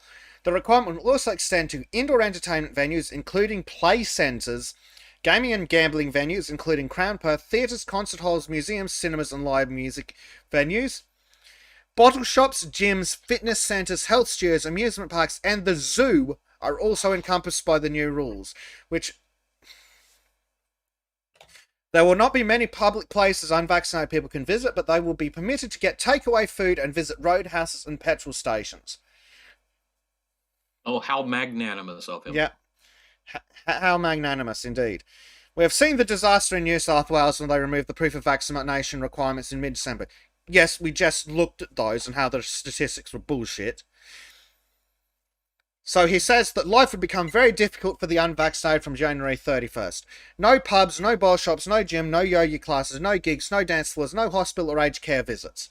If you choose to remain unvaccinated, you are choosing to put yourself at risk, you are choosing to put the people around you at risk, and you are choosing to increase the burden on our health staff.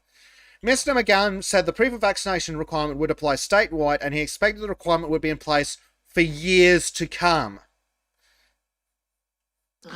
He is making New York and Quebec look sane. They're gonna kill the economy. Yeah. He also flagged that he expected the vaccination requirement to be expanded to 3 doses in the future. Our expectation is that in order to be fully vaccinated, the Commonwealth rules will say 3 doses, and once that happens, we will move to the 3-dose rule in due course. Just keep jabbing. Yep. The eternal jab. Just keep jabbing. Well, that's it. And every 3 months, you got to get your booster, or we'll take your pass away.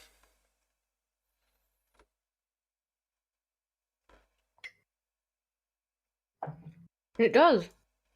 At this point, it seems like it's going to be indefinite as well. It's just like, how about you go back to the drawing board, go back to trials, and figure out how many goddamn doses people need, and then you come back to us. Well, that's it. You can't tell us how many doses are needed to assure immunity, I mean, because you haven't studied it.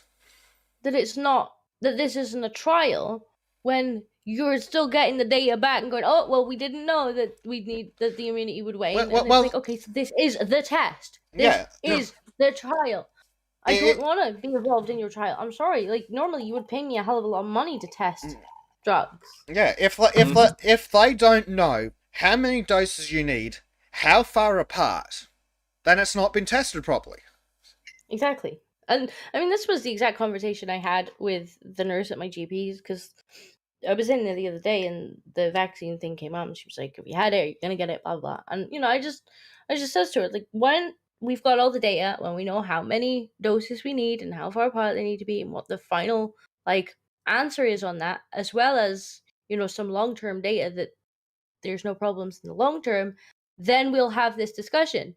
And she turned around and she says to me, yeah, my husband says exactly the same thing. Fair enough.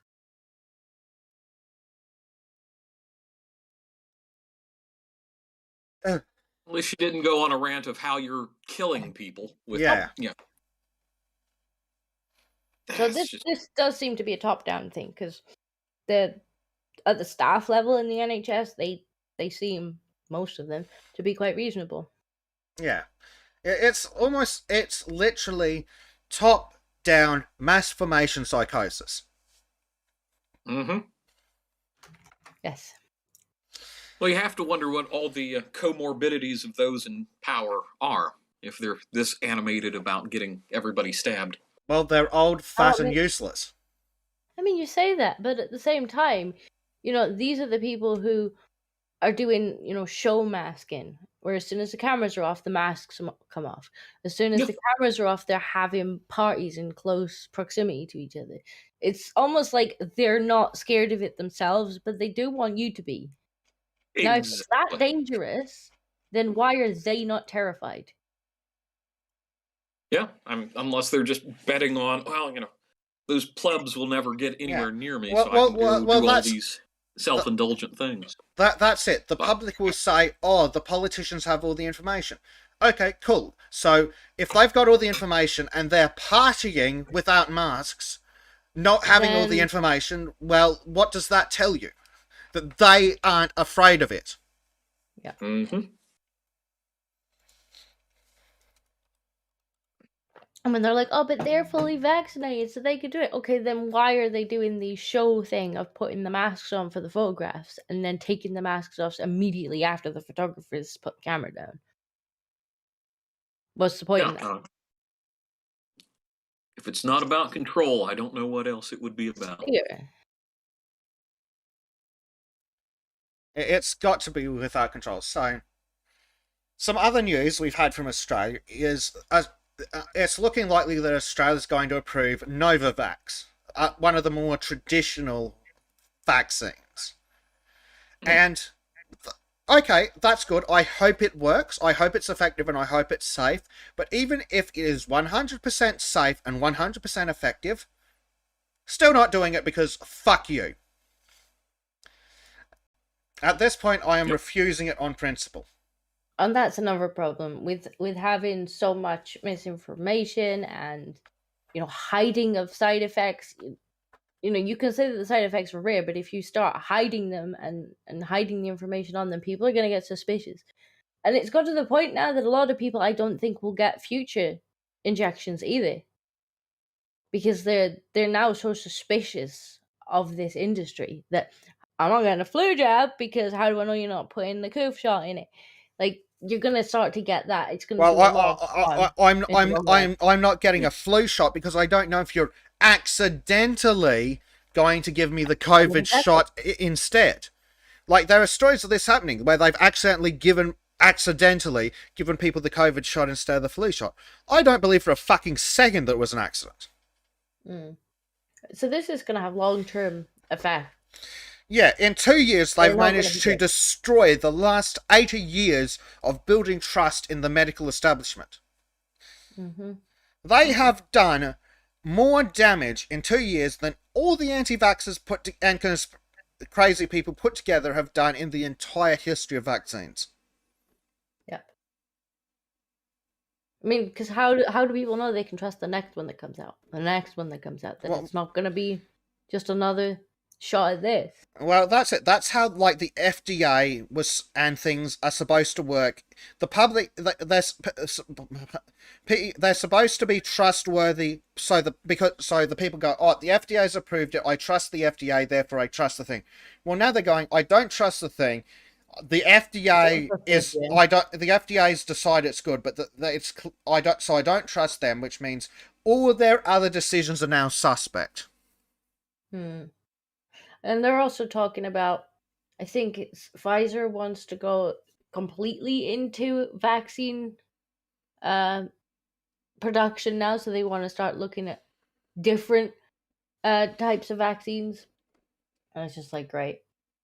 And it's all going to be this new mRNA technology that we still don't know what the long-term effects are. Yeah. We won't know for a couple of decades. We can't know for a couple of decades. That's it. I think the biggest part that bothers me in all of this is anytime there's any question, it just gets quashed.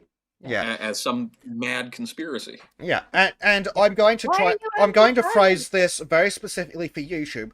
We don't have the long-term test results to debunk the conspiracy theorists saying that people are getting myocarditis, and myocarditis kills 50% of people in 5 years.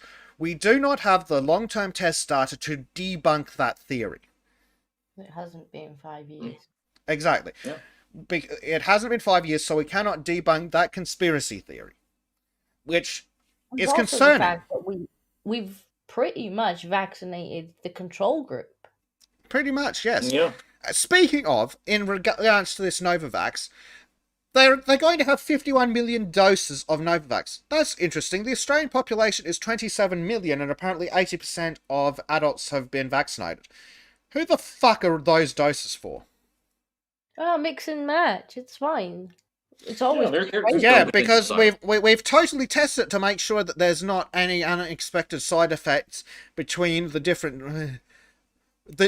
We don't We've know. We've always been able to pick and mix our drugs. Yeah, exactly. That's what you're talking about. You know, you have a little bit of that one, a little bit of that one, some of that one. It's all fine.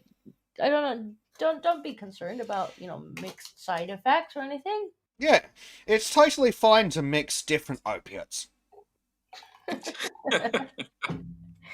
fact, it's encouraged. Yes, clearly, but like even if we were to accept that all the vaccines are safe and effective and tested, so they have not tested mix and match.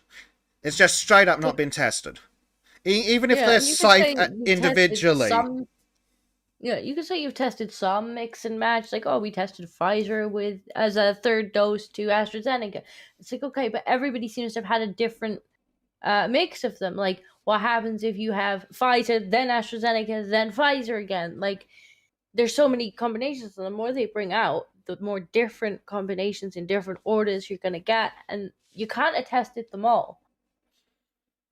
Exactly. No, and especially if you go into, multiple jabs, what if they run low and it's time for you to get this and that, and I know people that have had severe vascular inflammation in one case because that was just a single dose. So what's going to happen the next time? These vaccines are different enough that you can't really just say they're just a different brand name. They're all slightly different. Yeah. And one of the things about how they've done it that's super weird is, okay, AstraZeneca and Pfizer specifically.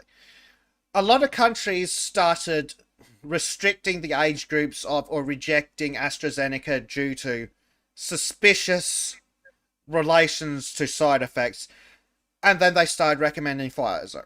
Like, at that point, when they started doing that, it would have made sense to test it on a voluntary subgroup, whether to make sure that particular thing that they were doing, like, sure, logically it may make sense, but you need to test it to prove it, and they just didn't do it. They just went, oh, don't get this anymore. Go get that instead, with no And testing the hilarious beforehand. thing about that is that if you question that, you're the one who's anti-science. Exactly. By saying, why didn't they say, okay, we think this will be okay, we have a hypothesis, now let's get a test group in and see how it goes. Well, that's, you're the one who's anti-science for proposing that. And that's it. And the thing about science is, if they've got a hypothesis, it might even be a good hypothesis. Let's say it's a good hypothesis with strong backing. If you don't test it, it can be dismissed out of hand. That's how science works. Mm-hmm. No. Yeah. You and your testing can be dismissed out of hand because it's anti-science, Bezic. We've changed the definition. Sorry. Yes, we've changed the definition of testing and science. It baffles me how the person asking questions and talking about tests and data is the one who's labeled anti-science. And the one who's like, have faith in the vaccine, and that's science. Well, that's it. And again, phrasing this specifically because we're already taking massive risks on YouTube. They're saying that conspiracy theorists are lying about the vaccines. Okay, let's assume they are. The conspiracy theorists are lying about it. Why don't we have the data to prove that the conspiracy theorists are wrong? Like, if they're wrong, that's good. Let's get the data, slap them down. But where the fuck's the data? You see, the problem with that is, yeah, there probably is some conspiracy theorists who are making claims that can't be backed up. I don't doubt that there probably is. But most people who are being labeled as such are people who are asking questions. They're not making statements, they're asking questions. Well, that's it. And in a lot of cases, the question is, hey, Sergeant, the conspiracy theorists are saying this. Can you prove them wrong for me so that I can feel more comfortable? And the answer is, no, shut up, trust the science. Trust the science. Yes. Which is the most that would be criticizing the science. Yes, which is the most anti-science statement ever. Yep. But I think that's the biggest issue. Like, the conspiracy theorists will say something, and the normies will go, "Hey, Sergeant, I've heard this and it's worrying me. I think it's a conspiracy theory. Can you prove it for me so I feel better?" And the government's just not, because they don't have the data for whatever reason. Mm. I mean, it's not even the lack of data. It's just the pure lack of discussion. If they said, "Hey, we don't know, but we'll look into it," that would put people more at ease. But that's it. They're like, "No, we'll just coerce. If you've got questions, you're hesitant. Well, you're not getting the data. You're not getting the transparency. Tell you what you can have instead. You can have some coercion. You can have some mandates. How do you feel about that?" Yeah. Well, that's it. Yeah. If they were instead turning around and saying, "Look, I'm confident that it is safe and effective, but I have heard your concern and we are going to investigate." And then if they actually did that, I would be pretty sure that most people wouldn't have a problem. But the fact that they're going, "Oh, your concern is irrelevant, shut up and go away." Not just shut up and go away, shut up and take the procedure. Yeah. The moment the authority goes, "I'm not explaining myself, do as you're told," people just instinctively push back against that. Like, your entire life you've been doing that. Like, even children get angry when their parents tell them to do something that doesn't make sense and refuse to explain it.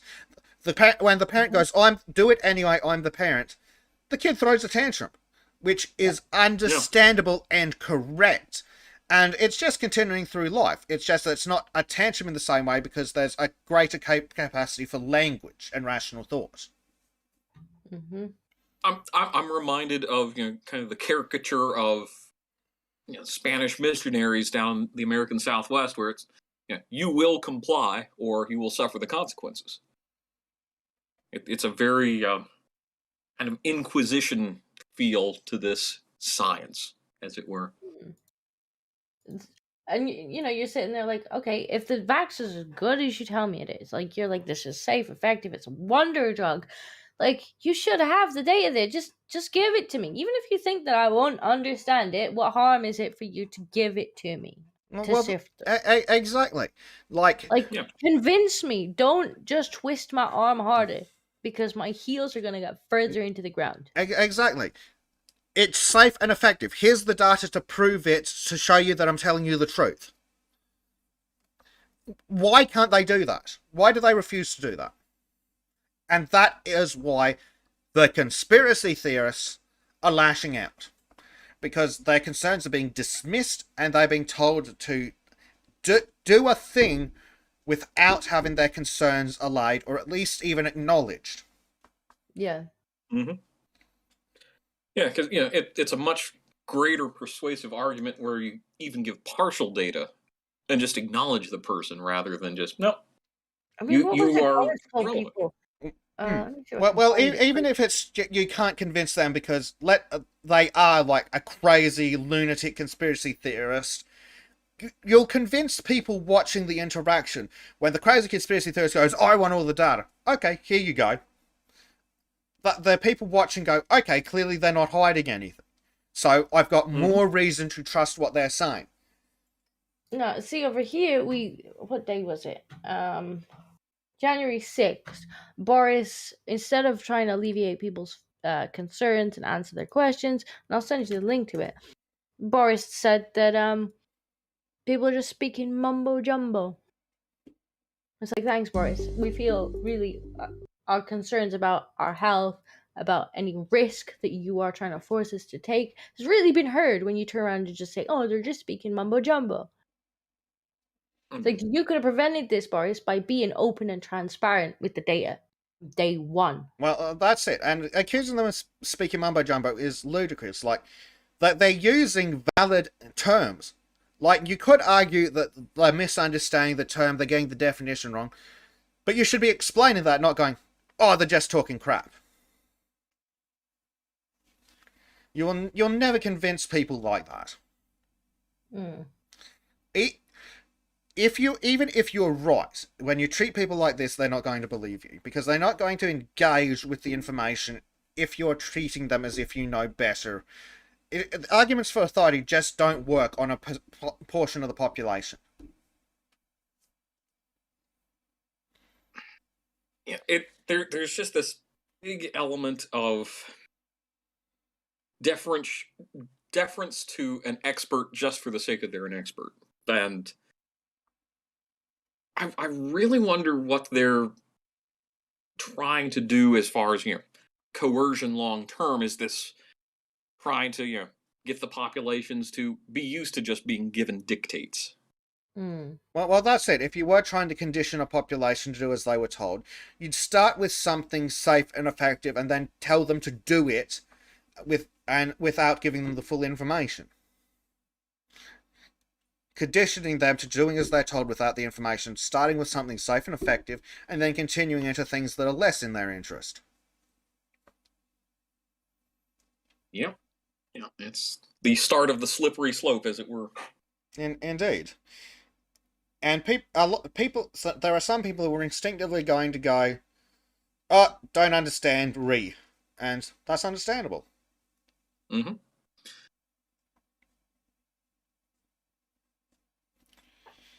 But and I think, especially with like what we're talking about with Boris Johnson and the mumbo jumbo, is it's like, oh, people aren't doctors or virologists. What do they know? Boris, it's the 21st century. Even the village idiot has access to the entirety of human knowledge on a device in his pocket. You no longer need to do 6 years at university to develop at least a strong social understanding of a topic. You can read all the best research. You can watch a lecture from a world-class university on the internet. Just dismissing people as, oh, you're not qualified, doesn't mean they're not educated. They can educate themselves using the resource of the entire world. Yeah, and it's true. Like, some of them are Even maybe most of them might not fully understand it. But if they have questions and they come to you with questions, especially when it's something like, you need to take this thing and you need to put it in your body. I'm going to have questions. I'm going to go and look and see what's being said about this thing. Well, And if I have it. You're going questions, to I look. expect him to answer them and not just dismiss me as mumbo jumbo for having questions. That's it. So what if you're wrong? Tell you why and back it up with research and data. Or leave me alone. Yes. Yeah. I mean, I'm in favour of just being left alone entirely. But, yes. It's like, convince me to have it. Don't try and force me. Convince me to have it. And the only way you're going to convince me at this point to have it is to give me all the data. Well, unfortunately, just because of how disingenuous they've been with the handling of the data, the language that's being used by the politicians, at this point, even if Dr. Malone came out and told me that, for example, Novavax was 100% safe, 100% effective, the research had been done to prove it, I would still refuse on principle due to the mandates. Yeah, they have lost their ability to appeal to the individual. Yeah, we're just being treated like cattle at this stage, which has a lot of implications. Like at this point, I could go invent my own COVID vaccine myself. Well, no, I couldn't really, but if I like pretend I went to university, somehow managed to get, I don't know, Alex Jones to fund me and made my own COVID vaccine, I still wouldn't take it. Well, that's because it's mostly battery acid in your version. But, I call that a fantastic Saturday night.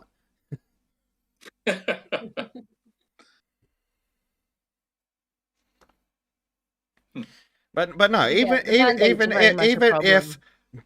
if doctors I respected and I trusted came to me with the data saying it was 100% safe, 100% effective, I'd still have to refuse it based on the fact that mandates exist.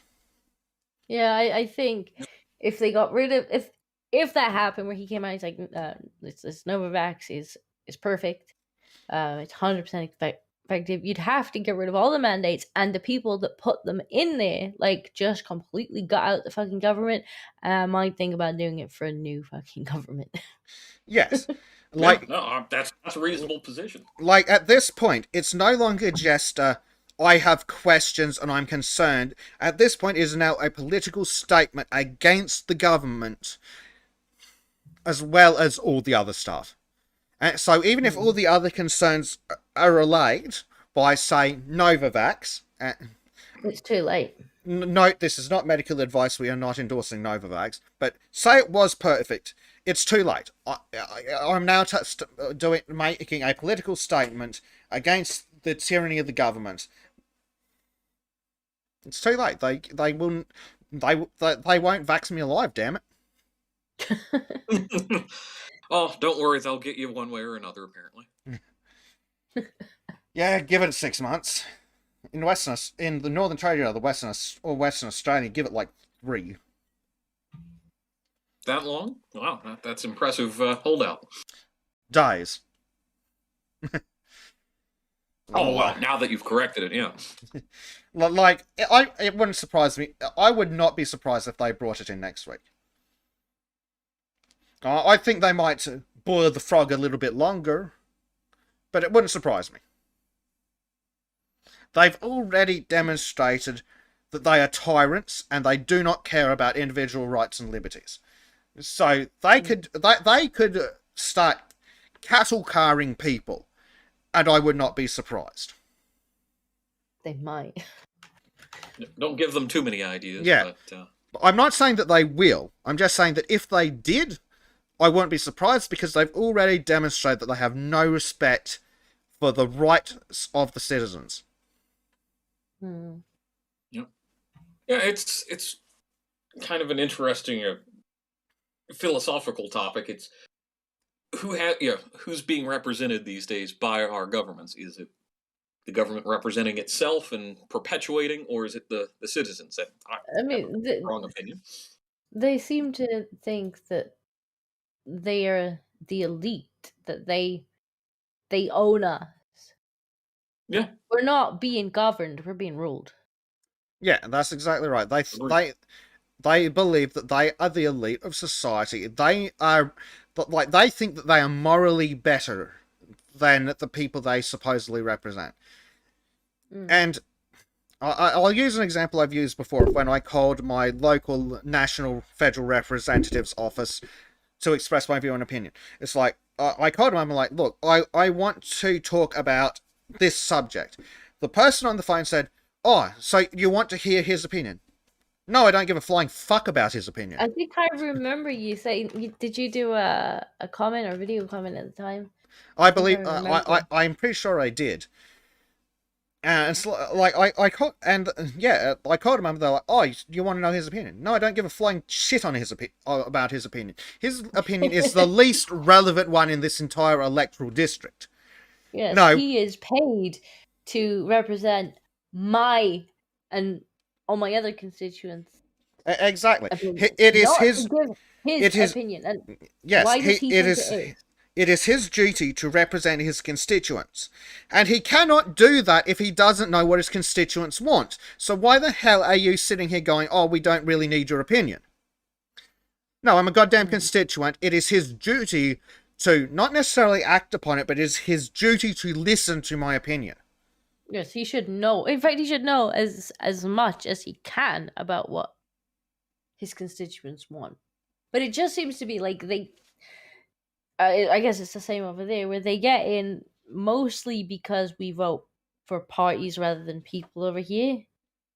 And then yes, it's like, oh, well, they agreed generally with my party, or they preferred my party to anyone else's. Therefore, they agree with every one of my opinions, and so I don't need to know what they think. Exactly. Oh, they voted for me, therefore they must support everything I think, is the attitude of the politicians. Mm-hmm. And they're just not interested in hearing. Exactly.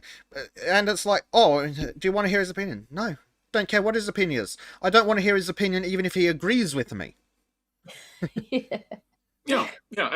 I'm of the opinion even the craziest crackpot should be able to talk to the representative, yarn on and on about conspiracy theories, and the representative should listen. They should absolutely fucking listen, even if it's tinfoil protects me from COVID. Who cares? Yeah, it's that kind of craziness that should. That's it. Even if it is there's 5G in the vaccines, idiot. It is the representative's duty to listen to them. They don't necessarily have to act on it, but it's their duty to listen to as much of their constituency as possible, then make a decision based on what they've heard, a little bit of their own morals and the general goal of the country, and then implement that. Their personal opinion is irrelevant.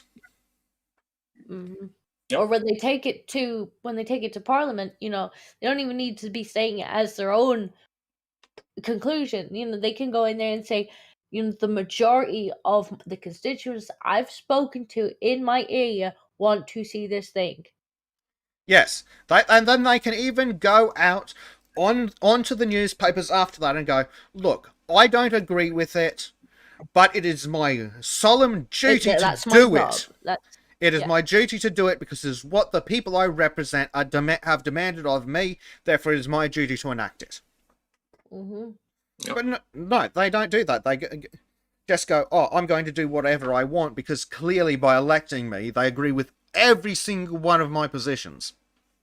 Yeah, they seem to they've been bestowed that power in order to take our concerns to government, and instead they just take the power and do whatever they want. Yeah, well, that's it. Like, they don't understand that the whole point of a representative democracy is that they represent their constituents in a fight against the executive parts of the government and other collectives and other constituencies. They are not there to represent their party or the government. They are supposed to be there to represent their constituents.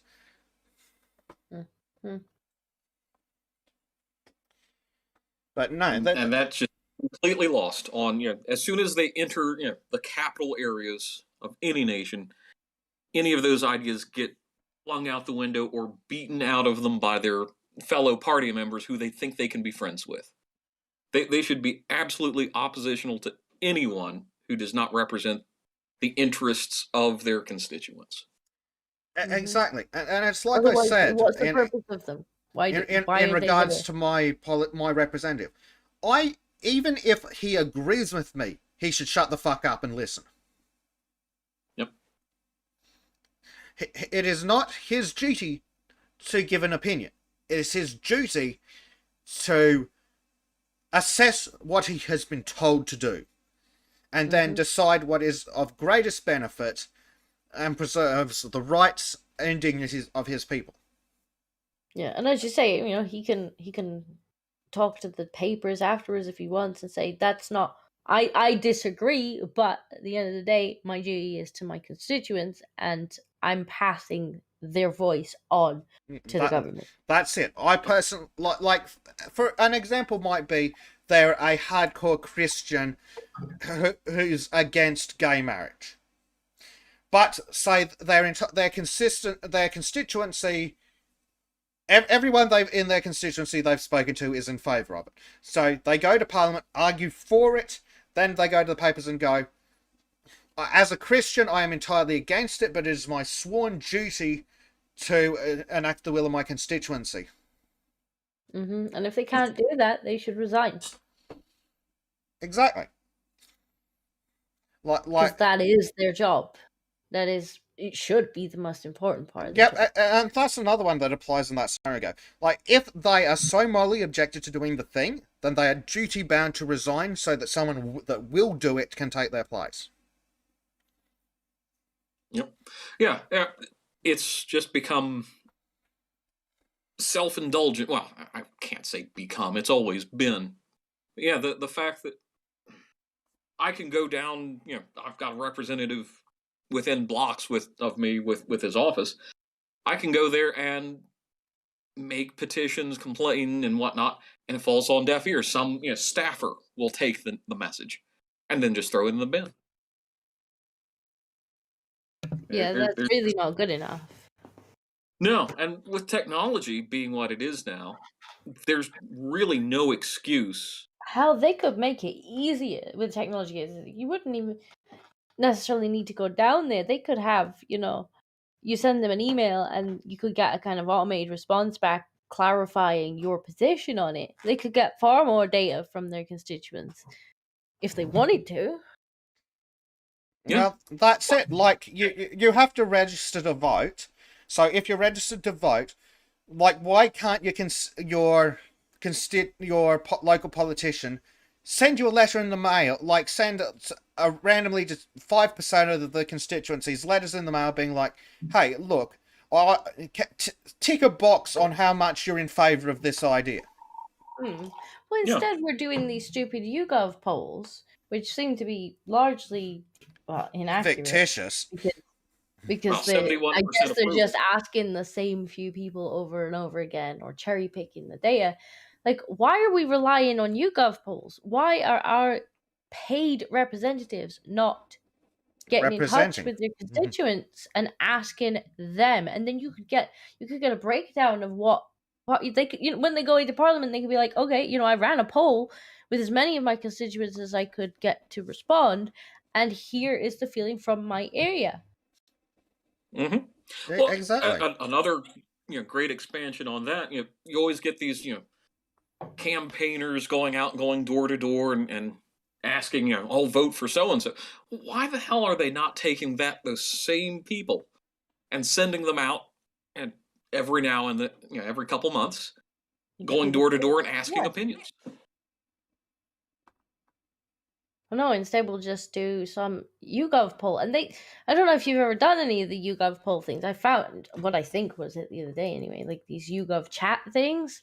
and they're just ridiculous. Like, they're such a pain in the ass to use. And I suspect it's the same few people who just sit on there and answer all of them. Well, yeah, you always get the political advocates out there, seeking these things out to make their voices heard and ruining it for the rest of us. But it's like, what are we paying you MPs? And MPs are not exactly on minimum wage. Like, what are we paying you for? Go and get people's opinions. If they're not bringing them to you, go and ask them for them. Well, that's it. Or Like, we're paying you $100,000, £100,000, whatever, a year. Like, why aren't you down at a different local shopping centre every fucking Saturday, just inviting people to come up and talk to you? Yeah. Go to the people. Don't just expect them to come to you. I mean, to bring Carl into this, look what he did when he was running for MEP. Now, he never really had much of a chance, because I don't think... Yeah. I think he was pretty low down the list anyway. Like, we'd have had to get, 4 or 5 people in or something to get it. So I don't think he ever suspected he was going to win, but look what he did when he was campaigning. He went round the entire local area and had, street debate and street discussions with people. Come out, come and talk to me. Here's a microphone. What do you think?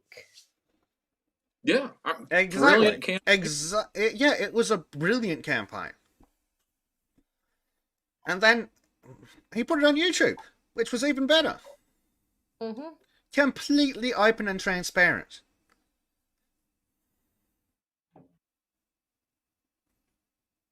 What other politicians do you see doing? I mean, granted, I think the other UKIP candidates came out with him. I can't remember their names. I'm terrible at names. But I do remember a couple of the others being there as well. And that was great to see too. Because you could approach them and have a chat with them. And I think they actually did a couple of the on-camera things too. But you don't see that. Where's all the MPs doing this when they're campaigning? No, they come and they talk at you. Yeah. In fact, the entire campaign last time was absolutely disgusted at what was coming through the door. The Conservatives, at least in my area, ran on at least we're not Labour campaign. There was no, here's what we stand for, here's what we want to do. We've heard you saying this and we want to implement this. No, it was, we're not Labour. You want me to vote for you because you're not Labour. That's your virtue. That's the best thing about you, is that you're not Labour. Yeah. I fear that's what's going to happen here in the States with the midterm elections. It's like, well, at least we're not the Democrats. It's a horrible position. It is a horrible position. That's the thing. It's an effective position because the other side's so far removed from sanity that just going, at least we're not those fucking idiots, is a winning proposition. To put that on your election leaflets, it was just like, are you insane? Tell me what you stand for. Oh, but that would take work and effort, and they can't be bothered. They're busy having parties.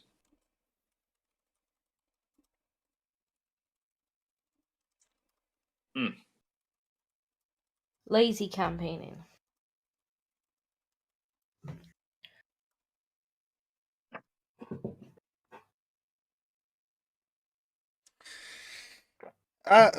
We've got some comments from Chrissy that have been waiting for a little bit, but we were on a roll. So Chrissy says, the issue is no one holds/can hold their representative accountable, even if they bothered to check which way they voted. I've tried. My last MP said, if you want me to do anything, make me Prime Minister. That's disgusting. Oh. Yeah. That is a disgusting position to take. Yeah, it is. It's just, I'm ambitious. That's my position. I'm ambitious. Yeah, me. And I might care. Yeah, give me more power and then I'll think about it. It's like, how about you do it or you resign? How are those options? Exactly. Then Chrissy asks another good question as well. How many of you go to your local open clinic for your representative? My answer is, we don't have one because they can't. I just don't know if there's a local one here. I clearly have, but it just felt useless, absolutely useless. Although I'd be surprised if it's an option at the moment with the corona. Oh yeah. No, it's how dare you? You're the unwashed masses. We can't threaten our next get together and party. Well, don't forget though, we can't possibly require politicians to be near the plebs. One of them might stab someone. Well, that's the risk you fucking take for the money we give you. Shut up. Yeah, that's what private security is for. Who can profile? Yeah, use some of that money that we give you to hire security. Yes. There's this thing called a handheld metal detector. I don't think anybody would object to, like, you know, you're going in to talk to representative, like, quick once over with the metal detector, like, all right, you're not carrying a knife, off you go. Yeah, especially after what happened to poor David MS. I don't think that anyone would object to a quick round the body with the handheld metal detector, because it's not really infringing on any part of your rights, really. It's a reasonable safety measure. But no, what do they do instead? Let's remove anonymity on the internet, because this terrorist who was already known to us might have had anonymity online, so we should remove that. Yeah, yes, that'll help. Clearly. That's the answer. Yeah. It's just amazing how much willful ignorance of the activities of known criminals are these days. Well, it's like the stabbing in New Zealand, where a known terrorist was being followed by a police officer, walked into a supermarket, picked up a knife off a shelf, and then had stabbed 7 people before the cop, who had line of sight to him, could shoot him dead.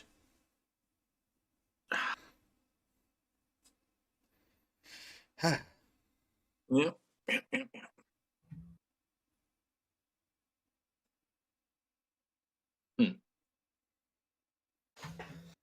George, where are you going? Leave my PC alone. Uh-oh. Do it, George. Do it. Don't do it, George. We need disco. In fact, he did it. I think he did it last stream I was on with you, didn't he? Yes, he did. No.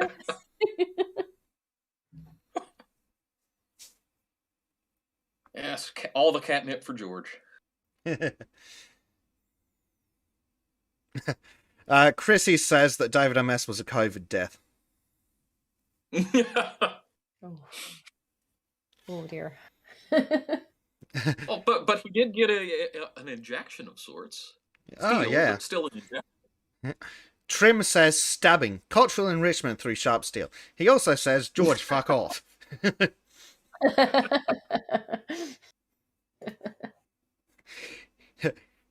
If you've got time to troll in chat, get your fucking ass back in here. Yeah. You're either off eating your steak or you're in here chatting. Come on, give in to peer pressure. Yeah. It's good for you. When it's sauce.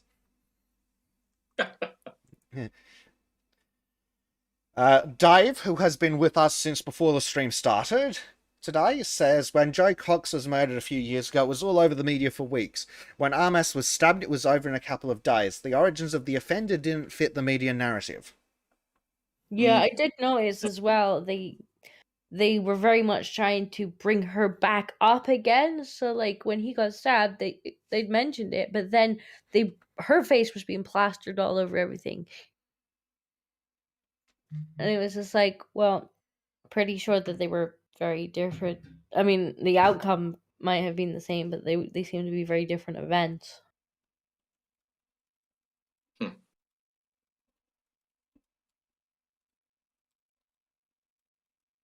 Oh, lag's just a terrible excuse.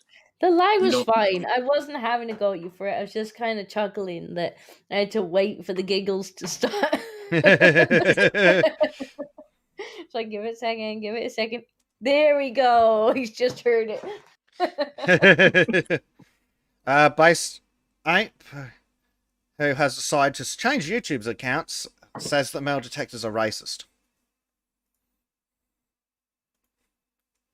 Not wrong. Look at all those metal people out there being discriminated against. Yes. Look, transhumanism. Ugh. Yeah. Is that kind of a roundabout steelman argument?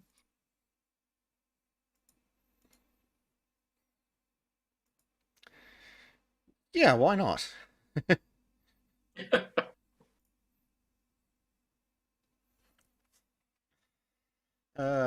Tin Man has no brain. No, wait. Was he the one that had no brain? I can't remember. Hard to yeah.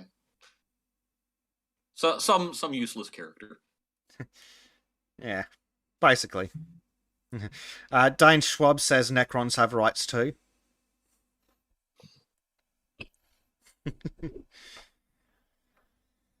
Dear, I'm.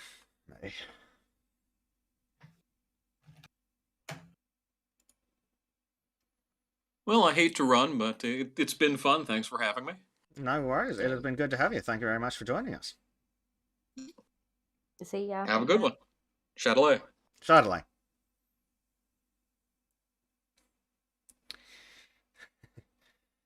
Well, that pretty much winds things up. So I'm going to do some video comments. Okay, I don't know if I can hear them, so I'll have to let you cringe on your own. I'm sure you wouldn't want to hear them. I'll skip the cringe.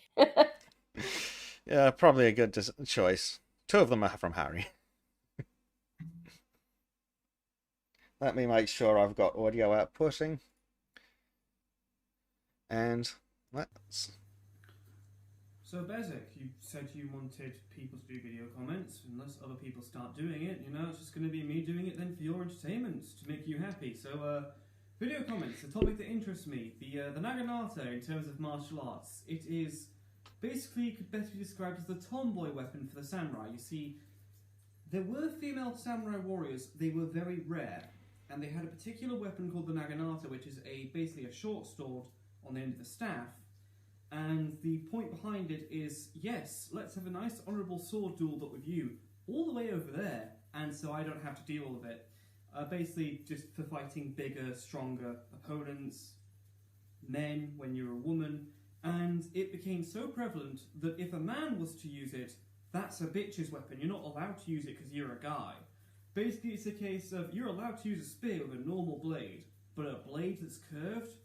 Put that weapon away, you bundle of sticks. Use a real man's weapon. I'm not even kidding you. That actually became a thing at certain points in the history of Japan. Sorry if the volume on that one was too low, guys. I'm got to come up with a better way of boosting that. Harry, you just records to the microphone. So for anyone who didn't hear it, Harry is basically talking about the Naginata, the Japanese weapon, and how that is apparently a weapon for women only, and men don't use it because it is for girls. Right, okay. It was at least not fucking anime. Well, that's something. And I say that as someone that likes anime.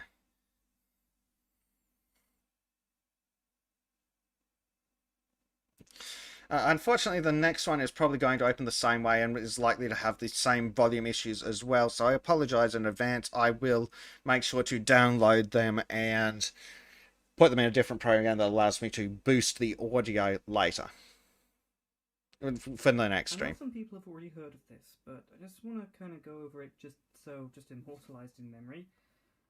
It's me again, Harry. This is my martial art gi, and my main goal in martial arts is to prove to people who ever said, oh, you're doing the wrong martial art, you're not born with perfect talent already, you don't have natural talent, therefore you'll never improve. This, the lapel of the gi, is the most reinforced part of the gi for grappling martial arts. And even with it being as enforced as possible for a judo gi, it's still starting to fall apart. And I'm unironically proud of this because everyone who said that hard work can't make a difference, that right there is proof they're wrong.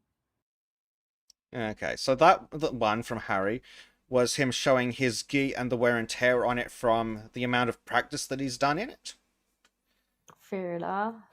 I was kind of watching it on the delay on the stream, so I could see it, but I couldn't really hear it.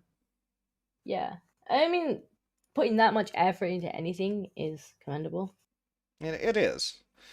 The fact that he's committed to it, and he's done it so much that, like, to do that much damage to a gi, you need to do a hell of a lot of practice. Out, yeah.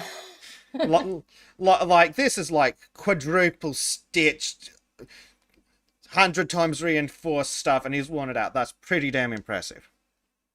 Mm-hmm.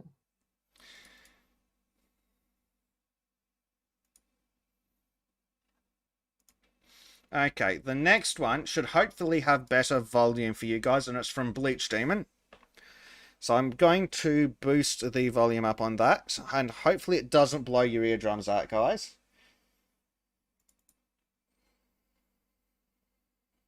Happen.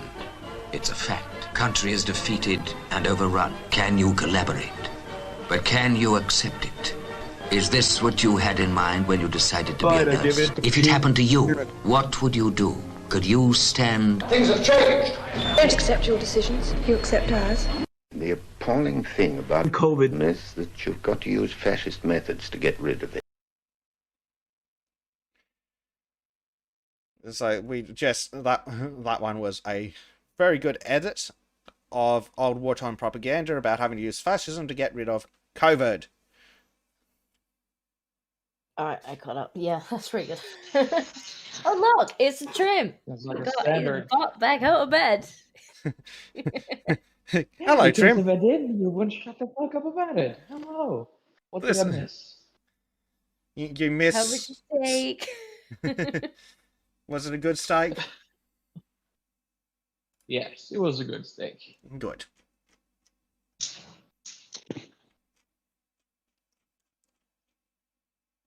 Had to go up a trip. Had to put some stuff away, so I thought I might as well call you on the way back. Fair enough. So we've You just guys had. hear me? Yeah, we can hear you. Yeah, we can hear you.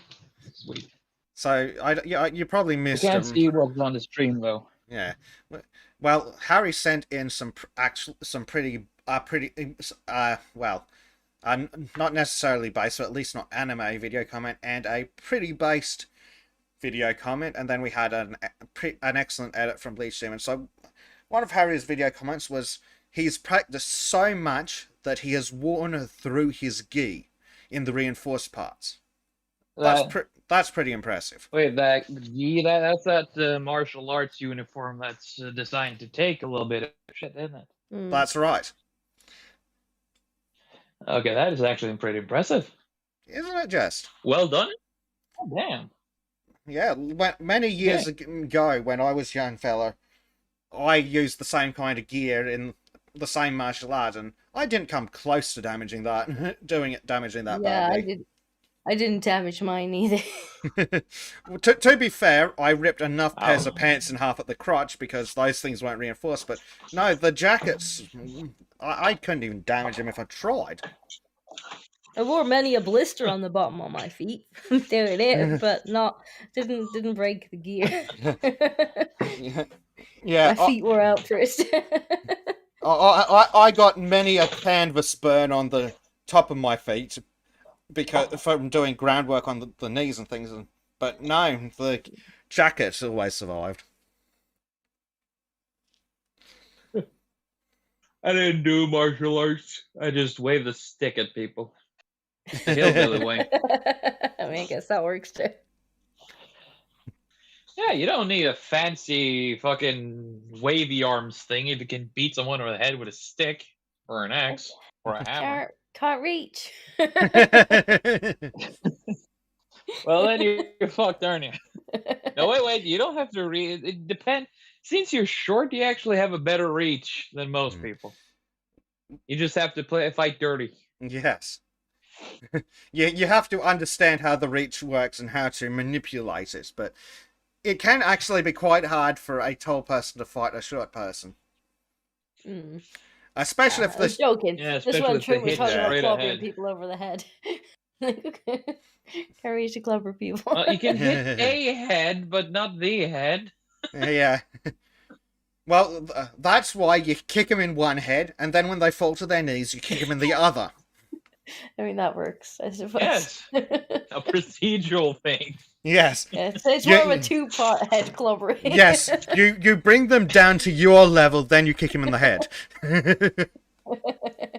In my martial arts class, we call that the Hydra.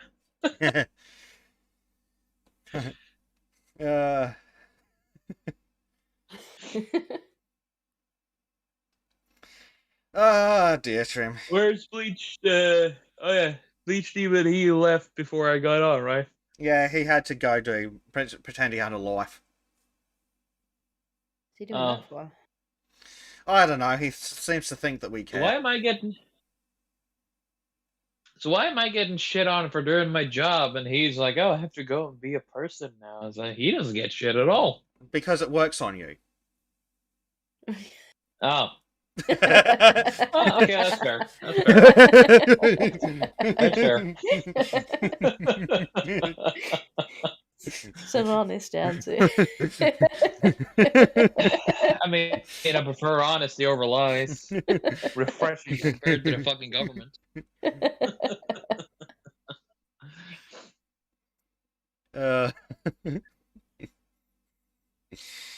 Oh, dear.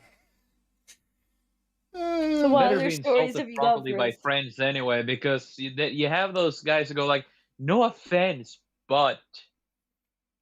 It's better Every- just hear from friends. It's like, yeah, but you suck. Oh, right. Every word insulting you. We're winding you up, and Oh, that seems to have works worked. too. But I was just using it as an example. I'm really tired. Oh, Sorry. stop that. God. Well, we do have some other stories, and unsurprisingly, it's Disco who shared this one as well. I do spam that channel. Alright. I want to keep things in one place. I'm like, here, just put them all in there. I'll get lost. Well, this one that I want to look at isn't some COVID crap. It's the one from the New York Times. Is it okay to press your spouse to have a vasectomy before you ditch him? That one's evil. Wait, what? Yes. This is evil. This is proper evil. Yeah. So, to start off with the quote, with the article, some time ago, a friend told me she was planning to leave her husband, but was waiting for him to get a vasectomy. She said she knew she'd have to hold his hand through it to make sure it happened. Once the procedure was done, she planned to break the news that she was going to end the marriage. Okay. So, her logic behind this, if I remember correct, she already has kids with him, and so she basically didn't want him to go off and have kids with someone new and not be as involved with her kids. And so she was going to stay with him until he had the vasectomy and then dump him. Yeah. So Like, selfish fucking cunt. Yeah. So her first argument is that she felt he could barely manage to parent the children they had, and that she didn't want him to be distracted by more kids. Bitch. Oh, that's just disgusting. It is. That is fucking disgusting. So, evil. But she also goes on to justify it after she does it to him. She later reported that when she told her husband of her decision to end the marriage for good, he told her that he was upset to learn this after having had the vasectomy and that he believed it would hurt his chances of finding a new partner. Her response was that she was pretty sure that women weren't going to be interested in having children with someone his age anyway. He's middle-aged. Yeah. That's not her decision, though. Like, if she doesn't want him, that's not her decision Yes. anymore. Also, reality has proven that to be a lie. I fucking hate this lady. I mean, I don't know what they mean by middle-aged there. Because, I mean, I would have thought middle-aged to be like 50s or something. Yeah, they might be thinking like 40s to 50s. And again, it's not impossible for a 30-year-old. Yeah, it's not her choice, and her logic's faulty anyway. You're right, it's not her choice, but her logic's just stupid. It's ridiculous. Honestly, that just sounds like a cope. Like, oh, I just told him like nobody would want him anyway. Yeah, and then it This goes. This is a controlling person. Yeah, it is. It's abusive. Yes. It is straight up abusive and manipulative. So yeah, this is a proper psychopath. Hi again, by the way. I'm back. I mean, hello. Can you imagine the outcry? Just flip it for a second. Like if a guy had convinced his wife to get a hysterectomy, and then like she comes out of hospital, and he's like, "By the way, honey, you're single now." Exactly. Like, completely. This is a psychopath. This is a psychopath. Like you can, because you can look at the logic. The logic is completely sound from someone with zero empathy at all. Of like, I need to maximize. It's sound from someone who views their partner as a fucking tool. God damn these people! Why do they even fucking exist? Now that's ruined my day. Yeah. Welcome to Trim on the Sultans of Shadilay. Sorry. How to completely destroy the will to live of a boat chef in 5 easy hours. Oh Lord, I hate it. But this is just pure evil. It's one. It kind of equals out the last one, because last one we had the quote unquote uber alpha cucky boy who was a complete piece of shit to women, and now we have a woman that is a complete piece of shit to men. It equals out. Rainbows and shit. This is why I keep saying, like, you speak to men who are like, women are evil, and you speak to women who are like, men are evil, and I'm like, it doesn't really seem to be, like, you don't really need certain body parts to be evil. Like, some people are just dicks. No. Yeah. It's definitely not split on gender lines. Yeah. No. And unfortunately, it does tie into, like, okay, you want to de-radicalize incels. Problem is, if they go, I don't want anything to do with women because they're evil, and you go, oh, no, they're not, then they turn around and go, Exhibit A. Yeah, but that's... Yeah, but... So, yeah, right. This person is a dick. Yeah, yeah, exactly. They're falling to the same traps that the left do. They collectivize. Exactly. They collectivize, which is very hard to break through, because... It's like, and unfortunately, the wholesome couples are not getting stories written about them. They're not getting newspaper articles. They're just getting on with their lives. So yes, you are gonna see stories like this coming up probably more than you see the happily ever after. These people are not dicks kind of stories. Well, that's it. A happy family with no drama doesn't get clicks. Doesn't even get a story written about it. Most of the time. Like getting shit done doesn't get attention. I will say the one white pull out of this is that first paragraph of the response. Yeah, the response is actually pretty good, but in the first paragraph. At least they were like, this person is horrible. Yeah. Well, I'll read it for chat. Your friend treated her spouse in an appallingly manipulative way, 100%. She believed that he wouldn't have made the decision to have a vasectomy if she'd known she was ending the marriage for good, and she withheld this information in order to get him to do what she thought was best. That's a case study in disrespect. People have the right to make the central decisions in their own life in the light of their best understanding of the situation, and she denied him the best understanding. That she judged he was a lousy father and thus shouldn't have more children did not give her the right to manipulate him in this way any more than it would have given her the right to make him infertile by sneaking something into his food. There are intricate and costly procedures for reversing vasectomies, but they're not guaranteed to work.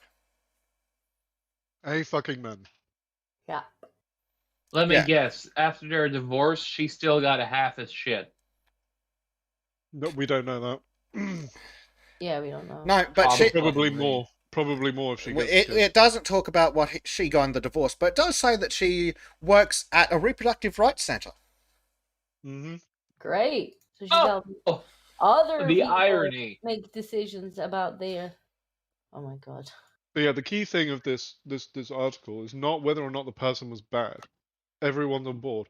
It was whether or not the friend should report her to her employer. Which I'm so sorry, but you have to. Yes. It's directly related to her field. It's conflict of interest, isn't it, really? Yeah, like this clearly. Reproductive rights, you shouldn't be working. Yeah, this is clearly reflective of their ability to perform the requirements of their job. Or empathy.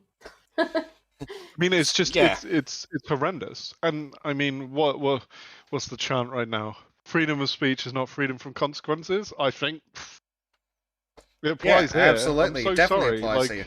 To be fair, it's not even her speech that's been the problem. Like, she took actual action against someone. It's directly related to what she does. This lady who's as a job. asking, "Oh, should I tell on my friend for doing this?" If you didn't tell on your quote unquote friend for about that she did that, you'd be a horrible fucking person too. I'm just saying it right now. She's equally as much of a piece of shit as the psychopath. Well, the thing about the question, should I tell on my friend for doing this thing, falls apart when you ask, why the fuck is she still your friend? She is evil, manipulative, and psychotic. You should not be friends with that kind of person. Yeah, that would put me off someone as prison. You're not a friend to them. You're just a tool to be used. And once you can be sacrificed for something to be gained, you're out.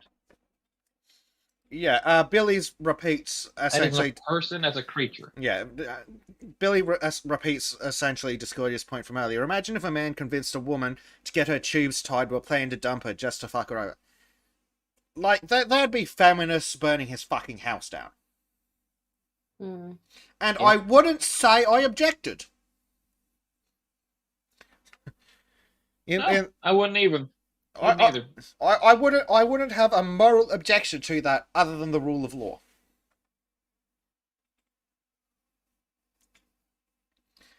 Yeah, I agree.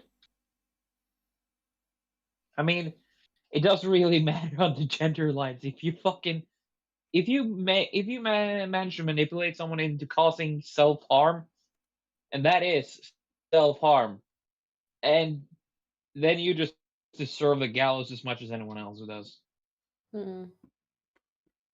A bit drastic, I know, but I'm tired of words.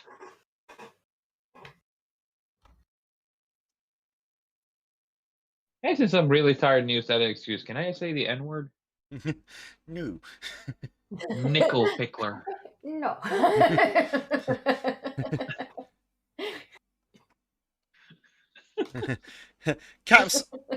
Cap Stash has popped in to chat. You guys still live? Damn. Hey, at least we aren't talking about abortion anymore. Oh yeah. Let's go back to that. That was great. Pedo statues, abortion. No, fuck the pedo statue. That's the one we didn't want to talk about. Yeah, we moved on from that one quite quickly. We'd rather talk about abortion than the pedo statue. Yes, Cap, this is the vasectomy article. Wood chipped, so we're just dropping them. So you can dynamite them. Well, I think at the conclusion we kind of came to was that the rule of law is important.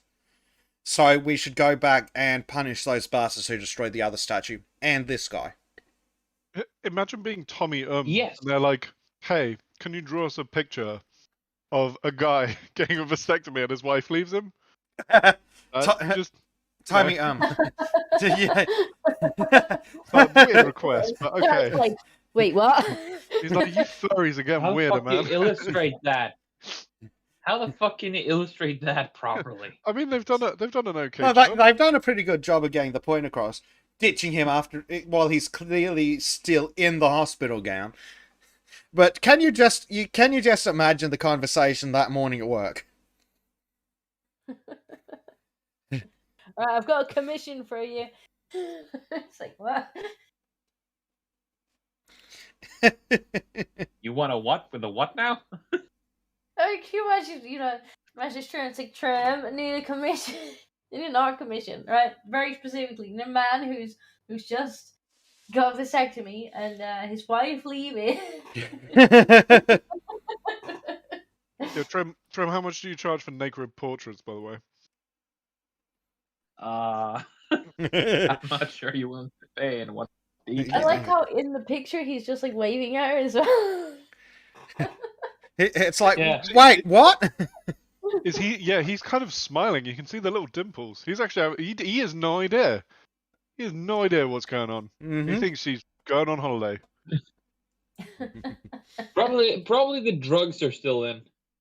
Yeah, from the medical procedure he's just had that he was coerced into getting based on false information. Manipulation by a harlot. Literally. Oh, yeah. As Billy says, it's pure evil. She wants to totally destroy the man. Shitty phone. Oh, hang on. Yeah, let me put it in voice text. Who wrote the article? Kwame Appiah? Yes. Was that Ghanaian? Looks like a Ghanaian name. Well, let's see.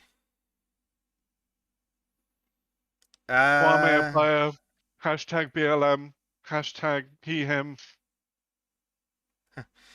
Well, Clare College, London. Well, yep, it's a Ghanaian name. Oh, I know the most multicultural fucker there is. That's not a smile. That guy is, he is just distraught. I wouldn't call that a happy guy. Yeah, that's that's like a shocked open mouth. What's going on? Yeah. That's a dimple that is giving you about 20 extra years in your face because your body just says, no, fuck this. Does not compute. That's a broken man right there in many ways. I snipped my balls for you and you leave me? Let's see this art. Come on. Tom Yum. Not the soup. Well, I wouldn't say they're a horrible artist. I wouldn't say they're super ultra fantastic either, but they're not horrendous. This feels like something the WF would commission. That kind of like slightly childish, cartoony playtime thing. It's like, hey, you're all gonna be plugged into the metaverse, and why that's okay. And there's like little cartoons. Kind of does feel like that, doesn't it? This seems more like a dark comedy cartoon that was in Norway once. Yeah, I know which ones you're talking about. Yeah, they just seem like awfully overly happy, and then some horrible fucking shit happens. Like a dude just smiles and just turns a crank. Then you see zoomed out that people are being thrown into a meat grinder. Yeah. Okay, here we go. Clients include I read a lot of comics like that. Airbnb, Apple, Bloomberg, Casper, Google, Harry's, JFK Terminal 4, New York Magazine, the New York Times, the New Yorker Time Magazine, and the Washington Post. Oh, a lot of Draken there. Yes. But I mean, if you're an artist, you might as well just get a sellout. But how much effort in that's? I mean, you're talking about that sketch with the guy waving helplessly at his wife as she's leaving. Yeah. I mean, how much money you get for that? Probably that's probably like $30-40, I reckon. I call that an hour's work. Huh. I could make something like that within an hour. Oh yeah, but an hour. You'd also not be stupid enough to not charge them the full hour. No, you charge 2 hours. But still, though. True. Yes. But yeah, if someone actually wanted me to draw something like that and it was a newspaper, I'd charge a day. Yeah, but I imagine that she probably does like maybe 20 or 30 of those for like a bunch of different newspapers. And that's probably a pretty good income. George, don't you dare. I mean, quantity over quality is a lot. It has its benefits too. Don't you dare. Away from the computer, cat. What? George is being naughty. Oh, I heard him. I love how you get stern and Discord your is going to regional pop out accent soon. comes out. Don't you dare. I swear down. You'll be dead. I swear to me, clan, that if you plug out the computer, you shall feel the wrath of the Highlands. I can't even deny it. Drew sometimes sits in voice call and he can just hear me shouting at George. I must think it's so abused boyfriend. Imagine us having a conversation or a discussion, and suddenly, out of nowhere, it's like, George, just high squeaky noises, just suddenly. And then you just hear a cat just shriek in the background, a door slam, and it's like, hey, I'm back. George was being an idiot again. And I'm just sitting there, it's like, what happened? Why? It's just so random too. It spontaneously happened. It's not spontaneous. It's like an Tony or Lyle McDouchebag cartoon. It's spontaneous. It's when I can see him approaching my PC tower. He's like, "Oh, I'm going to go and climb on that." I'm like, darn you, fucking dare! And they touch it, you wee little shade. Luckily, we will get you. On the topic of broad Scottish accents, I rewatched Austin Powers 1 and 2 this week. Fat oh bastard. My god, they're still fantastic. All of it, spot on. You saw the Scottish version of me, I guess. I'm bigger than you. Get in my belly. Oh, I could do with a bit of you.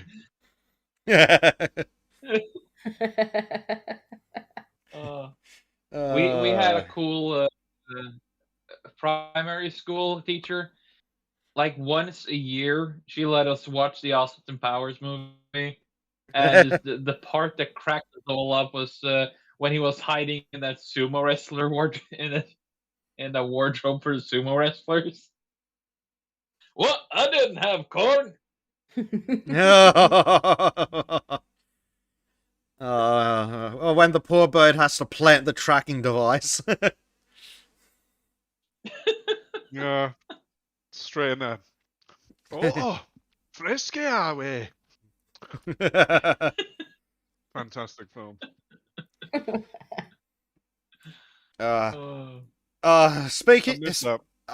Speaking of ridiculous movies that you'd never be able to make today, have you guys seen Blazing Saddles? Yes. When they're recruiting the no-gooders, what are your talents? Rape, murder, arson, and rape. You said rape twice. I like rape.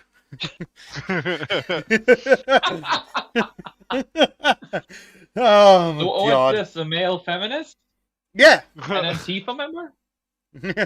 So Blazing Saddles is like classic Mel Brooks film. Of it is not one of the better comedy, films. but it's so funny and it's so earnest. Well, it's one of that type of film that knows it's shit, accepts that it's shit, then plays it up. And it's fun. Lovely. Like, it's not a objectively good movie, but it's a brilliant Where's fun. My Car a while back. Oh, it's been ages since I watched Dude, Where's My Car a while back, as well as the first Ace Ventura film. I fucking love those. They were fucking glorious. Like a glove. Sure Fat Tucker did a good video past couple of days. I can't remember when, on irreverence and how that's kind of gone. But yeah, there was a lot of stuff back then, like in the 90s, that was just stupid, and it was fine to have stupid shit. Yeah, it was just funny. Like, you don't need to have anything more than it being funny. The best part is just how the main antagonist of the first Ace Ventura film was basically just a insane football washout who got so focused up in a screw up, blamed on someone else, then escaped insane asylum, transitioned, became a police officer, only to kidnap the person they blame for everything. Full on transition, except for the sneaky part. Yeah. Say hello to Mr. Winky. And every police just starts spitting and scratching their tongue. And it's what is it? It's the crying game as well. Starts playing. I'll post it in the chat. Yeah, yeah. It's funny. If anyone hasn't seen it, you've got to watch the film. And there's another funny part. I was watching it with a friend of mine, and he has a very lefty girlfriend. And I just looked at her that moment, and she just got really. She had the Tumblr face. She isn't the bad kind of lefty, but she has the opinions. She just doesn't make a fuss out of it. She, surprisingly enough, respects people's opinions, even if she disagrees. She's really cool. But it's so fun because she does have those knee-jerk reactions you can see from the Tobleronas. She's just wise enough to just live and let live. But it's fun winding her up sometimes.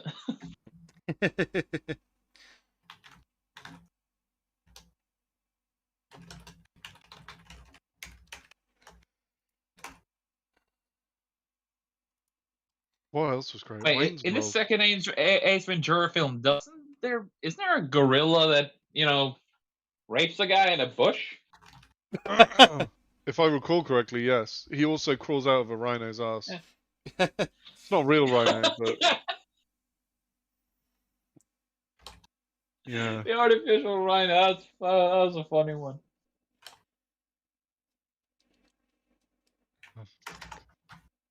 Yeah. Yeah, unfortunately, I wasn't a huge fan of the Ace Ventura films, and I think that's because my hatred of idiots extends into fiction. Oh, so you don't like Dumb and Dumber? No, I hate it. Oh my god, it's so which funny. Is so annoying because good. it is a good comedy. I just can't stand idiots. To be fair, that kind of thing is why I can't stand How I Met Your Mother or Scrubs. Because the main character is like Scrubs? Well, I liked all of Scrubs. And, I liked Scrubs and How I Did Your Mother, except for the main character. Yeah, the main character. My only problem with Scrubs is the main character. The main character is a pathetic loser, idiot, coward cuck. I didn't that was like every Scrubs. single character back in those days. The early 2000s. No, the janitor was fucking brilliant. Yeah, the janitor and Dr. Cox were fucking brilliant people. Yeah. But the main characters in shows like that is always supposed to be this spineless little. Well, that's thing. because it's supposed to be the audience self-insert. No, I don't think so. See, this just reminds me of the cursed image that I posted the other day. Oh God, the Friends one. Speaking of shows I can't stand, what? To the archives. It's like if it aired now, what the characters would look like. It's just like that's cursed. That is cursed. Apparently, September 2nd. And one of you watched. Oh. It's gonna be fucking horrible. And one of you watched Lotus Eaters from Friday about how the Glee is basically responsible for the fucking oh God SJWs. Nah, I don't buy it. Yeah, if Friends aired in 2022, sadly, that's not wrong. I'm just scrolling through Mythos' shit fucking memes for hours. Could you at me there so I can find it myself? Again, shitty phone. It's in live shows. Okay. It's lovely. I mean, yeah, that's on point.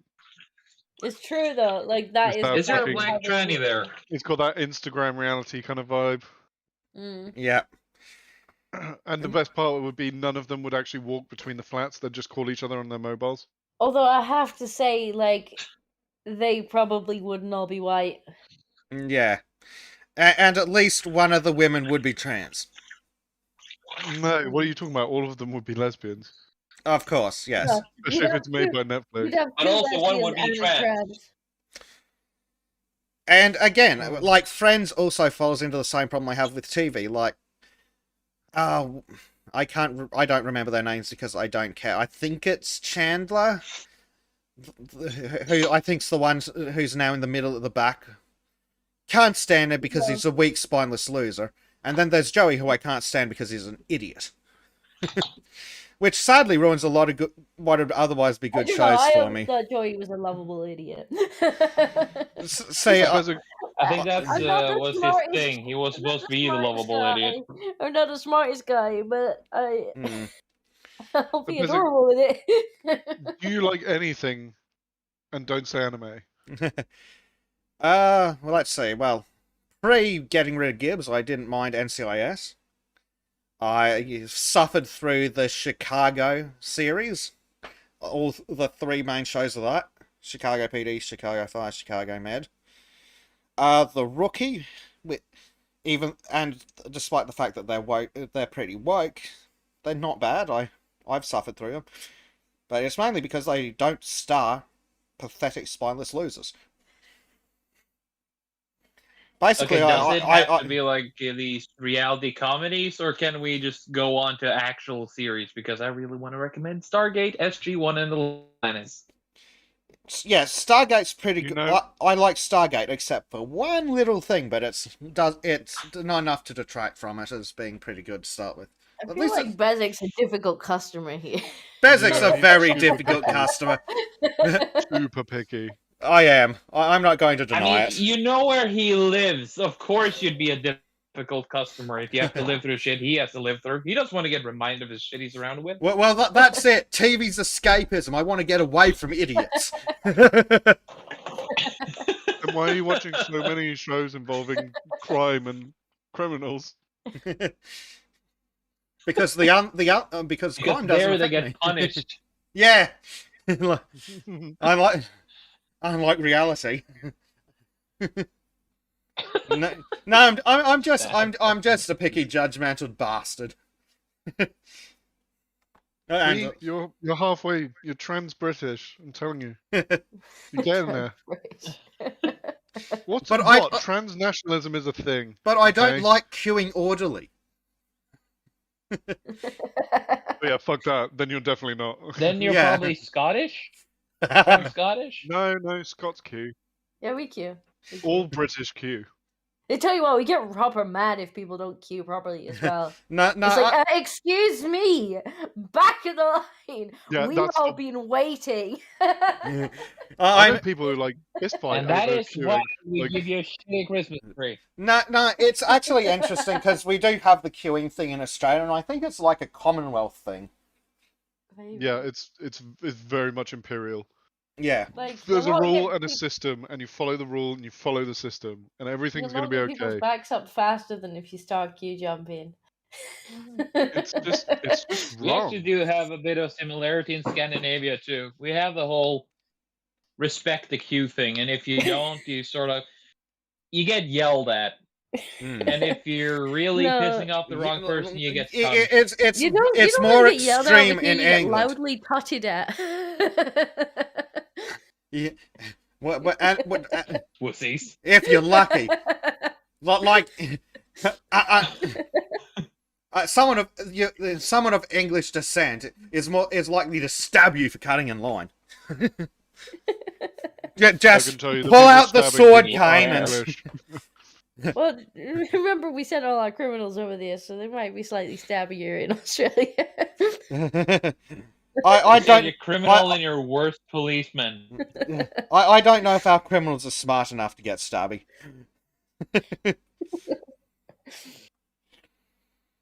Not anymore. No more Ned Kelly. National hero. Yes.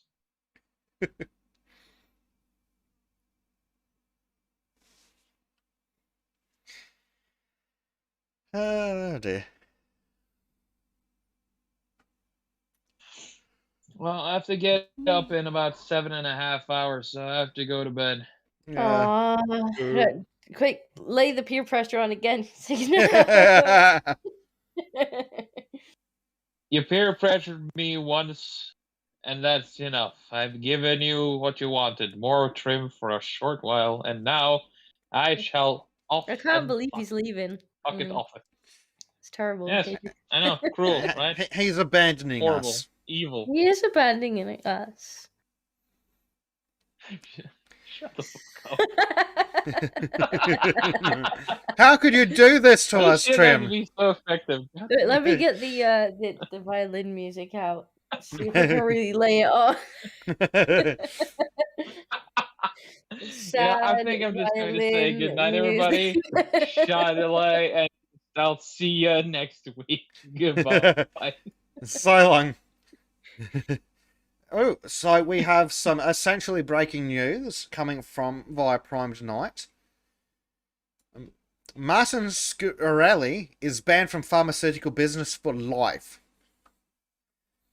So, this is Mr. Super Expensive Insulin. Oh. The disgraced drug company executive was also ordered to pay $64.6 million by a federal judge.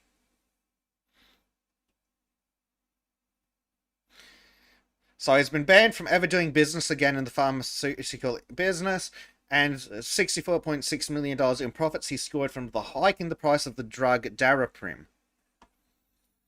So tied to a lawsuit filed by the FTC in several states that accused him of monopolistic behaviour. So, because he inflated the price of the drug from $13.50 to $750 per pill after obtaining exclusive rights to the decades-old drug in 2015. Hell. Yep. Daraprim. That's not fucking hell. Yeah, that's ludicrous. And that's why they've fined him a massive amount of money and banned him from ever being in pharmaceuticals again. So, what is the drug Daraprim for? It's needed by those suffering from a rare parasitic disease that strikes AIDS patients, cancer victims, and pregnant women.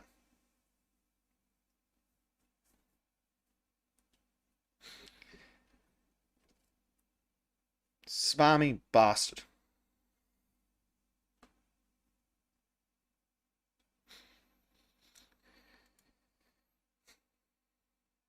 Back in a minute. I need to get some more tea. Righto.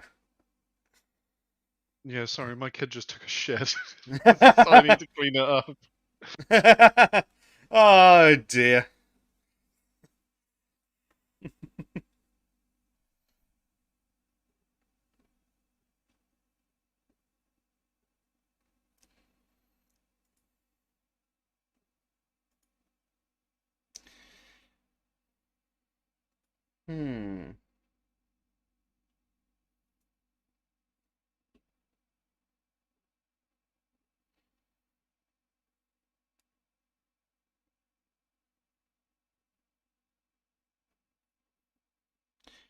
Let's see. Another last article I think that we might cover.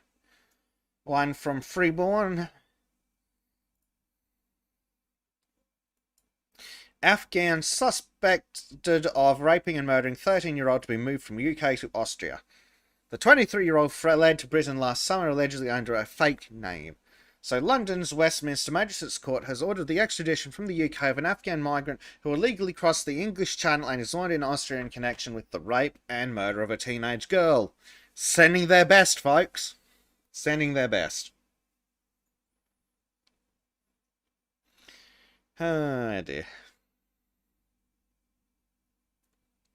So of course, this guy and 3 other Afghan migrants are suspected of having drugged 13-year-old Leonie Wallner in Vienna on June 26, 2021, before luring her into one of the suspects' apartments, where the teenager was given yet more ecstasy before being gang raped and strangled to death. Oh, so rape and murder. It is alleged the suspects then rolled up a body in a carpet and dumped it on the street. Out fucking standing.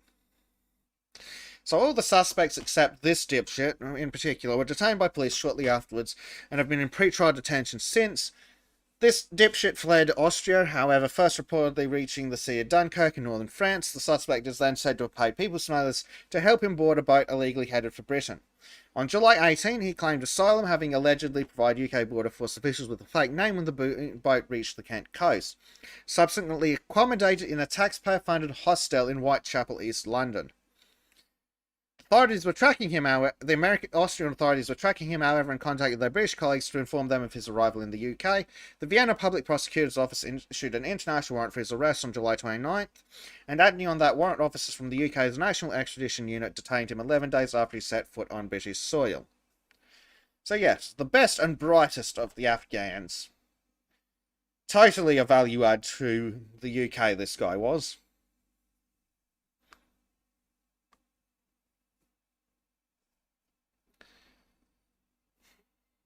I'm sorry, at this point, who would have been left in Afghanistan who's going to be of value after all the stuff that's been going on for the past 20 years?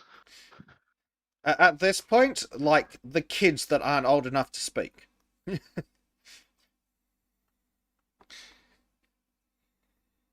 And, yeah, that's not particularly a value add. Oh, dear.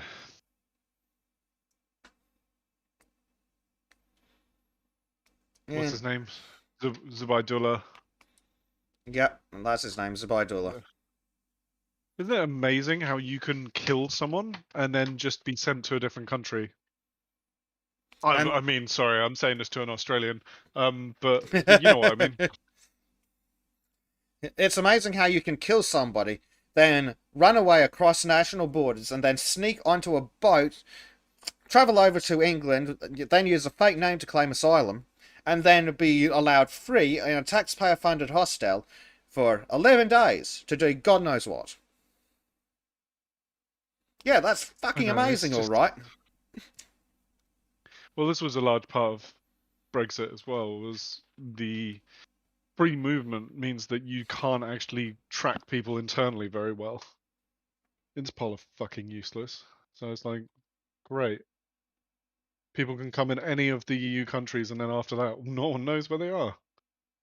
Yeah, like the ones that snuck into Germany and then fucked off wherever. Oh, exactly. We're talking about that. Yeah, didn't Germany take a whole bunch in?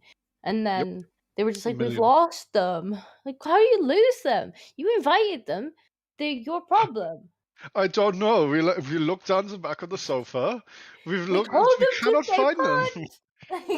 They're here somewhere. I don't know. Maybe ask Poland. Maybe they have them. And Poland's like, no. Poland's like, no, fuck you. We're building a fence and making Germany pay for it. They don't need to. They can just. The Polish people will reject any of this shit. Based. The Poles have been pretty based the last couple of years. Well, it's like because they know communism and they smell it. Damn it. 97% Polish and incredibly conservative Catholics. Based. Like they don't put up with anything. And former Soviet bloc as well, so they don't like fucking communists. Yeah, so you missed this guy that we were talking about, a case in specific where a guy raped and murdered a teenager, then fled to across Europe, paid some people smugglers to get him over to the UK, and then he stayed in taxpayer-funded accommodation under a fake name for 11 days doing God knows what before the cops got to him.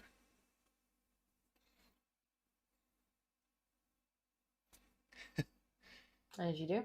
Yep. Doctors, engineers, and scientists, guys. Yeah.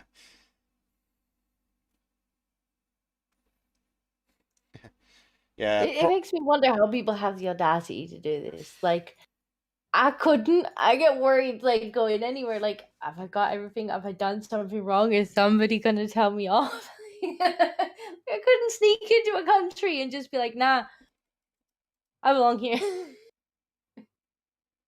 This is mine.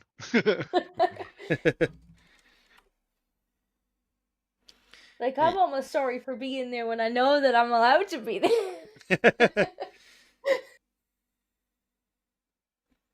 Yep. Think Positive says, should have registered them at the borders, but we did not. Or we could have just not taken them.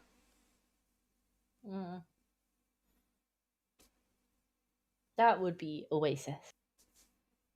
Isn't it weird how the people who are up for vaccine passports aren't up for actual passports? Or the people who aren't... The people who are in favour of vaccine passports and ID to go with them aren't in favour of ID for voting. Yeah.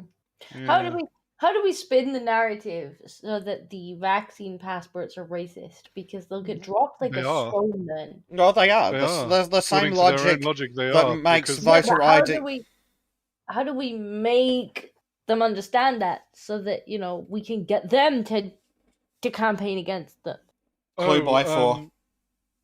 It's government controlled, done by the evil Tories. Minorities are overrepresented in the unvaccinated due to systemic and historical inequalities, blah, blah, blah. You know, their usual shit. And then you just say, it's therefore vaccine passports are racist. Because I think that's how we get rid of them. Yeah. But the leftists love big state, so they just can't. They can't do it. Well, they're also very good at cognitive dissonance. Because they can happily accept that you shouldn't need ID to vote, but to enter the building the voting's in, you need a vaccine passport and ID to prove it's your vaccine passport. Which is a higher threshold to acquire than just an ID card. Exactly. Yeah. Though I do agree with what has been partially suggested. If you're going to require ID to vote, all citizens should be entitled to ID for free. Yeah, I agree 100%, not a problem. Yeah. But citizens. saying that black people are too stupid to go to the DMV and get some ID is pretty fucking racist. Incredibly. I mean, it's basically filling out a form. If they can't fill out the form for the ID, they can't fill out the voting form. Literally. That's how easy this stuff is. It's like name, address, NI number. Done. Yeah. In Australia, you can get like what's called an 18+ card, which is basically just ID. And literally all it is, you go in, you fill your form out, you give them like a couple of things to prove that you're a real person and that you are that person. Jobs are done. You don't even need to be able to read. They'll help you fill out the form. I mean,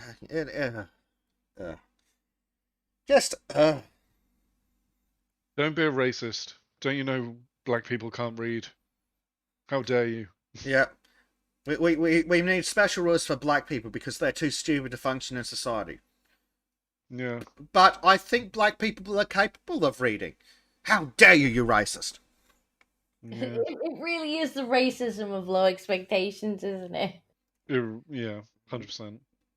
It is. It's the worst kind of racism. It's like, I'm so anti-racist that I know that you're too stupid to do this yourself. I'm the good guy, not those nasty people who were going to try and make you do it because they thought you were capable. Yeah, not those nasty people who are holding you to the same standards they hold everyone else to because they think you are capable of it, but are choosing not to be. The worst part is all these middle class people are they don't interact with anyone who's not white and middle class. That's the worst bit. So they're lecturing on people they've not even met or interacted with. Well, that's it. Like, they call Texans racists who hate Mexicans. No, I'm pretty sure that a lot of Texans would be like, no, the legal immigrant Mexican who's a hard-working gardener and is trying his best to learn English, like him better than any Democrat who's ever existed. Yeah, just not so keen on the ones that are, sneaking across the border with children we're not sure are theirs. Yeah, well, like we mentioned more, there is no group in America that hates illegal immigrants from Mexico more than legal immigrants from Mexico. Well, I can see why. Yeah. One, they're skipping the queue, and two, they're giving the legal ones a bad name because inevitably somebody's going to lump them together. Well, it's also because the legal one's putting all the effort to do it properly. Well, that's it. Yeah. And that should be rewarded. Yeah. And they want to come to America. They want the American dream for themselves. The ones that come across legally. They want to be able to work find a wife who may be who's probably another Mexican immigrant, not a problem. Then have kids who will grow up to be Americans. Like, what's the problem? Sounds pretty cool. But no. Like, you see the odd sub story that comes on. There was one a couple years ago where this guy had snuck across at some point, and he'd had years to then try and apply to stay legally, and he just had never done it. So then he got a wife and kids, and then he got caught, and he's like, "I'm being separated from my family, woe is me." And it's like, dude, you've had 20 years to try and do this legally. But no, now that they've caught you and dragged you off to detention center, now you're like, my application won't go through in time. It's like, you've had 20 years, dude. Right? 20 like, fucking years. I procrastinate, but I don't think I've ever procrastinated quite that long. Like, if you really wanted it that bad, you wouldn't have waited until you were in the detention center to start your application. Exactly. No, you just wanted to get more money, and because you're not a citizen, you're doing it under the table and not paying tax. But now it's a sub story because I'm separated from my family. It's like, exactly. I'm sorry, but I don't really have sympathy for you at that point. No, but the left love a sub story. They're proper bleeding hearts, aren't they? Yep, but unless it requires them to do anything or sacrifice anything. Clicking a like button takes a lot of energy out of you when you don't do anything all day. It does take a lot of energy out of you when your mind is so weak that it takes all the effort in your being to move a mouse. Or, as the case is most likely, to poke a like button on a screen, because... Yeah, it's poking a like button. Well, they're also dealing with all the racists on Twitter, you know? Yeah, that's a full-time job. Filling up that block list, you know? Hard work. Learning the latest party lines. Yeah. Copying AOC's press style. Yeah. Biden's doing great. Good job, Biden, is people congratulating him on his success. It's totally not sarcastic.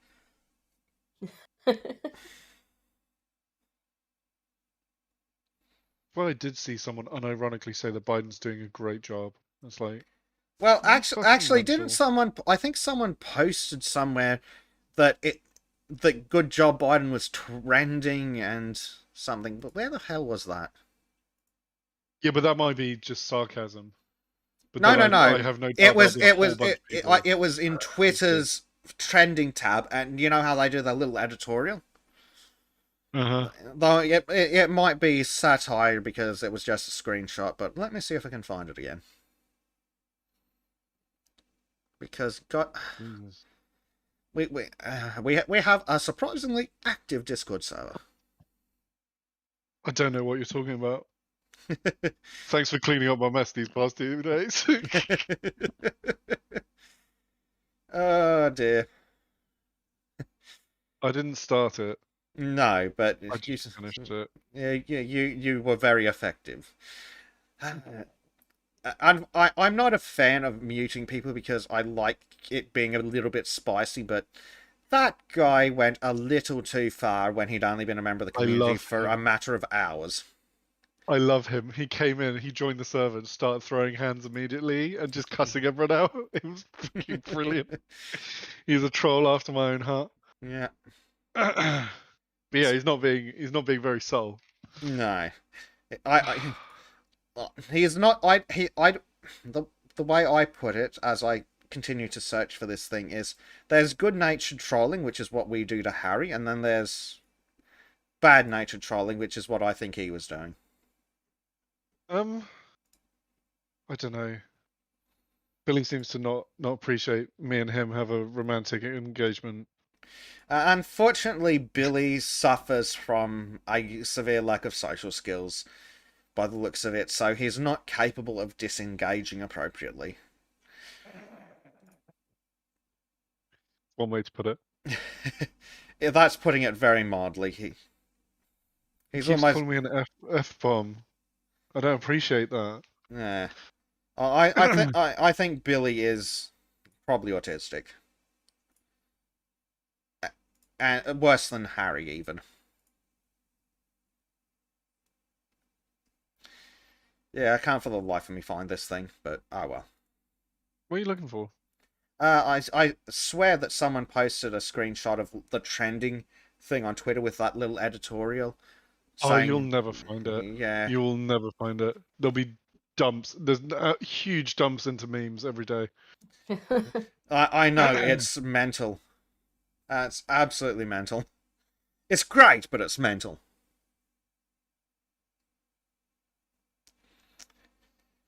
I just made a mistake of opening Twitter, and I'm just instantly mad. I don't. Yeah, just don't go on there. Just instantly cross. I think that kind of is why I was especially cranky with the new guy, because it's like I wake up and the first thing I see is him calling Billy a pedo. It's like, okay, you've officially shut me off within 5 minutes of me waking up and opening Discord. Yeah. Sorry. Well, maybe you should live in a different country. I'm trying, damn it. Yeah, what you doing being nocturnal and stuff? Disco, why? It makes me angry. Share the pain. Share it.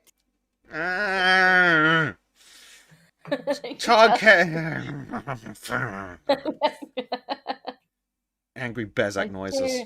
Share the anger. Here's the pain. This is why you come here, isn't it? So you can share the anger with everyone else. Yeah, absolutely. Why can't it be like your Discord where people share pictures of puppy dogs? And that sounds lame as shit. I don't think it's wholesome there. There's wholesome channels for just fluffy things. Cute and fluffy things. We're pure black pill, nihilistic accelerationism here. Horrible things, so you feel horrible. And this is why Bezek has lost the will to live. Yes. Pretty much. You're not being a Janny unless you don't want to live anymore. Oh, there's truth in that. Oh dear. Well, since we're bursting blood vessels, I'm going to get that one that I added you with, Disco. No. So, since we're playing this game... What's going on? What are you about to assault me with? 18-piece disposable face masks for 6 month to 1.5-year-old babies. I mean, okay. Let's look at this. Let's break this down with some level of logic. Who has actually recommended that this age group should wear a mask? Nobody. Nobody. Like, what the fuck? Virtue. Yeah, I mean, not necessarily. It could just be, the people who trap themselves in the fear bubble. Yeah, and I feel bad for those people. It's people who've trapped themselves who are genuinely in the terrified because they don't know what's going on. And I genuinely feel bad for those people. Yes, but I feel worse for their children, and it makes me very, very stabby. But yeah, the virtue signalers can get fucked. The ones posting pictures on Twitter and shit like that. Being like, look, we're all like masked up. It's like, shut the fuck up. If you were that afraid, you wouldn't go out the house. Exactly. 18-piece. None of these masks fucking work. I don't think it's too spicy to say that. Why are you putting them on babies as well? The cheap disposable fucking ones, they don't do shit. They do nothing. Yeah, you would need they do nothing. You need a proper one, exactly. Even N95s are somewhere between 50 and 75% effective. You're They pulling also your need to be bandana properly over. cleared for. Yes, they need to be properly fitted, which means that men must be clean shaven. Also, where are these people going? Like, I live in London. I work in town.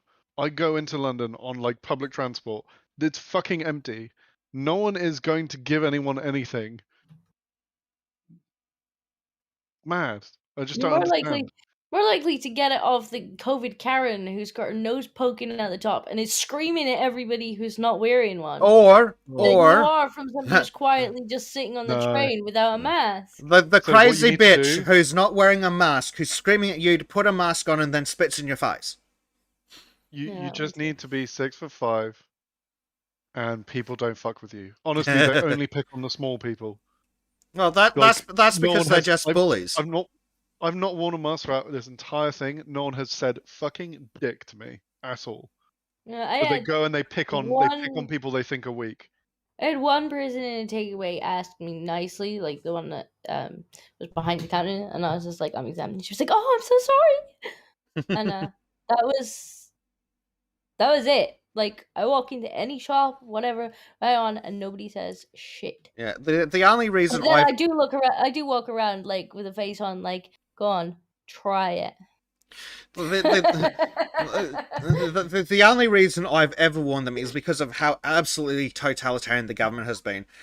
Like, it's not worth getting into To a be fair, the fight. police will beat with, him if it's he not does worth it. getting into a fight with half a dozen dipshit coppers over a mask.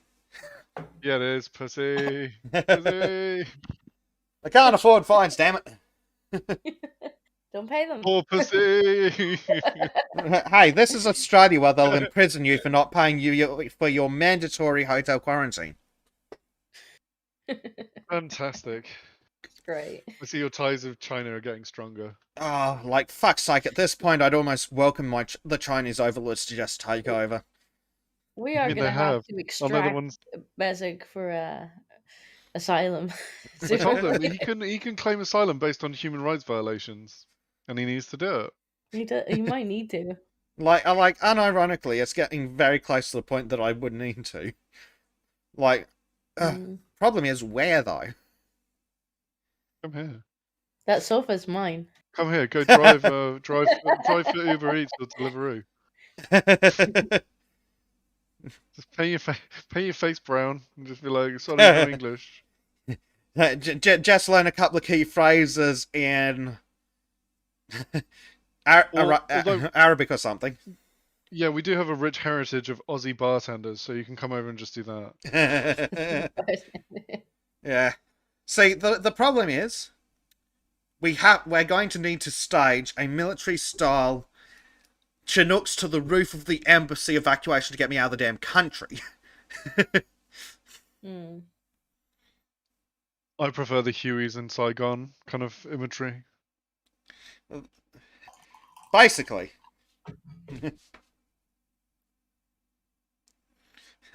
Yeah, Solicid says I should go to Poland. Poland sounds pretty chad. Yeah. I like the Poles.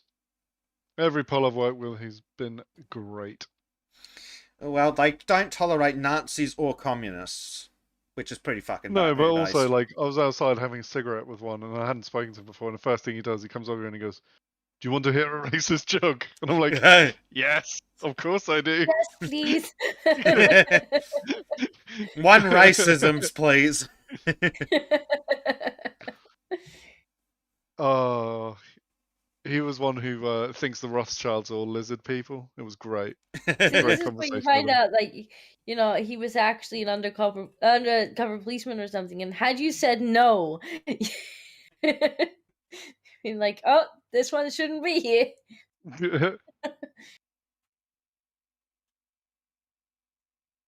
Oh. Oh, that's in the mail. I'm not gonna pay attention to that. Something about bird flu is picking up in China again. But it's in the mail, so serious doubt.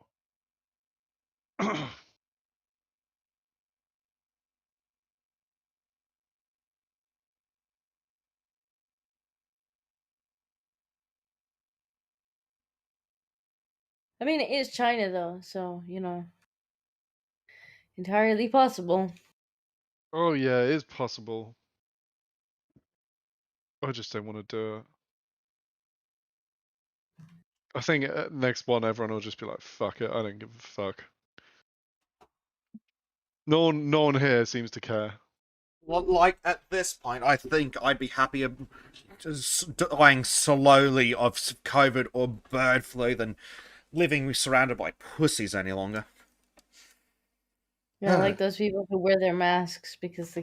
I mean, what?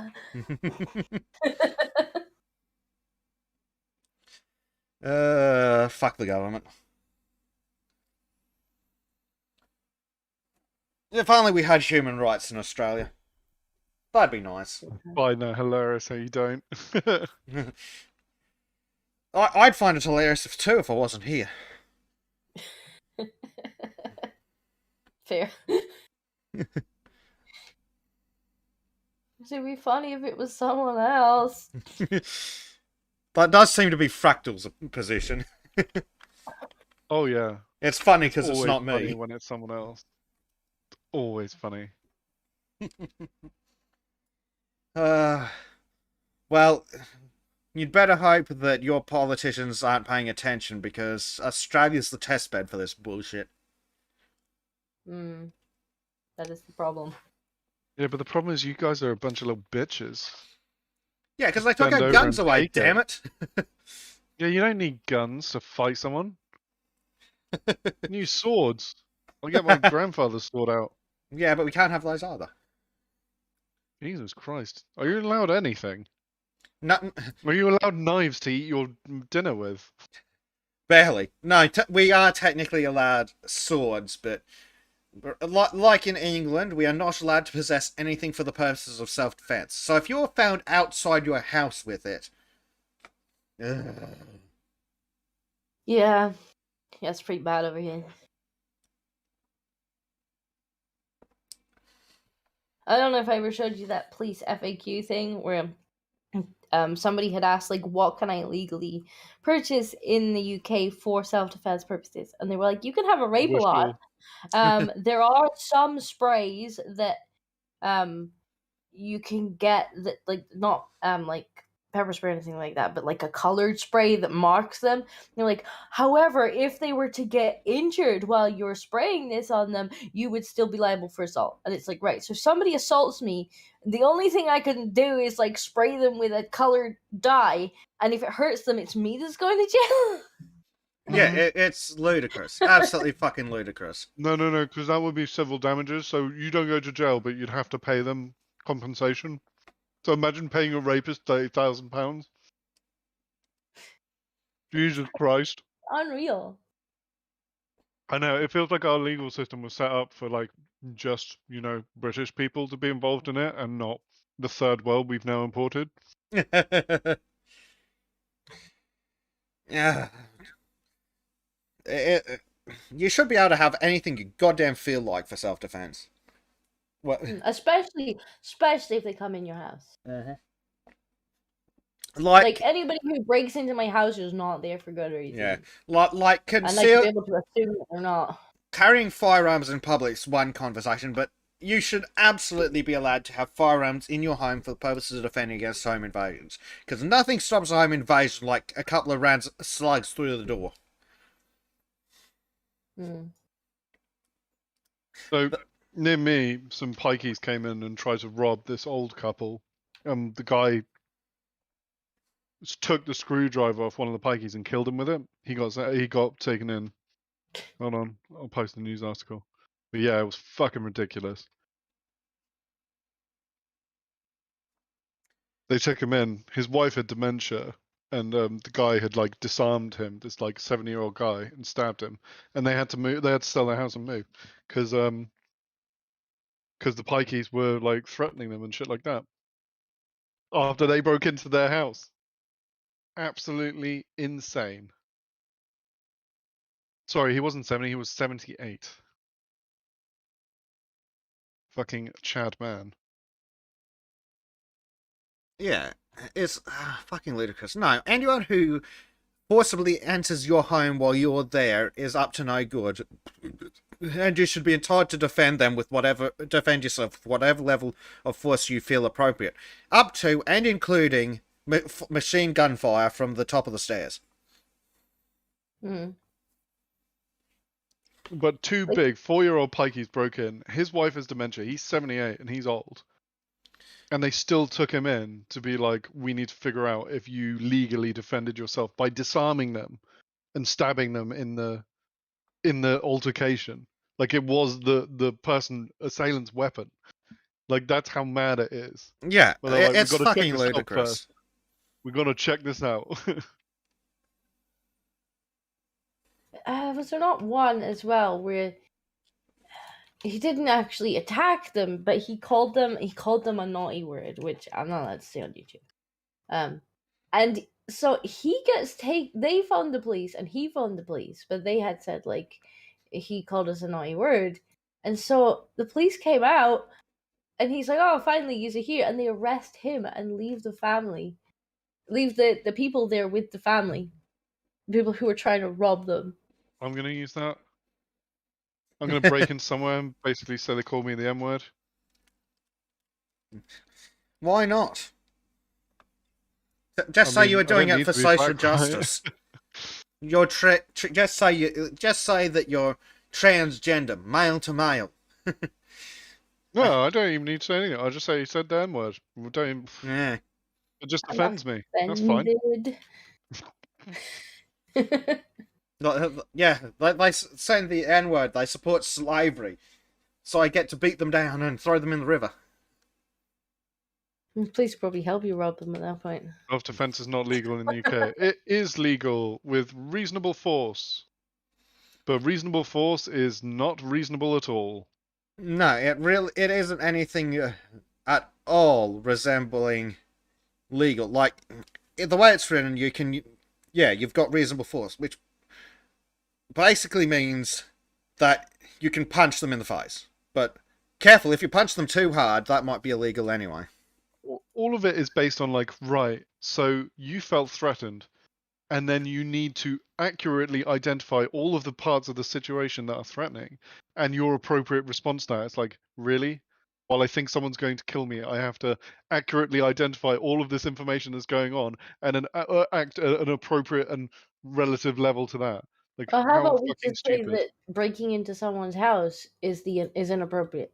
Yeah, that'd be nice. I think well, in Australia, Australia, fuck around and find out. Yeah, like, in I'm sorry. Australia, we've got this stupid concept called equal or lesser force. So you can use a force equivalent equal to them. So if they've got a knife, you can have a knife. If they've got a gun, and by some miracle you have a gun that's somehow legal for you to possess, but we won't go into that, then you can use a gun. No, they pull a knife, I get to pull a machine gun. Fuck this shit. Lethal force is lethal force, let's fucking roll.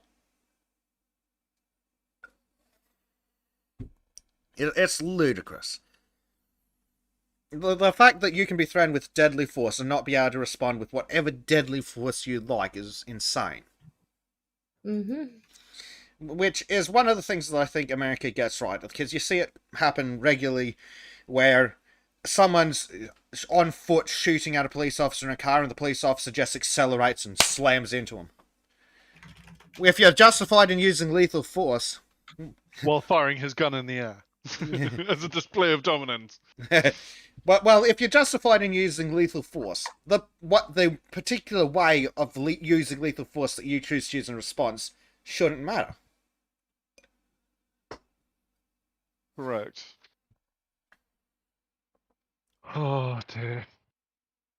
Nobody should be able to come into your house and put your life under threat, and you be worried about, am I going to be punished for surviving? Yeah, exactly. And I'm of the opinion that if anyone who forcibly enters your house is putting your life at risk, by definition. In fact, I'd say that someone attempting to forcibly enter your house is putting your life at risk. Like, I unironically believe that if someone is trying to break into your door, you should be allowed to shoot them through the door. I don't care if they're drunk and lost. There is no innocent reason for them to be trying to force their way into your home. Yeah, justice for Oscar Pistorius. I don't know if anyone remembers that guy. You mean the guy who shot was into the guy who shot and bathroom. killed his wife in his bathroom. Wakes up, my wife isn't there. Sorry, according to him. Wakes up, sees his wife isn't in bed next to him, and there's a light on in the bathroom. Just unloads into I it. don't believe him. Not even slightly. No. He's such a liar. He fucking flipped out and shot her. That bastard knew exactly what he was doing. Oh, he's such a fucking piece of shit. But no, I think it should be quite clear-cut. If someone's got a crowbar and they're trying to break in your front door, and you shoot them through that door, that should be illegal and justified. And the police should just drag the body away. Can you come tidy up, please? Literally. Yeah, I'd be up for some form of castle doctrine. I think that castle doctrine is the bare minimum response. None of this duty to retreat bullshit. It's attack on the sanctity of my home. So no. Yeah, and if they are forcibly entering my home, that means that they are intent upon doing me and all my loved ones harm. Therefore, and again, it's probably at night. I don't know if they're armed. I should assume they are because I'm here and they broke in knowing that. It should be reasonable to assume that they are armed in intent on causing death or great bodily harm to you. And you should be able to react appropriately. So how about this? Because of our rich history, we do literal castle doctrine. We can use boiling oil, stake pits, pikes and halberds, spiral staircases. Be great. I think I'd have fun designing the defenses for my house. Yeah. I open the door, you just ram a halberd through them. You're just like, fuck off. They're trying to knock on the front door, and you're just like, you open the upstairs window, and it's like, boiling oil, yeah. Yeah. Let's see. UCYIB Dewan says that's pretty much the law in my state. UCYIBDA1. Okay. Yeah, UCYIB Da1. It took me an embarrassing long time to figure that out. But anyway, they say that's pretty much the law in my state. As long as they cross a threshold, if it's at night, even better. Based.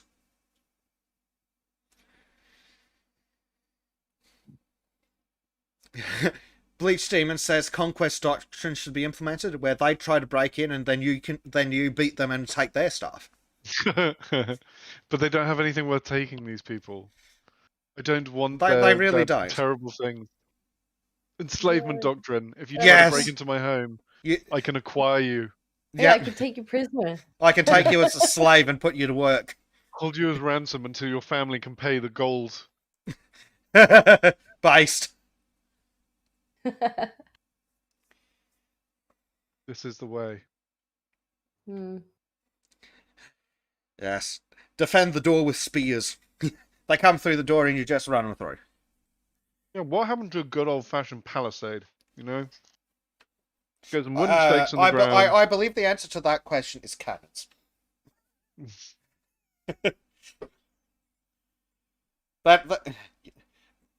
Actually, you've probably seen the copy pasta about defending your house with old-fashioned ways, with the cannon on the stairs and your musket and your bayonet and your pistol. Like that, and ironically, that should be legal. The cannon is not old-fashioned; it's positively modern. Yeah, I know, but compared to modern fast-firing weapons, but shall use the scorpion. But the meme itself, I think that should be entirely fucking legal. If you want to mount a grape shot cannon at the top of your stairs for home defense, I think that should be legal. I'm gonna dig a moat and put a trireme in there. Yes. Super Chad.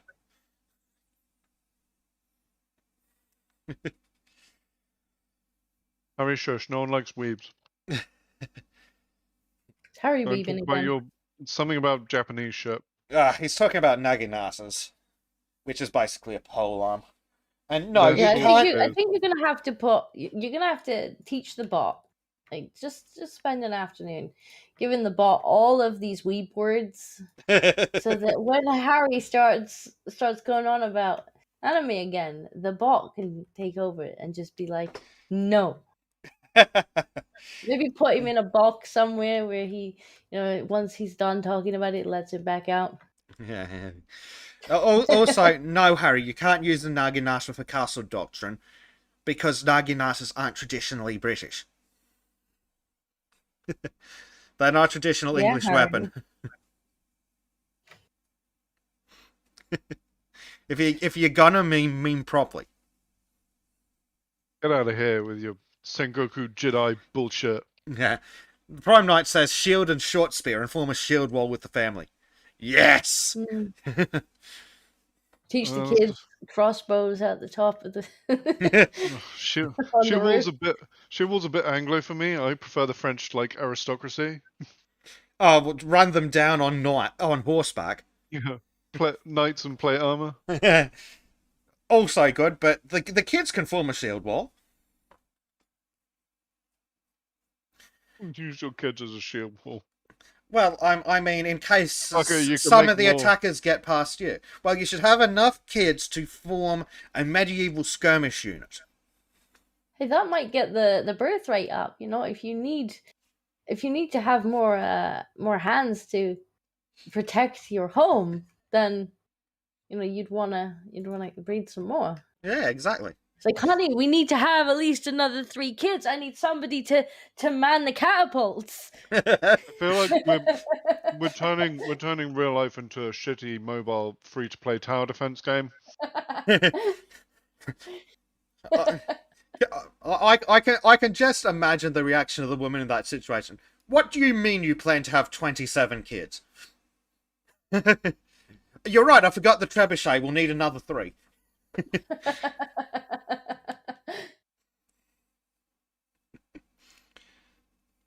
Trebuchets need a team of like 5, don't they?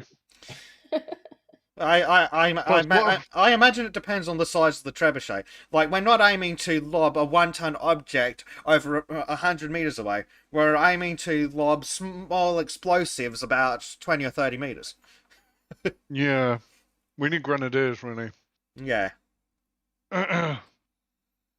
We don't need not much use for siege engines. I mean, they're still pretty cool. So why not? You can use them for Is Greek fire going too far? No. No. That's what the grenadiers and the trebuchets for.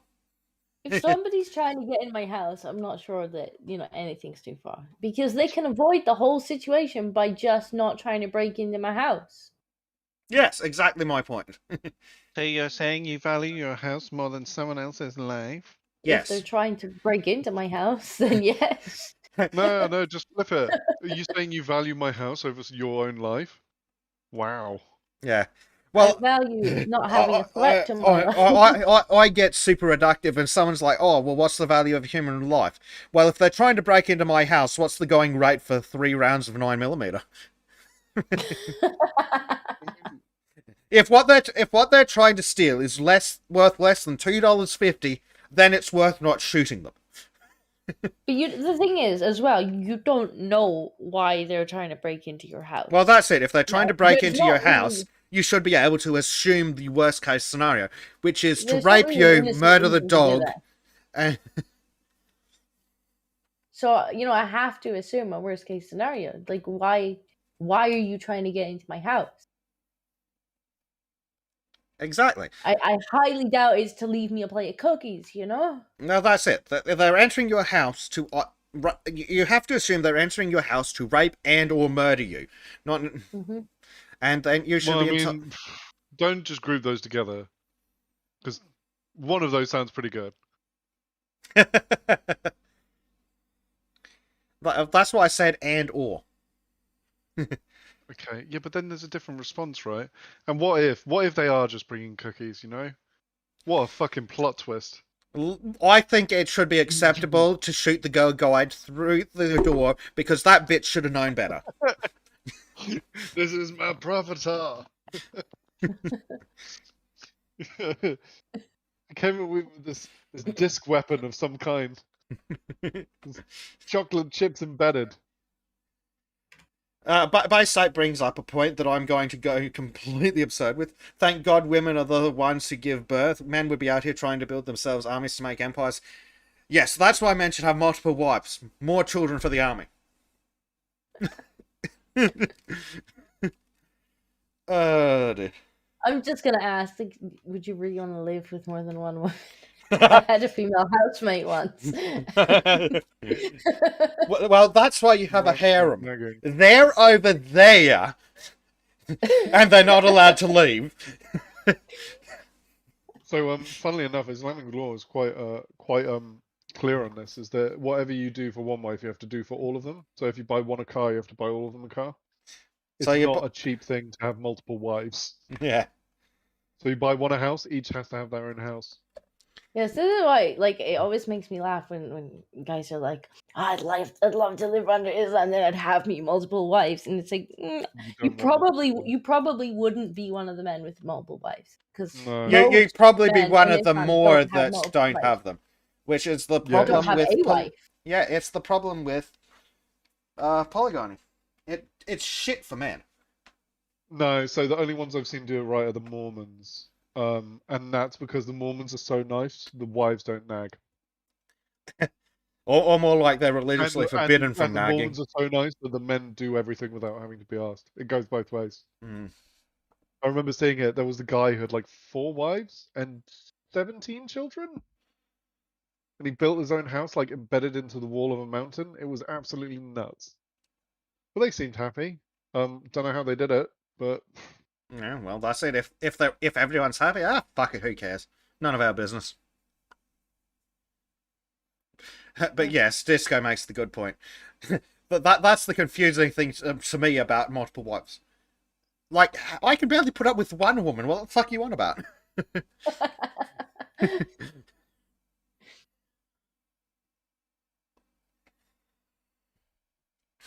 Find the code. Theodore Pinnock says 6.5 hours. Damn, is this an EFAP stream? Nah, those pussies have nothing on this.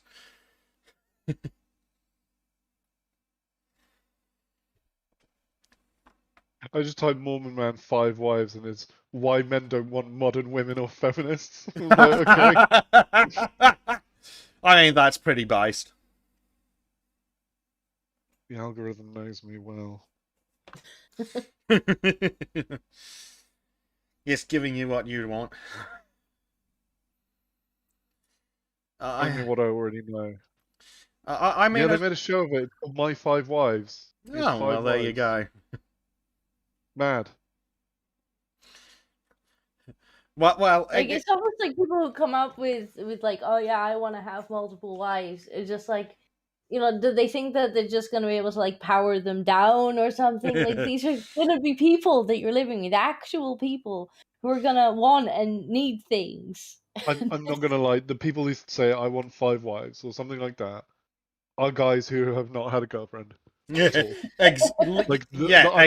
Of, like, how much effort you have to put into maintaining a relationship with another human being is like incredibly hard. You can't just fuck around and do what you want. That it's either that or they're envisaging like the multiple wives in a harem guarded by eunuchs over there locked away. Which is not going to happen. No, it has some issues if you're not the Shah. You're going to have to keep these multiple other human beings content or your life is going to be hellish. It's not even that. You have to interact with that many people. How many people do you interact intimately with on a like daily basis? I mean, you can't think just have like a 10-minute conversation with each one. Yeah, you think you're going to get to spend some time in your man cave when you've got 5 wives? No. Well, the joke goes you should have 2 wives so that if they want to talk, they can talk to each other. But no, what people also miss is, have you met women in groups that they're conspiring, conniving, evil monsters, and they're all against you? Yeah, we've decided, honey. Shit. I was talking to wives 2 and 3. Oh no. Yeah, they don't have names at this point anymore. And Just we've have all serial numbers. decided that it would be best if you did this thing. God damn it.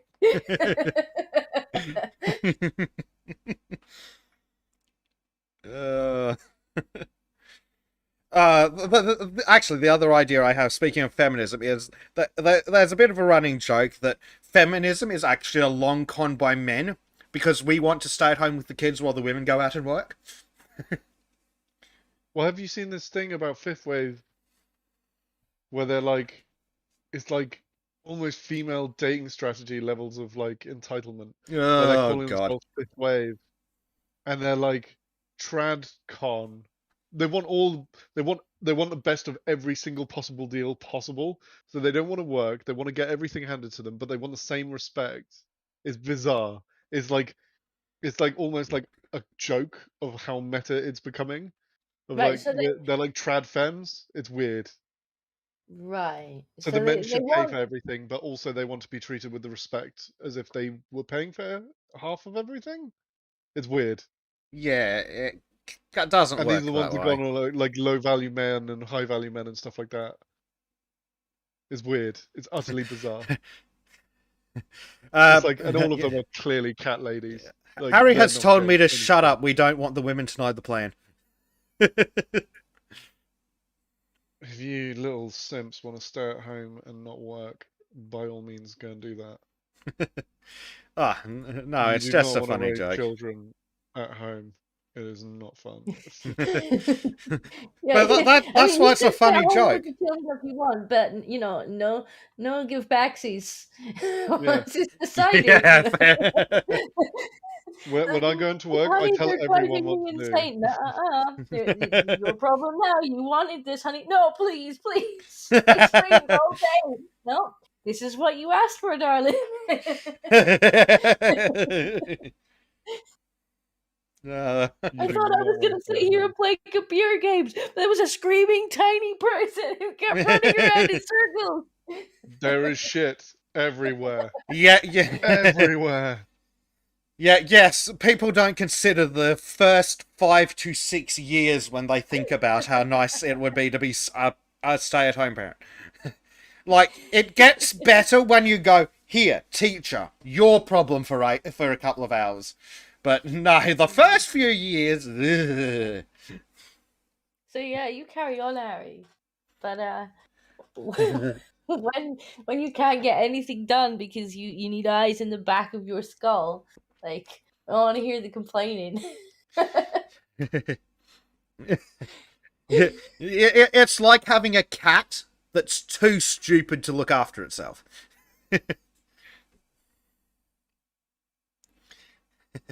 I didn't say Sa Mythos, I said Shah. S-H.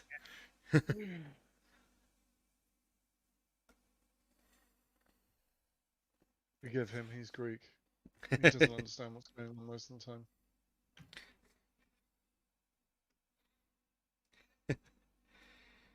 Oh dear. Dave says that's a low maintenance payments. Yeah, can you imagine the alimony for 5 fucking wives?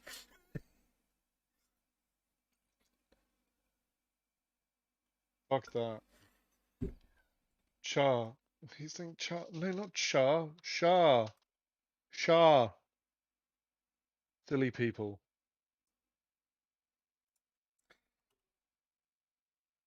Oh, God.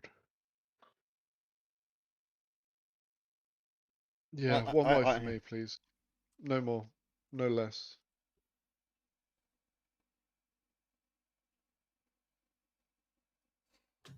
You don't want a group of women to control your every... That sounds fucking horrible. Yeah, that sounds like being. awful. That sounds like living in Sweden. And the thing is, like, you could be outnumbered on any decision.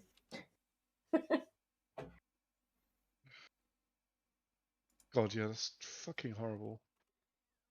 As I got together with the other wives, dear, we think that you really don't need that man room anymore.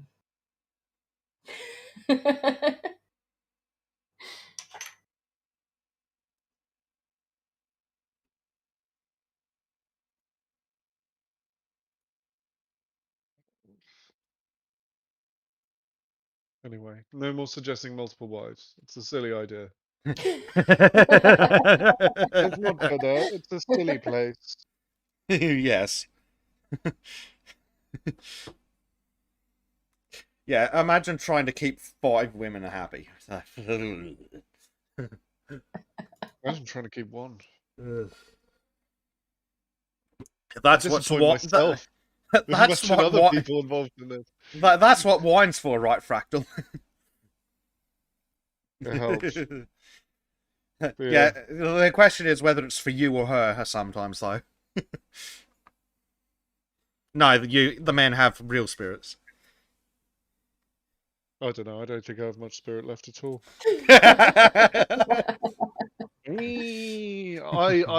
I'm starting to really identify with Al Bundy, and he is now my role model. Yes. Al Bundy is my spirit animal. Look, Peg, I want sex too, but you don't see me bothering you about it.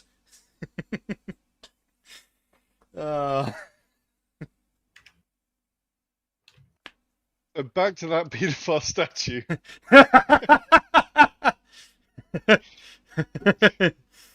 Oh God.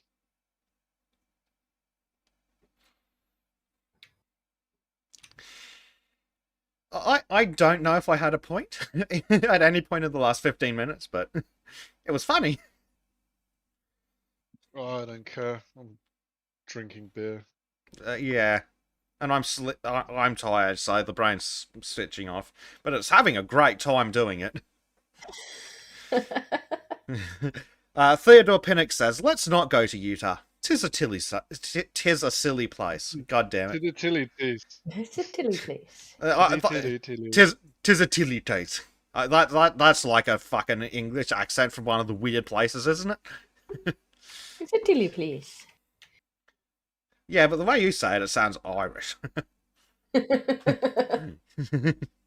Silly place.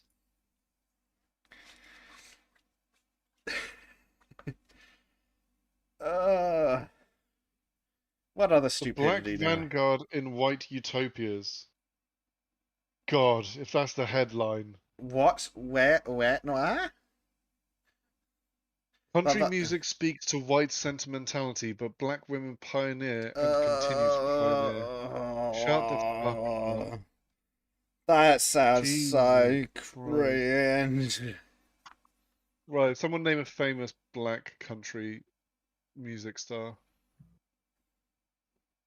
Yeah, exactly. Jesus Christ. I'm just sick of this shite. Ooh, Dave has some interesting information. That's where checkmate comes from in chess. Shah mat. In Persian, the king is dead. I did not know that. Yeah. I want to say this as well, because that shitty fucking weeb anime meme. The queen isn't traditionally the queen in chess. The queen was formerly known as the advisor, who was a male role, not a female one. Based. So the one where it's like the women do everything while the guy just sits around. It's like perfect relationship. It's like, no, it was the advisor to the king. That's what that role was, and that's why it's so much power. Boom. Roasted.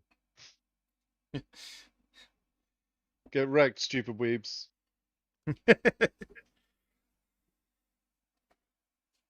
I feel like I can hear Harry distantly ringing. Frantically typing. Ringing off in the distance. Theodore Pinnock says, the vizier. I believe that is the word, and I believe that is why I have used that word for the role of the people just below the sultans on the server. I think I actually googled that at some point to figure out what the fucking advisor to a sultan was called. Bleach Demon says Charlie Pride. Is that a black country singer? Might be. I've never heard of them. I have heard of Dolly Parton. Checkmate. Yeah. Well, when Dolly Parton's coming around the corner, you have time to comb your hair. I can also say like Willie Nelson and stuff like that. I'm not saying there aren't them, but the fact that there's an article with a headline like that is utterly ridiculous and race baity. It is. I didn't want to make it about race, but they did. They always want to make it about race. Yeah. Oh, and literally they mentioned Charlie Pride, and that's it. Yeah. You made me click on the article. Why the fuck would you do this? Because you must suffer with us. Sure.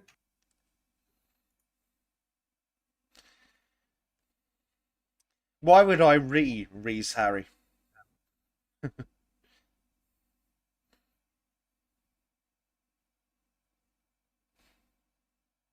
Oh, that doesn't match up. Why would I You have a strange mental image of me. No, we don't, Harry. No, we don't. No, we don't. We love you, Harry, but we know who you are.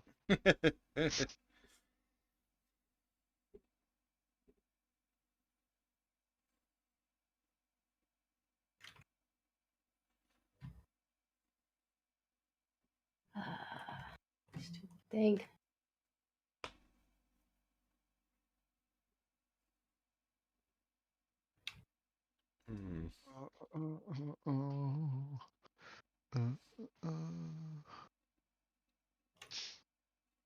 Will they ever cancel J.K. Rowling? Open question. Go. I mean, they're already trying. They're desperately trying, but because she was smart enough to keep the creative rights, they can't. There's too much money in it for them to be able to cancel her.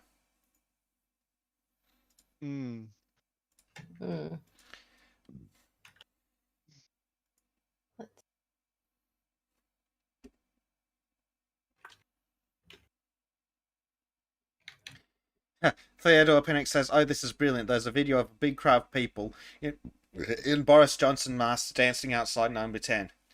Yeah, it's really yes, good. Yes, those are pretty good. Pretty good. I think we have them posted in the UK channel. Yes, we do. That's gonna be chanting, "My name is Boris, and this is a work of art." Yeah. Oh yeah, that was funny. That was bizarre. I'm surprised they didn't do it on Saturday to get more people out. Michael Manning says, "Why is there a woman on Sultans of Shadilay? Cringe much?" Michael, say that to my face. One day, say that to my face. How dare you call her a woman? They do know we pretend to be these horrible people, so people leave us alone, right?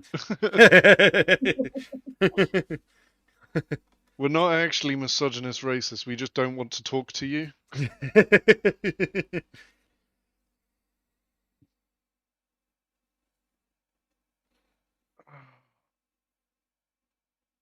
It was like, ride, Michael.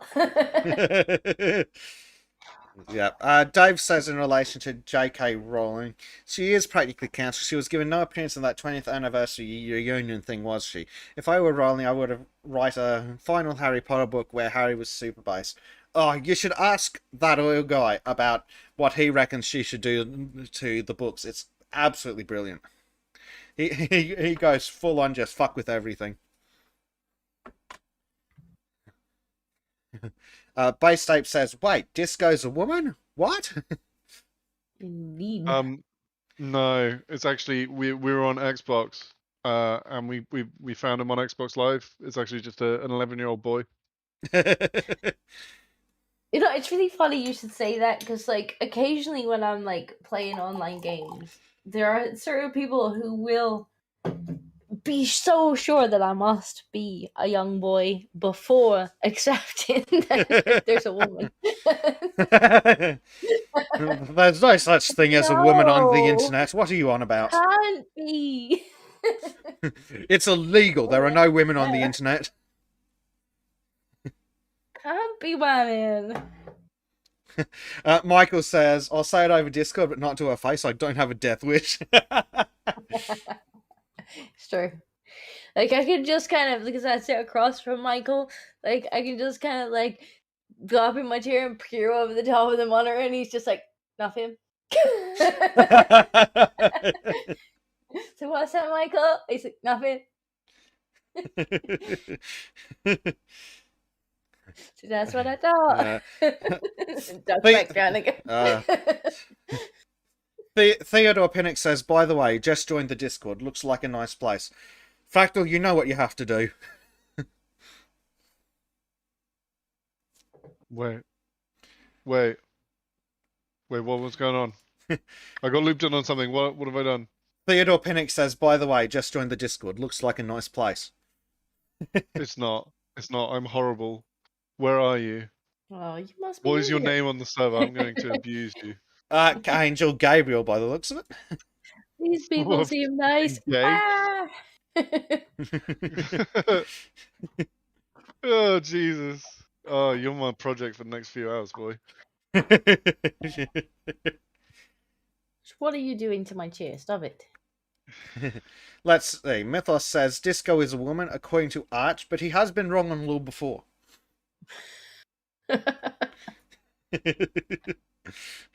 Oh, Michael's getting feisty. You peer over the monitor and I'll ask you about that web dev again. God, he keeps preaching to the choir. Like, every time I'm like, right, I need to do this thing. And then, like, 10 minutes later, Michael's like, we need to do that thing. I'm like, Michael. I know, Michael. I just said that like 10 minutes ago. He's like, yeah, I need to make sure everybody's not forgetting. It's like, I know, Michael. Go and preach it, Carl. Like, I already did my solo. Go and preach it, Carl. Don't preach to me. Actually, speaking of Michael, we had an idea on the Discord that Disco should post her own videos to the Lotus Eaters website, because no one could stop her. She should just rant about whatever takes a fancy. It's true. Michael knows that nobody really would be able to stop me. Pete might try. Yeah, like that's what we at the Sultans want to see. Just Disco absolutely ranting and raving and laying into some utter bullshit that... See, yeah, Pete technically could stop me, but he'd have to ask me how. It does seem like you have a whole bunch of boomers over there. Excuse me, how can I delete you? Yeah, you can't be. Oh, okay, then. Not possible, mate.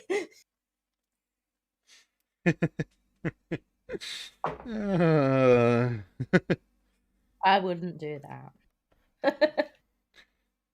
Unless you cross me.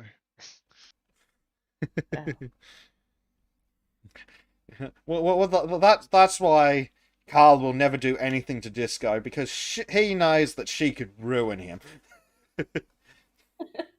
He's already, like, when we first started talking about it, I was just like, I'm not gonna let you near the tech, right? Like, you start touching things that are technical, and I'm gonna have to spray you with water wall. Bad boomer. Get away from the tech. No. Don't touch the tech. FaceTime, please give me a job. We could do with a T-boy. More like a rent boy. Like, the tea runs are getting a little ridiculous now. Like, you go make a cup of tea, or whoever will go make a cup of tea, because we all drink tea in the office, and it was fine when we first started that there was like 3 or 4 of us, but now there's like Michael probably correct me if I'm wrong. There's like 12 of us or something, and we all drink tea. So, like, now, whenever somebody's like, I'm going to go make a cup of tea, does anyone want one? Like, they're off with a massive big tray. Yeah. So what you need a giant teapot. I'll send you some links. You can get like tea. You can get 1.5 liter teapots. So you just fill them, and then that's it. You chuck like 8 tea bags in, you're done. What we could do is like one of the boiling water dispensers, like, in the actual office itself. I think we could plumb one of those in, so we don't have to keep walking to the kitchen to get tea. You should pitch that to Carl. Tell him that he'd make it back in lost productivity time. Probably, because like, now yeah, no joke. You whoever probably goes, would like, make it back. they're just piled under cups, and everyone's like, "Yeah, actually, I will have one." And they're like, "I wish I hadn't offered now."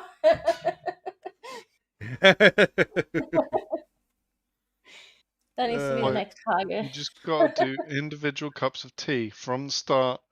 None of this, I'll get you a cup of tea, you get me a cup of tea. No, it gets out of hand. You can't do it. Well, tea should be a competitive sport. It should be a race to see who can get the tea first. Because when that kettle runs out, you've got to fill it and you've got to wait. Well, I thought the English thing to do would be to have everyone have their own kettle on their desk. I would probably prefer this. A little kettle and a little mini fridge. Kettle. Little mini fridge for the milk. Yeah, of course. And a one-slot toaster. But yeah, and then I wouldn't have for to the move crumpets, it of course. But then I guess you'd have to go and get water eventually to fill the damn thing back up again. I'd have to at least fill it up multiple times. Not if it's connected to the mains. Then it's not really a kettle then if it's like got water pumped into it. Well, in that case, you just have your diddy little sink and a tap just plumbed into the desk, because plumbing it in next to a computer is a fantastic idea.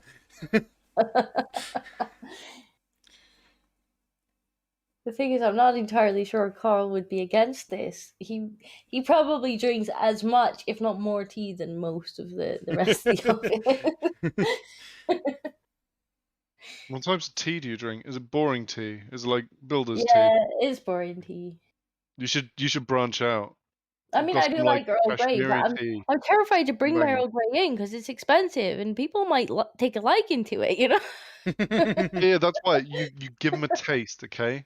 Give them a taste for free, and then you're the supplier. And you don't tell them what it is, but you start charging them. I'll sell you a tea bag. Yeah. You got one of them tea bags? Blaze Seaman says that sprinkler systems are for water.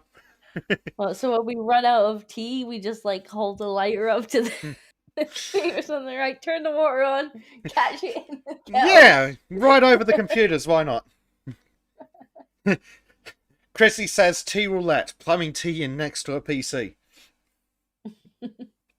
Well, I mean, this is the English. Like, they've got a kettle in their fucking tanks. Like, unironically, there's tea brewing facilities in tanks. I mean, so there should be. I mean, you do realize the tanks were originally made for that, right? They were originally made to serve tea to the trenches. Oh, I see. Them into the machinery of war. That's where the term tanks come from. Makes sense now.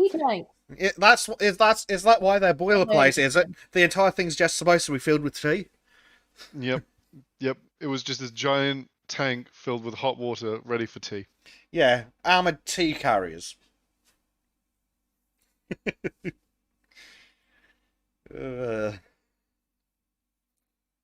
Tea ants. Tanks. Tanks. Only things now.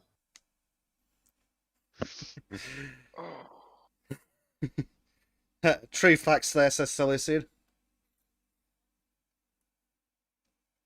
Theodore Pinnock says, I've joined the Chinese Tea Art Society at my uni. Just this week we had oolong tea. Very nice. Chinese, that sounds like communism. Get him! Chinese tea art. Chinese tea art? As in, like, how they make tea, or, like, you make art with tea?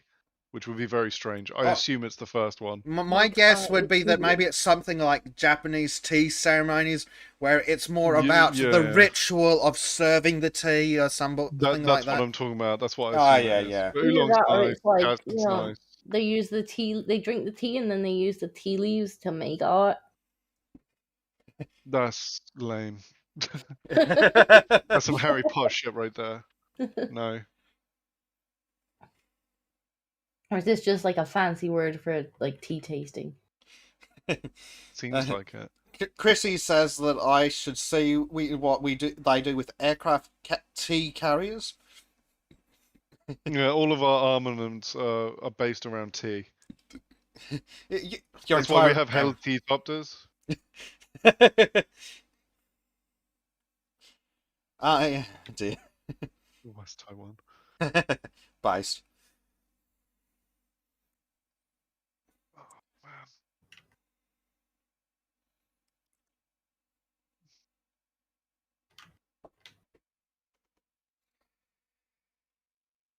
man. Crap. It's nearly 7 a.m.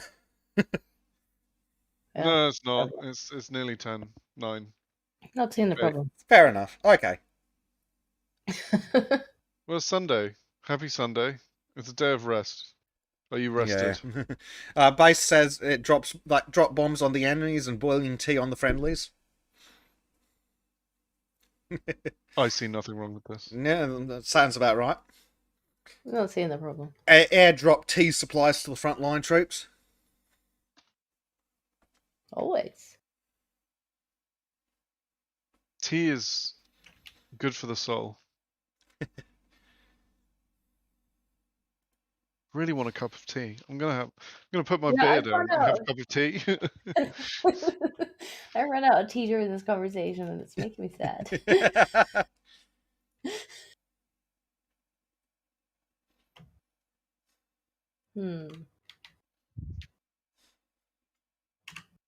Tea.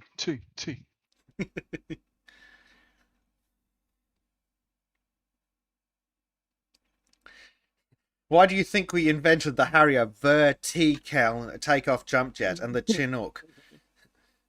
No pun, but 100 tons of tea storage. Michael says that he didn't drink tea before working at Lotus Eaters. Yeah, it's a little bit of a risk taking him on, but we seem to have trained him well. How did he not? How does one not drink tea? In England, not mechanically, just in general. How do you not encounter tea in your life? I don't know. We seem to have trained him though, so that's good. Well, that's it. If you're going to send him off to make all of you tea, he might as well get himself a cup. Well, the good news is we've apparently given everyone who likes tea a hankering for a cuppa. Yeah. Good. Damn you. Damn you. Reject modernity, embrace tea. Which is why I'm fine. I'm a filthy coffee drinker. I drink both. Like I'm fine with both, but tea is a very special drink. If I had to pick one to stick around, it would definitely be tea. I think I need to find some good quality tea. The cheap shit we get in tea bags here in Australia is probably the problem. I'm not a fan of builders at all. I'm very partial to Rooibos. It gives us a nice, rich flavour. It's very low on caffeine as well. Kashmiri Kawa, really good tea. Really, really good tea. Chai tea, very good tea. Like, yeah, there's a whole world of teas out there. You just need to find the right one. Theodore says, fuck it, I'm getting a cuppa. This is the way. Quite right. Yeah. And he's disowned... who's he disowned? He's disowned Dave, who's English and doesn't like tea. I would disown Dave too. Dave is what's going on? No. Dave is dead. Yeah. I killed Dave. Dave is an infiltrator. Dave is a communist subversive. Dear. Salicid says, coffee fuels me, tea relaxes me. Yeah, low. I think there's generally a lower caffeine content. I can see that making sense. No. So tea can sometimes have a higher caffeine content, but okay. The problem is with it doesn't metabolize in the same way caffeine and coffee does. So even if it has a higher caffeine content, you're going to absorb far less of it. And then also we drink far less tea per serving than coffee. This is true. I don't know about the drinking less, but no. As in, like, to make a cup of tea, we use less tea than we would to make a cup of coffee. Well, not when you have giant cups. Well, I think Fractal's referring to the amount of stuff in the tea bag, because you're only just extracting some of what's in the tea leaves, rather than just dissolving a massive thing of Whereas coffee. Coffee, you're grounding the beans and then trying to pull as much of the bean into the drink as possible. Whereas the tea is just like soaked a little bit. We're not eating the tea. Condemn me.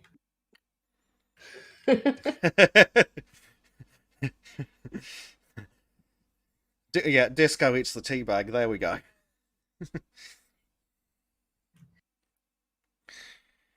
We're learning a lot here, folks.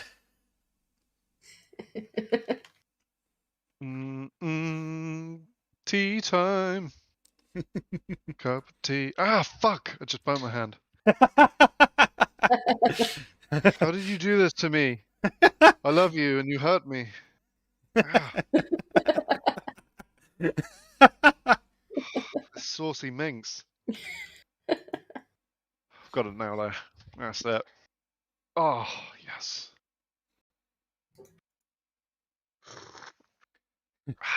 Apparently the anarchists in Hamburg are also protesting against the COVID passport.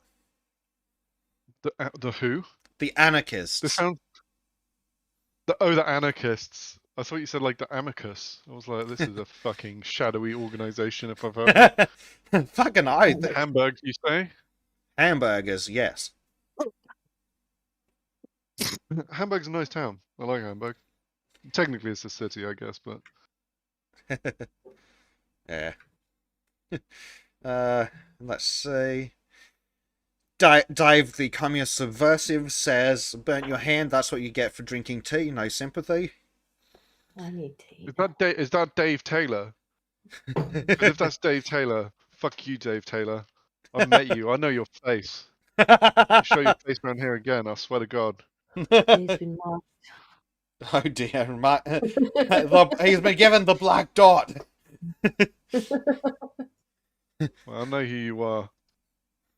You should be ashamed of yourself.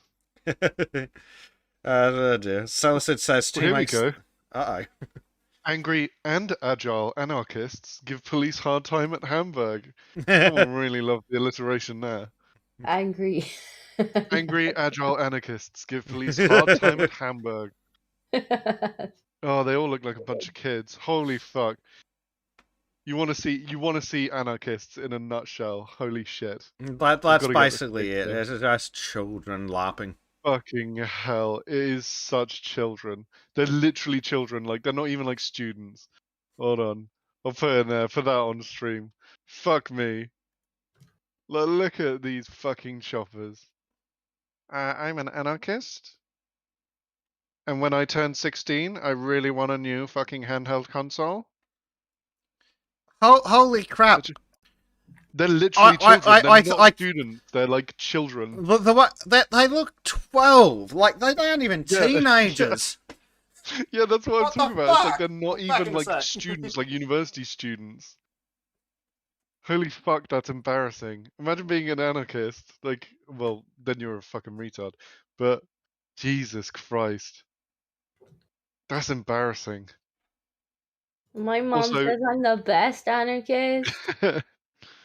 Mom, I'm not gonna clean my room. Also, hashtag anarchy so white. Look at them. Goony little white people. Oh, I found the nonce. Look in the back right on the upper left hand side. There's a guy who has facial hair. He looks very suspicious being surrounded by all these children. Probably recruiting us. Oh, we've got an Antifa right hand side. Top right. Yeah. Not the same thing as the nonce. Yeah. Oh, he's got danger hair as well. Yeah. Yeah, I see. I see the guys with facial hair. They aren't old enough to have their own kids. So yep, nonce detected. Also, he's ginger, so no soul. Oh, bang in the center, refugees welcome T-shirt. Yeah, that's the one who looks like he's 12.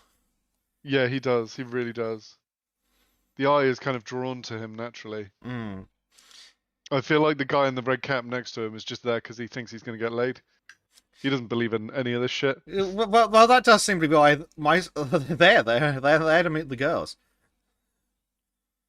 But look at all the pedophiles in the back row, though. They've intentionally put the kids up front. Oh yeah, with all the sunglasses. Yeah, like you can see him there. Like the guy at the back, third man's face from the top left. Pedo glasses with a not allowed near schools beard and mustache.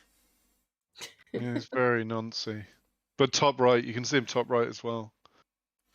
Yeah, like the ginger who looks like he's actively engaged in several sex crimes. Oh, show me some videos. I want to see Polizei getting down with the sickness.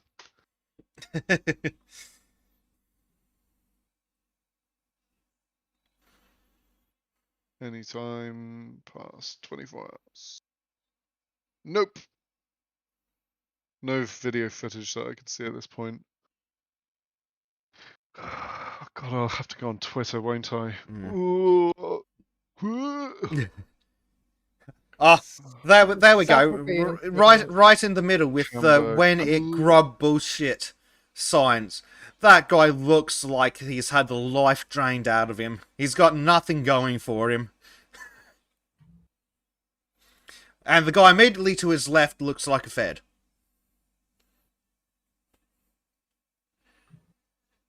I've only found something from Hamburg on Gen A. It's cringy as fuck. Ugh.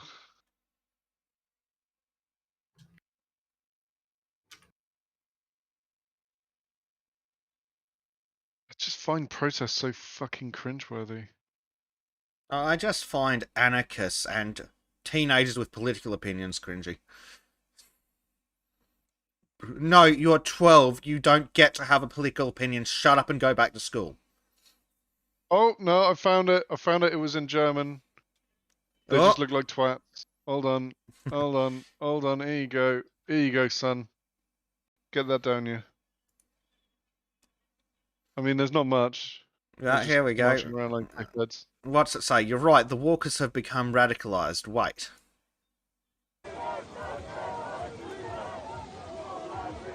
Oh, I've got Thessalonica in Greece with Molotovs being thrown. Of course. Amazing how none of this makes the mainstream news. It's bizarre. It's also funny how you don't see that shit at right-wing protests. Yeah. It's bizarre. But someone kneels on someone's neck and everyone knows. I still maintain that George Floyd died of COVID. He was not murdered, he died of COVID. Well, no one truly dies. They're just COVID deaths. That's it. Let's see. What's this bullshit translate to? Hamburg cannot be divided. Instead of a forbidden demo, there were 3 smaller ones in different corners of Hamburg. Here is Munzburg, 800 people. Oh, good. We're returning to the 1920s. Brown shirts and black shirts fighting in the streets. To be honest, it's about time we straighten Germany out again. Well, you've got the same problem with Germany as you've got with France. After the English kicked their asses in World War I, they shouldn't have given the country back to the people. I'm just surprised they didn't side with Napoleon. Yeah. It's the only time we've ever fought together. Yeah, truly. But yeah, that's only because the Belgians were invaded.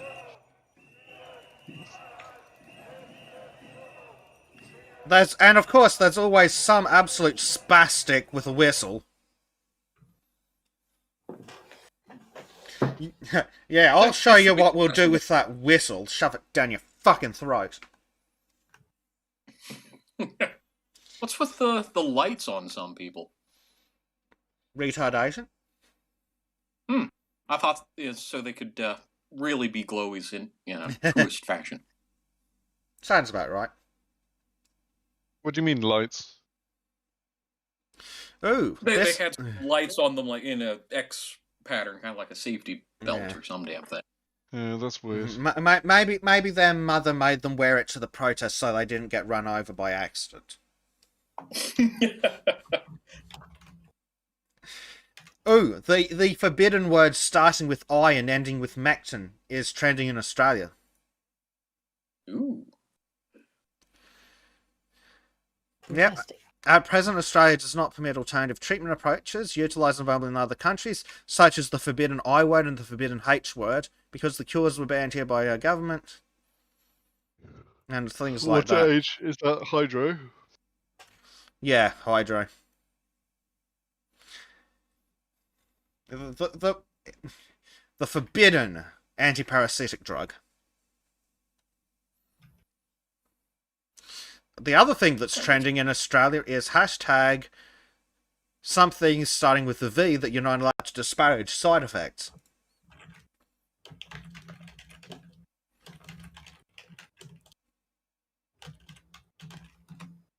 Silly. Yes, and very interesting. Oh, here we go. I found some with some action. There we go. This. Just people kicking each other in the street. Sounds about right when the black shirts and brown shirts get going. Fascista, antifascista.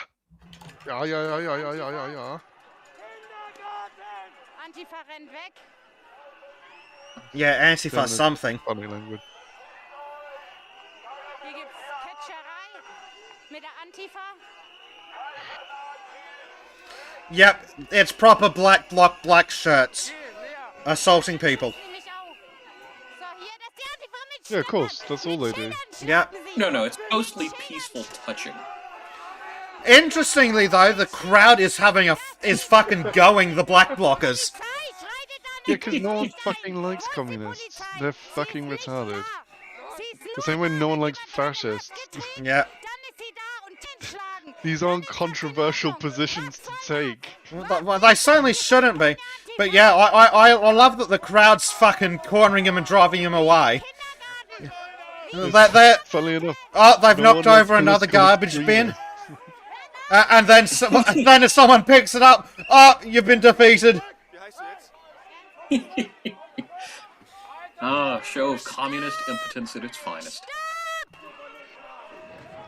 They're always fighting with bins. Yep, and then the police arrives, and it's funny how Antifa always run like the little cowards they are when superior force shows up. I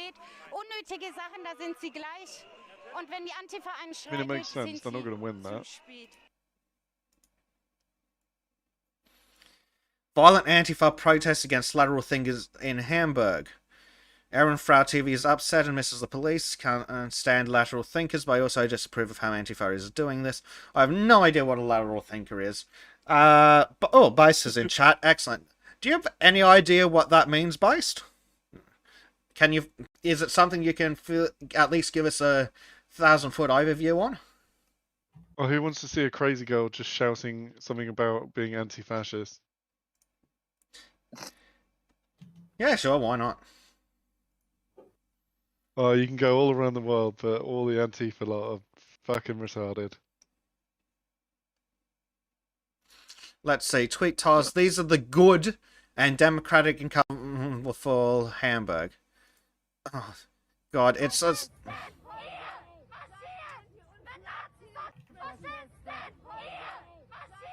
It's all in German, I hate this. Yeah, look at her. She looks like a leftist. Like So, yeah, every just stereotype. Yep. Ugh. I'm just surprised the balaclava isn't bright red. Well, they're black blocking, so of course they're wearing everything black because they're being communist terrorists. Yeah, communism is terrorism, just Yes. in a formalized form. But I'll flick at this to Base Dave and see if he can give us the 1,000-foot overview because he can't read it on stream.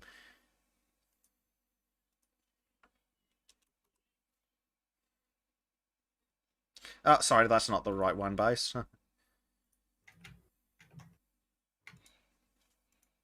That one's the one I... Antifa. Yeah. Fucking Antifa. Yeah, I'm curious at what they mean by this lateral thinkers thing. I assume it means base chads. People who don't do what they're told? I don't know. Yeah, probably.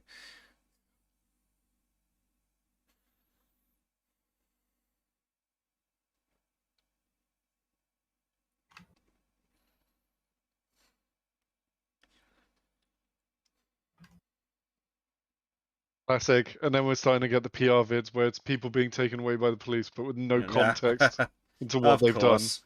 Yeah. How dare they arrest and kidnap these people? I've done nothing. And the police are being like completely tame. Typical. This is actually really fucking funny.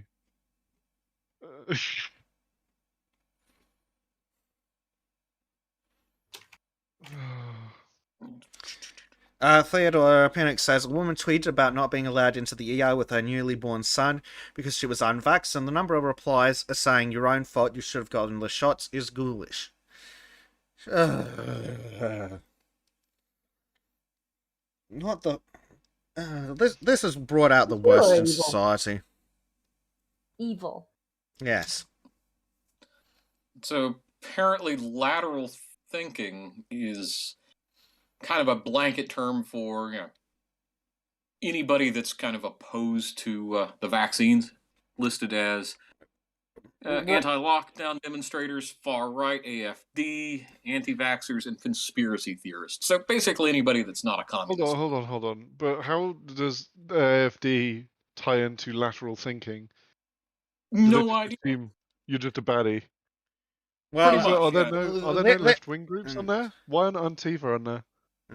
Well, this particular video that was where the crowd was going after the communists, it seems to be a lateral thinker conspiracy theorist march, and then Antifa showed up to be terrorists, and then the crowd BTFO'd them.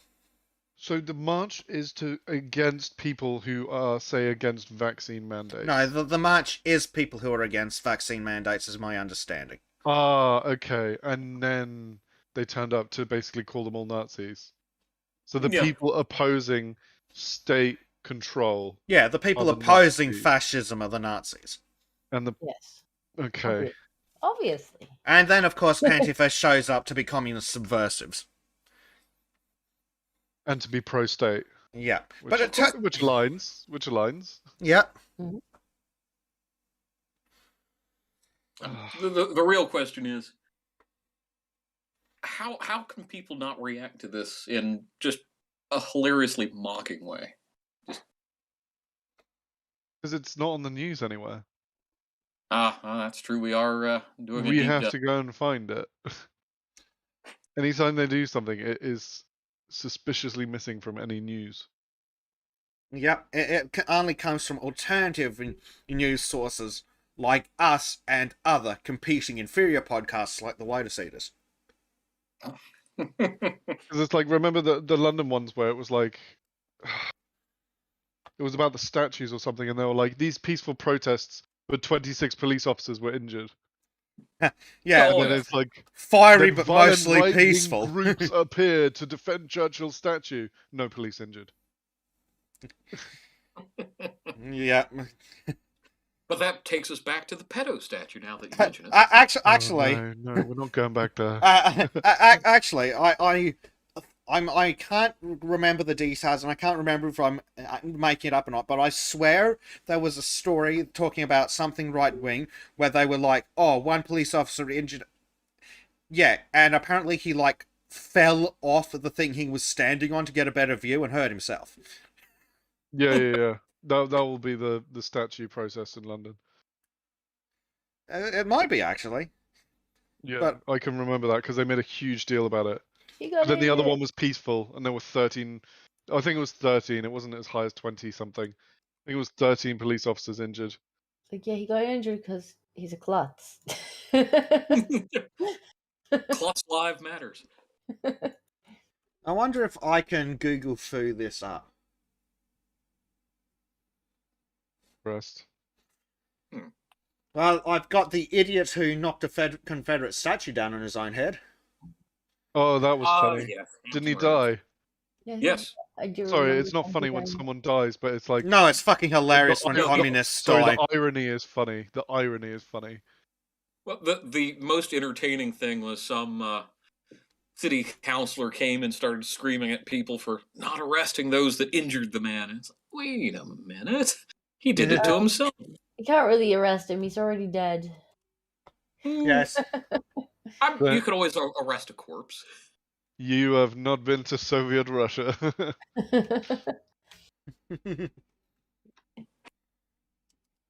We will arrest the dead and they will stand trial. I mean, someone suggests, and I agree with them, we should still try Jeffrey Epstein. I think we should still wood chipper him, but... Yeah, me too. Why not both? They must still have his body in the morgue. It'd be easier to do now that he's solid. You just chuck him straight in. Or you put him down. Okay, you put him down a bobsled track first, and at the end he just flies straight into it. Done. And you've got the velocity, so it goes through much quicker. Yeah. And it's entertaining. Because you can see how quickly you can get around the track. Well, I mean, the Olympics are coming up, aren't they? Winter Olympics, yeah. Yeah, so instead of, bobsledding, you've got pedo sledding.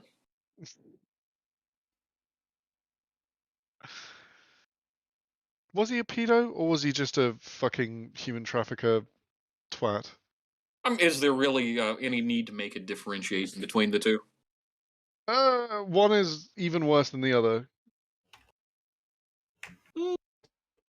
Possibly, but... No, because imagine doing all the things, but then it's not to adults, it's then also to children. It does make it worse. Yeah. Did he do it to children? They were. Well, how young were they? Oof, that's a good... good... I swear one was like 12 when he started tapping up, in which case I'd class that into nonsense. Yeah. Yeah. Yeah, that number does stick out in my mind, but that's... it could just be the power of suggestion. What a twat. What's happening with Ghislaine? Has she flipped yet? Not yet, but it could happen any day unless she decides to get the really thin sheets around her neck. She decides to shoot herself twice in the back of the head. Yeah. Yeah.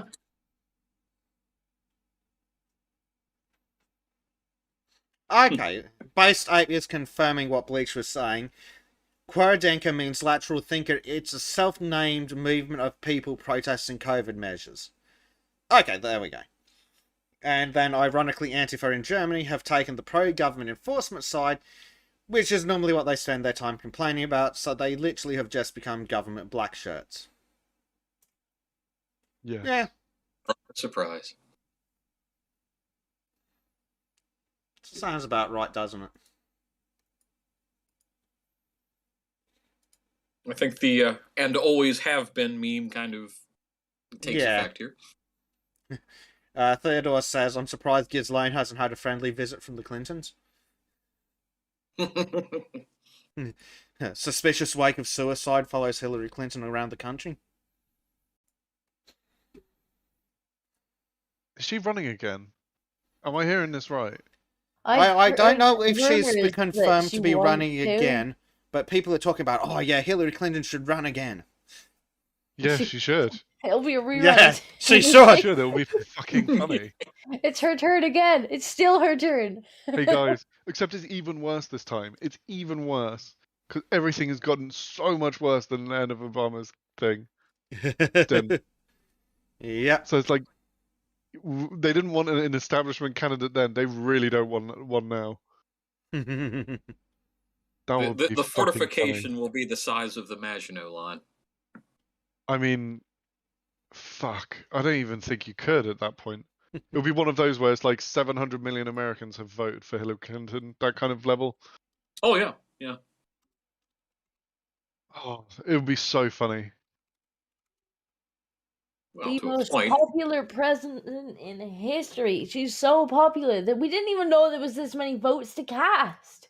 We didn't Even think it was cats and dogs voted. possible. She was so popular, all votes casted twice. People must have showed up twice to vote. Like, they really wanted to say, So I'm going to be applying for refugee status after that. Or should I just, visit France, take a dinghy, and get a nice suntan before I cross the channel? You wouldn't even need to do that. You could just go straight here and just skip the middleman. Good. Like, we don't pay attention to who comes in and stays around anymore. I should have extended my vacation. I will warn you of one thing. Our houses are tiny, and there's no space. Yeah, we kind of established I do need voluminous space. Look, you can't have a trim sofa. Yeah. That's too small. I mean, Disco and I are still fighting over that, but I think we can both agree that you're not having it. Fine, I'll pull a West Virginia University trick and just burn it after I win something.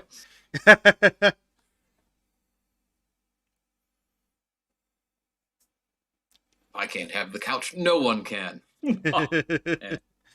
Sounds right.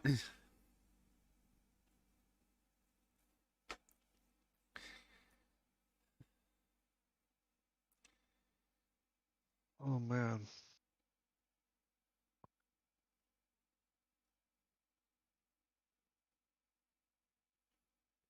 Right, I'm gonna have to get tea. After you talked about tea for so goddamn long, I'm inspired, looking at my cup, just like, aww. I've almost finished my tea. Cat, get me tea. Yes, I'm gonna have to get some tea. I will be back. Manner of the George the cat sneaks on. Think Positive says one of the candidates that could still lose when a Trump presidency looked less awesome than it turned out to be. Trump's favorability went up, hers went down, but it's her turn. Yeah. As if Hillary stands any chance of winning an honest election. Not even slightly. Considering how disliked she is even within her own party these days. Yeah, here we go. We've got an article on the topic from Daily Mail. Hillary v. Trump, the rematch. 2 Democrat operatives say Clinton is the best option to win in 2024, with Biden and Kamala's dire polls paving the way for another showdown after 2016. If Clinton is the best option, they might as well just concede the election now. Because the others are cowards. The others are absolute cowards. Yep. Pelosi's not going to put herself forward. Chuck Schumer's not going to put himself forward. No, but they're entrenched in the House and Senate, so why give up that power for? Yeah, I can understand that, but if you're struggling for candidates for the presidency, you can put someone in there and put someone else in the House. Mm-hmm. Well, true, but the unlikability of either of those two is rather high amongst even the retarded. But Hillary, so much worse. Oh, undoubtedly. Yeah. I don't know why they aren't going with someone who sticks with the establishment party line, who's young, who can pay lip service to what young people want, like a new JFK, who's like 40, around there. Just put that person in as a puppet. Willing to bet they're going to try that Pete Buttigieg guy again. Oh, buttface. Yeah, Mr. I'm going to stay at home with my adopted child while the supply chain goes to hell. Yeah, I'm gonna take paternity leave. Yeah. Then of course there's Delta O'Rourke floating around. He's gonna probably try again. God, are there any likable politicians in the world? No. Well, actually, there's some, but they're all the ones that we like. I don't know. I struggle to name any these days. What's what's his name? Governor Badass down in Florida. Is he Oh, Ron likable? DeSantis. Yeah, is DeSantis. DeSantis Yeah, he's likable? alright. Which makes him fantastic by politician standards. Mm. True. Yeah, and Abbott in Texas, I doubt will run.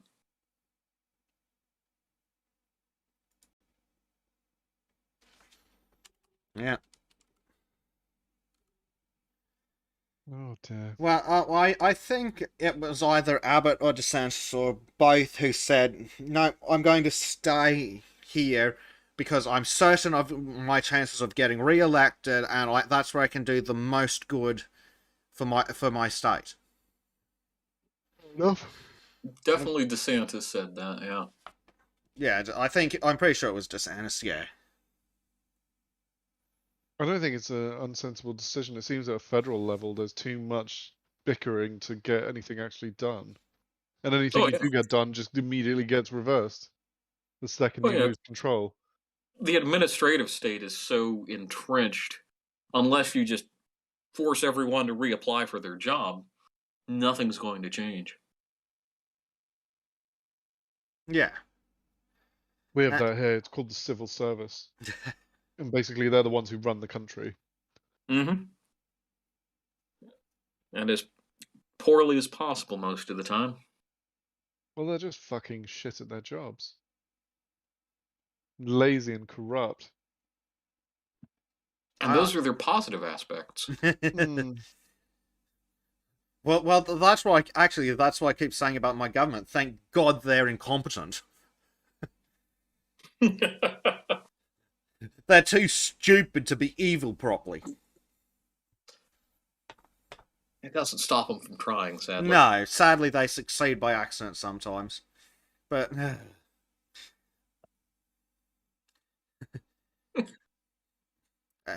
then again, I keep saying it in chat, but I am convinced that the Prime Minister of Australia makes Biden look competent and coherent. Now that's a high standard to pass. Yeah. And Biden has the excuse of being a million years old and not all there. True, although strangely enough, if you go back into the 90s, his speeches, while a little more coherent, the ideas behind them really weren't. Exactly. But then he's always been an idiot. Yeah. And yet he still makes Australia's Prime Minister still makes him look good. Oh dear. Theodore says, turns out, yes, Minister wasn't a comedy, it was a documentary. Basically. Yeah. Also The Thick of It, if any of you haven't seen that. That's fantastic. Because that's more closely based on the on Tony Blair's Labour regime. With Peter Capaldi playing Alistair Campbell. The spin doctor. Yeah, I should go. I really should watch that one day. It's so funny. It's Armando Iannucci who was wrote Alan Partridge with Steve Coogan. If you haven't watched that, you should watch that as well. It's very British though. He did Death of Stalin. If any of you know that movie, the political satire. Which you should watch that as well. It's about when Stalin died and all the rest of them are trying to take over. It's got Steve Buscemi and Jason Isaacs, a whole bunch of other people. Really, really, really good film. Because it's like all of them basically being these bumbling fucking idiots, but they're trying to like outmaneuver each other politically so that they can like take over the party, take over Russia. So they start all the meetings being like, we're very, very sad that Mr. Stalin, Secretary Stalin, he was my favorite. It's like, yeah, but not all of his ideas were great. And they're like trying to feel each other out to be the kind of not be the first one to basically be like, yeah, maybe we should change things. Well, that does sound pretty good. Oh no, chuck it. It's fucking funny. Seleucid says that they loved the movie and it had perfect casting. Yeah. Yeah, it's fucking great film. Another one on the list then. Yeah. Yeah. The funny thing as well is they don't get any of them to do like shitty Russian accents. So they're all like doing their own normal accents or what their like regional equivalent of the accents would be that time. So Jason Isaacs is playing what's his name, Zhukov. And he does it as like a broad Yorkshire accent and he's going and like grabbing each guys in the dicks and like taking the piss. It's like, you're right, you big puff.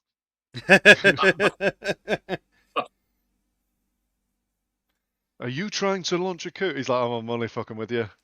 Come on, let's kill some people. There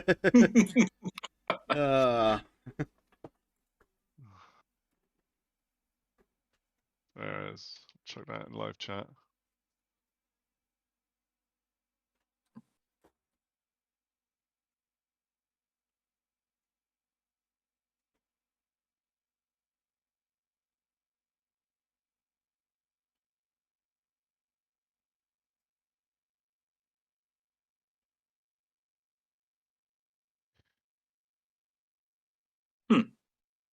Sorry, I just suddenly looked at the stream.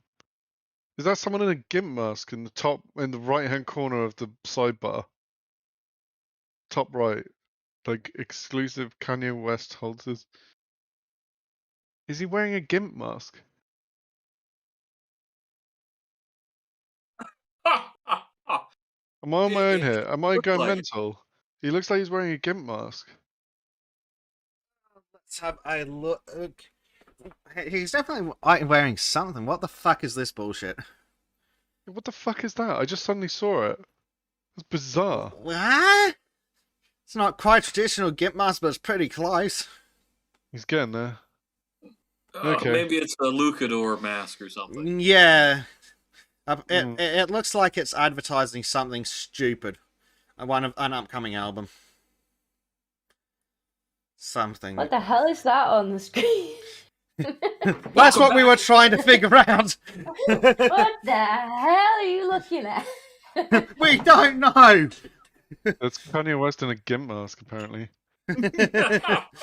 Right. Do I need to leave you guys alone? You need some boy time.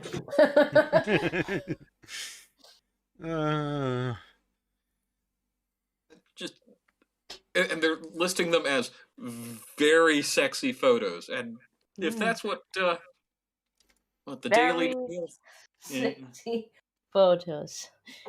I think I've seen brain injuries that were more exotic than that. Look at this bullshit. While we have a vaccine mandate and vax passports and mask mandates, our premier Anastasia Palaszczuk turns heads in a navy silk dress with a plunging neckline as she attends Magic Millions on the Gold Coast with boyfriend Dr. Pfizer. Dr. Pfizer, huh? Yeah, funny that.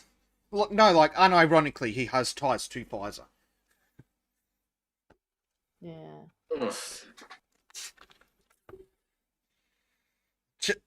They're not even trying to hide the corruption anymore. Like, no, it's they're trying to see who's the most corrupt and get away with it. I believe that's Jacinda Ardern so far. Yeah. I mean, I don't know if you've seen how much her worth went up over the last couple of years. Yeah, a suspicious amount. Massively. It skyrocketed. And there doesn't seem to be any explanation as to how it skyrocketed. Are we talking about Jacinda? Yeah. Yeah. Apparently book deals. Fuck that. Like selling out to Chinese investment companies. Was it not something like insane, like 3,000% or something? That cost of it was like 3,000%. Is extortionate, considering how little the population density is relative to. How valuable the land is. It's insane. I would be wanting an audit before I would believe that. Oh yeah. I wouldn't believe it even with an audit. It's like, Not how have you even got time Nancy to make this amount of Pelosi money? has a return like that. Like, she's apparently running a country during a Into the goddamn fucking pandemic. ground. Well, yeah, but, you know, she should not have time to be doing other business things. To the point that this is the year that her net worth went up like that, and Yeah. I'd be It's going very over that with a suspicious. fine-tooth comb, to be honest. Yeah, it's very suspicious how during the period of time where she's supposed to be helping her country weather the deadliest pandemic in 100 years. It's amazing how she's had time to become super rich right now, huh? Yeah. Yeah, I'd love to see an audit on that, although we probably never will. Yeah. Well, of course not. I mean, it's possible she got it through completely innocent means, but not at all. Not at all. I'm not buying it. Playing the fucking stocks? No. Like, Nancy Pelosi's income is questionable, and she's nowhere near got that kind of return. It's sounding like it's 15 days to double the stock portfolio. 15 days to increase it by 3,000%.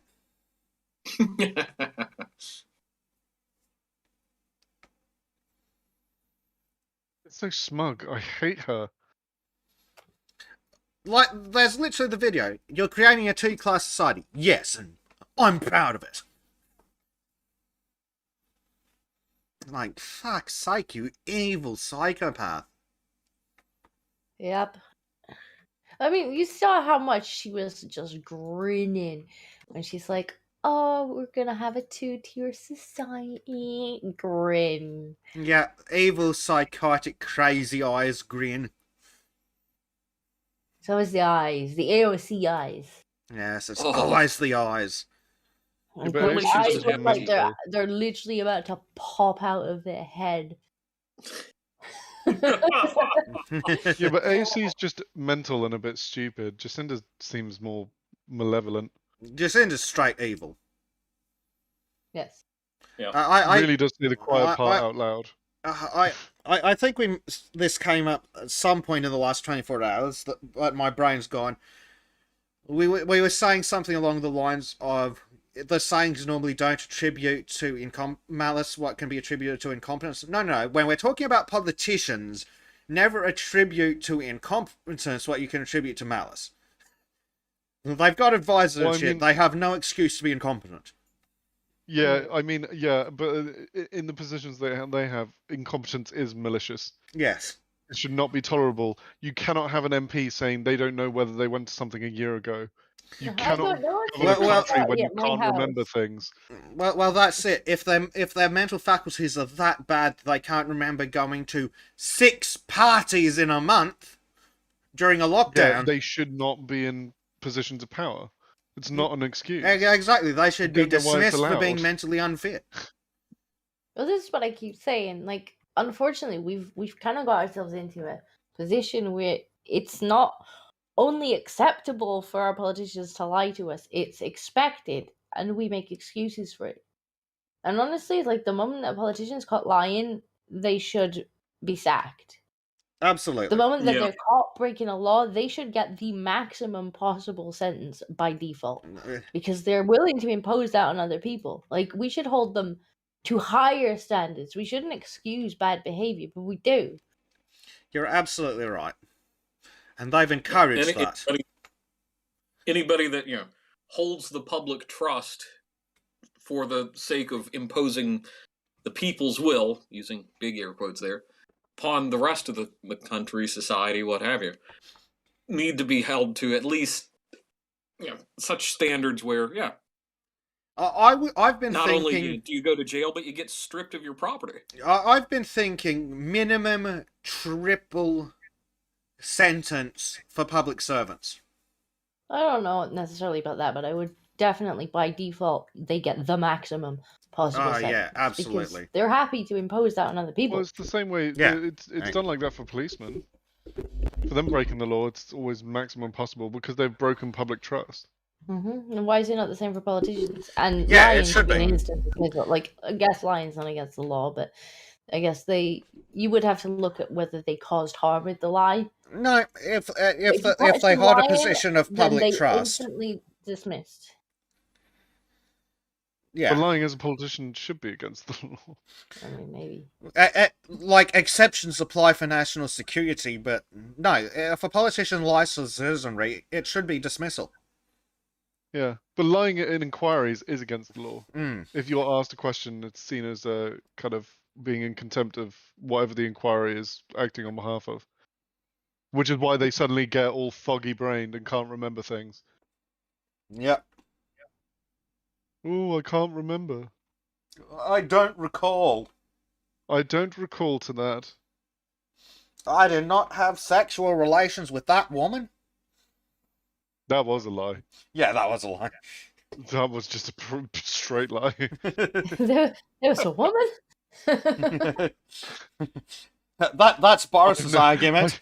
There was no woman. lying. She was not there. I do not remember her. She raped me, says Boris. It's just like, I've never had a drink in my life. She didn't identify as a woman.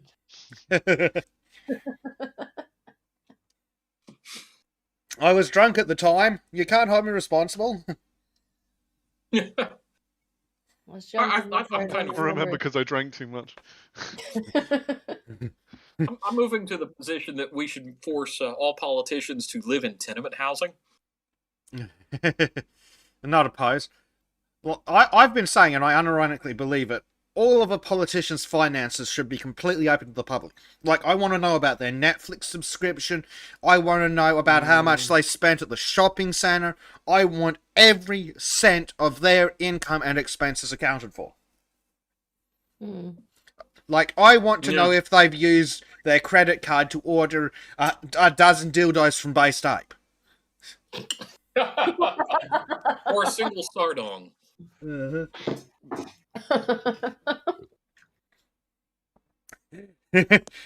I don't think Disco was expecting that one. No, I think with my soup as well. Very nearly spat it back out again.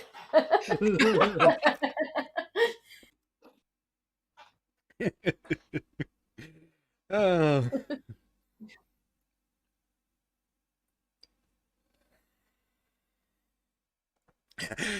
Mythos says in regards to Boris, that was a woman? I thought it was fucking a femboy.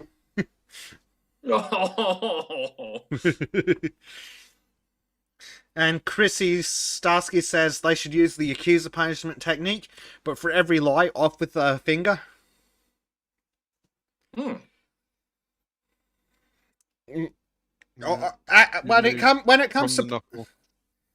it comes to politicians, though, I'm inclined to say that for every lie, off with a head. That's a very French position, but I'm not opposed. Like something I've suggested jokingly. Well, I think it's jokingly. Give it a couple of months. I think I was joking.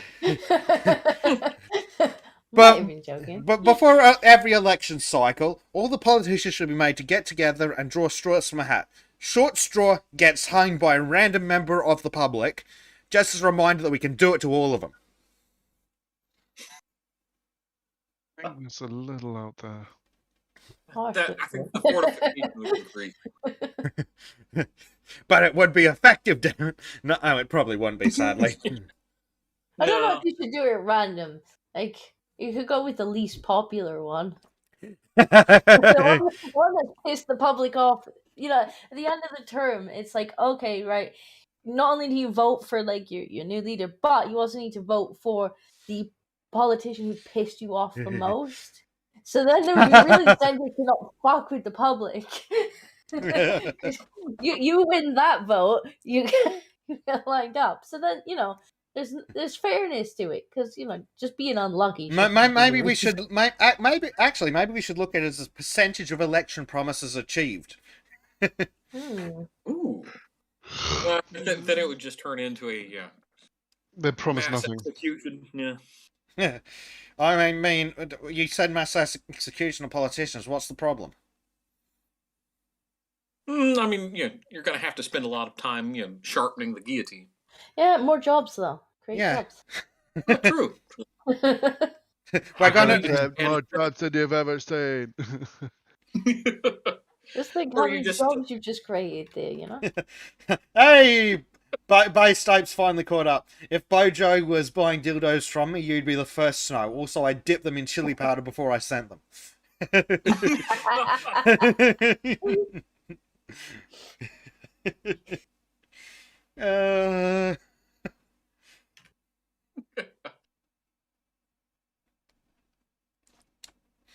Right now, part of me is like, well, maybe if they got shipped as a gift, things would be better.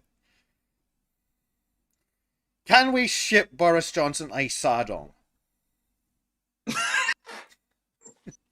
Well, it has to be fully gilded, though. Yeah. I don't think it will get to him, but we could. Can we ship Jess Phillips a sardong? You can, but I don't think that's wise. Yeah, Fairly probably- certain it would be seen as sexual harassment of some kind. Sure, Definitely but that's why rape you threat. ship it from a different country. I'll ship it to her. International rape threats. Oh, you know how much victim points you would have with that? Yeah, it'd be hilarious though. Also, probably- International Rape Threats is a great band name. Yeah. Actually, Disco. If we sent the sardong around to all the Gold TVO commenters, and then when it was done making the rounds, we shipped it to you, could you sneak it into the office for us? Oh God. I think Michael's now heard your plan and could it wouldn't be so sneaky. Hey, we've apparently got enough of your staff in our Discord. We can probably find someone who'll do it.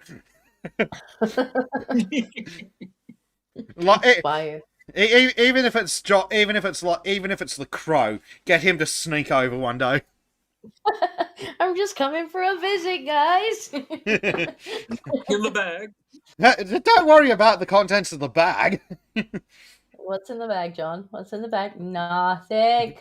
As if you wouldn't store it in his anus to get it in there. Yeah. Well, the Crow is a whore after all. Yes. No. He's not a particularly good one. He just does it for the thrill, like a cheap tart. Oh dear, Michael did hear us, and his response is pink devil faces.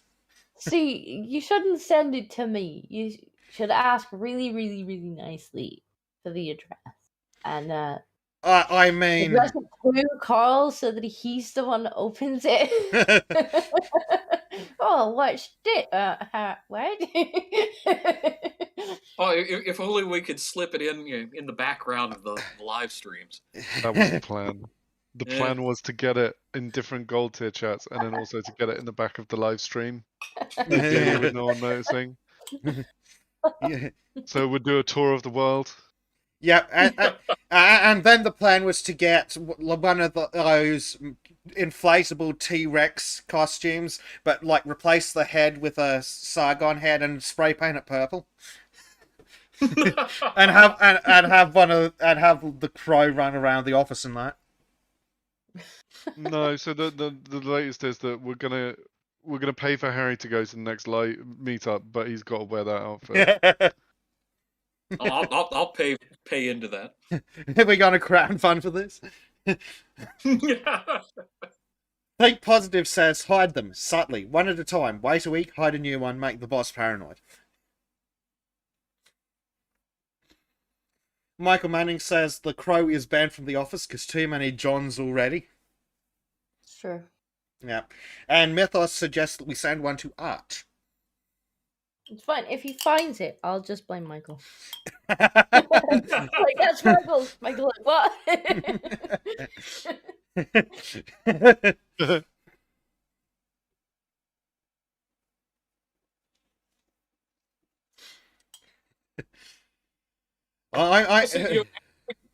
We need multiple sizes of them too. Yes. We need some mini ones. We need one huge one, sort of different sizes. I mean, if you tweak it slightly, you could turn it into a chair. if you printed it big enough. Yes. 'Cause it's got that natural like arch for your back.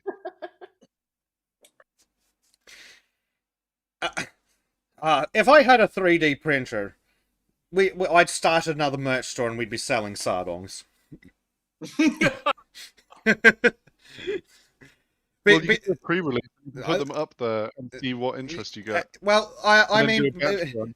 and one of the interesting things is, I think, from my amateur legal mind, because the Mask of Sargon is a historical thing, Carl couldn't stop us. Did he not ask you nicely not to? I'm pretty sure he was like, I can't stop you, but please don't. Please don't. This is bigger than him now. Quite frankly, I completely forgot this even involved him in the first place. Oh, cool. Unfortunately, this meme has taken on a life of its own, and it is now unstoppable. I do like how we're becoming very, very meta. No one's really understanding what's going on anymore. Well, it's all part of the master plan to get people to come to our Discord. They don't get the in-jokes in the video comments without it.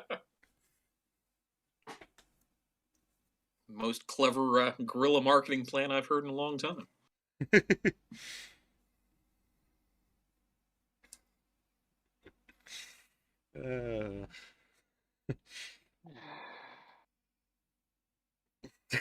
I think I'm just tired and not gave up on making sense like 15 minutes ago. An hour ago, let's be real. An hour. 8 hours ago. There you go. Base Ape says, no, Callum asked us not to. Carl didn't say anything. Silence his consent. Carl just sits there shaking his head like, no. Yeah, he's playing coy. That's Yeah. what it is. I think Positive Oh, no. says, as in religion, understanding is not necessarily required. And Sally Sid says, in relation to our guerrilla marketing campaigns, that's how we got them.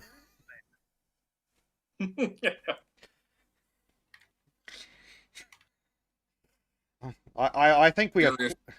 I know we acquired Fractal thanks to oil. Basically kidnapping him at a cigar bar. No, I think I actually... How did I come here? How did I get here? Oil I just Oil kind of was woke up saying here. before the next meetup, he was like, I'm going to go to a cigar lounge. And then I went and I met him. And we hung out for a few hours. So yeah, I guess it was kind of that way. Yeah. But that is the question we all ask. How did we end up here? What did I do to deserve I it? have nothing better to do. Ain't that the truth? Oh, dear. Yeah, I think I found it through the sheer boredom of being sick. It was like, oh yeah, this is interesting. Yes. And I found a place sicker than myself. And that's just in the normal channels. Then we've got the weird ones. I didn't say those ones. I must stay out of it. Yeah, Disco, if you think the clown dungeon on your server is strange, you should stay way the fuck away from the hidden rooms on ours. I don't know, isn't it? Like, it's literally there to prevent people from spamming that shit everywhere else. It's like, look, there's a channel, put it in there. Mods, make sure there's nothing, like, bannable in there. More of a containment zone, yeah. Containment field.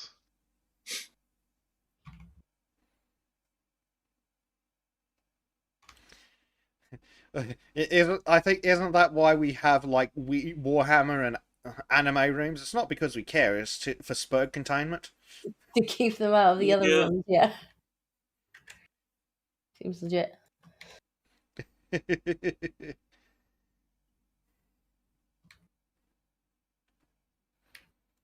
Yeah. There just needs to be a better way to sanitize that before it creeps into the other one. Look, we just need to keep all the anime shit in anime. Yes. And the rest doesn't matter. Keep. Also, why is the anime channel back? Because we deleted What that. did you do to deserve this? Like, what the fuck is going on? Get rid of it. Put them back in Weeb Hammer, where they can all merge together and do their weird little thing. Put them back in Weeb Hammer. Oh, that guy's spamming. Yeah, we may have changed the spelling of Warhammer to Weeb Hammer. I see.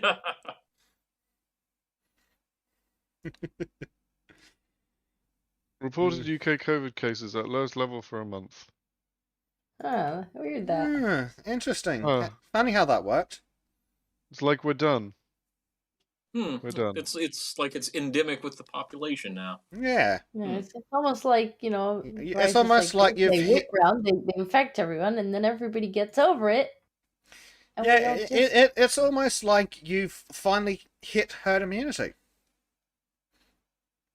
Should have done that from the start.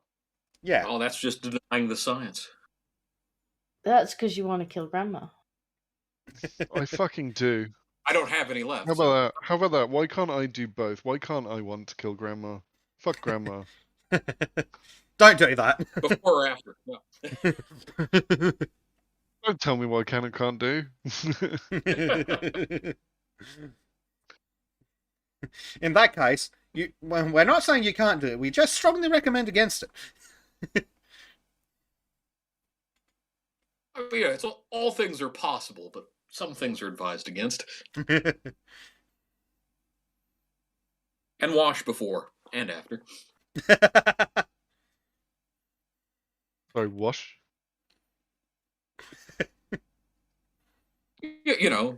Safe sanitary practices, all that fun stuff. You mean Axe body spray? Yes, but wear a mask. Oh, that was the funniest thing. Before we all first met up, I was like, everyone please, wear clean clothes and wash yourself. Have a bath before you come to the meetup. And loads of people were like, why are you saying that? That's really weird. I'm like, no, it's not. If you've met people online before, it's not a weird thing to say, and you have to say it every time. It is expected that you come to the meetup clean. Yes, clean clothes, no food on your clothes. Especially when the composition has this high a concentration of autism.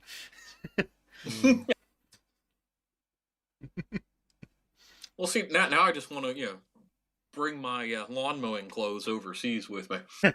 Just wear How do you have gives me something to talk about. These green stains. How do you have specific clothes for mowing the lawn? Because grass is a bastard and it stains your clothes. Yeah, but I just allow things to just destroy my clothes. Kind of a jeans guy. They get absorbed and add character to the jeans. Well, I guess if you want to, be of the lower tier. So you distress your jeans yourself, is that it, Fractal?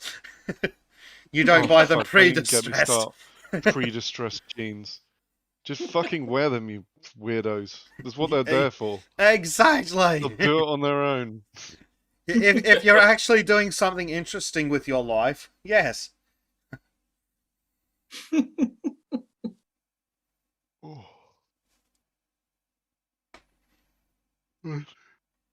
Oh no. Oh no, he's stumping memes in general. It is. Now, Mythos.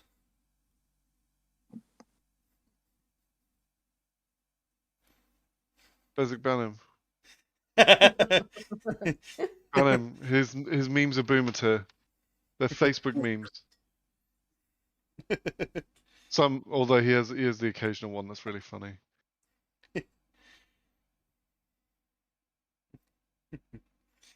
Oh dear. Mythos.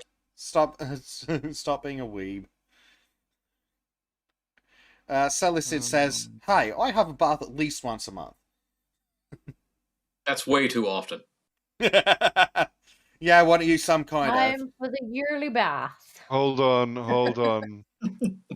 What does he bathe in? If it's Gamer Girl water, then that's fine. It's once a month. He has to save up for it.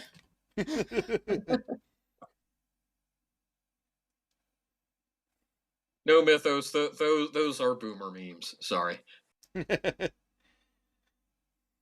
These are boomer memes.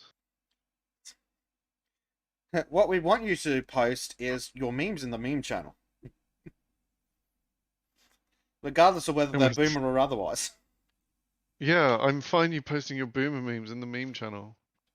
Just make sure it's in the meme channel. General is for fucking annoying people and trolling them. But not with memes. But not with memes. No, you gotta do it with voice text. And just liberally call people a nonce. Yes, do that and see what happens. I don't. And that's all that matters here. One more day, ban. He's back. And we'll see if the message stuck. It won't. You're so gonna permaban him before the end of this week. I can tell. I am fine with this. Today is the end of the week.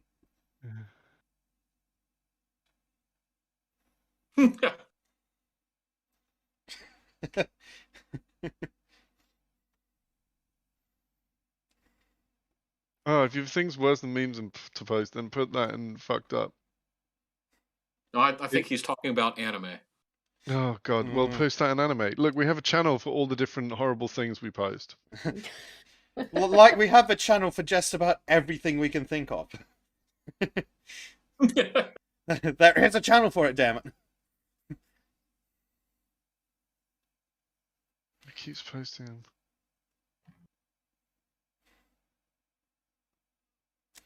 See what is this? What is this? What is this? Terrible.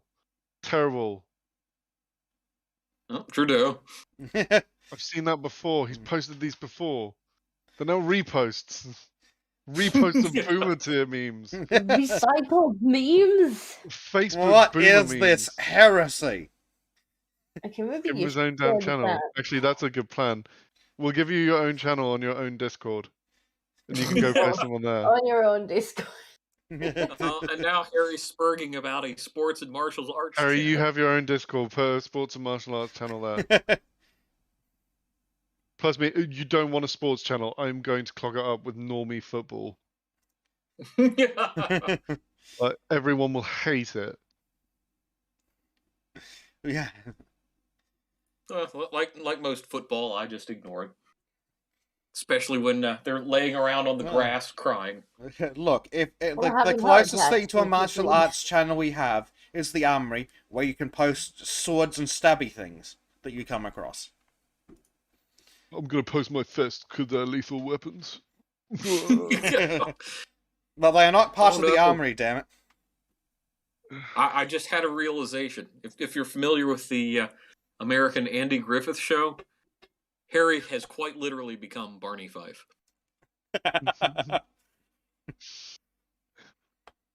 Hold on, where's the Armory? Where is the Armory? It's down in Nice Things. Oh yeah, I don't go down to Nice Things very often.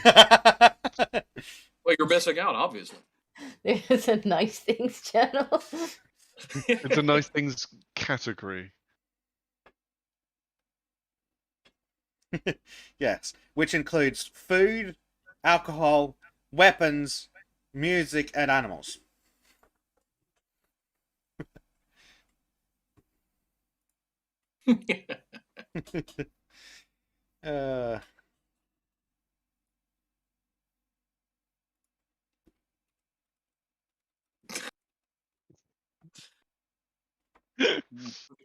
Oh no! The bot's not letting me post any more stuff. This is bullshit. I'm being depressed. How about now? The bot is oppressing him. Oh, it thinks it's explicit. That's why. It's literally just an arm. Fucking hell. Oh, yeah. Porn's getting That's weird. Discord for you. What's with the index finger? I don't know. It's like weird. Oh, this is creepy. Check out this arm.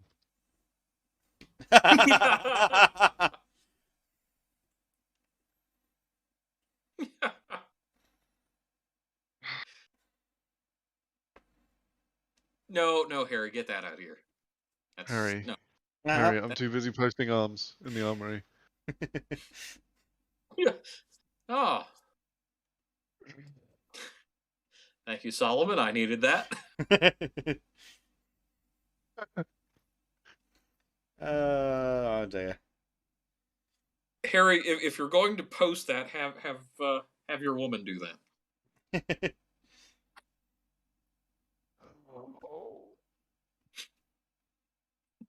What did I post in the armory? I am the weapon.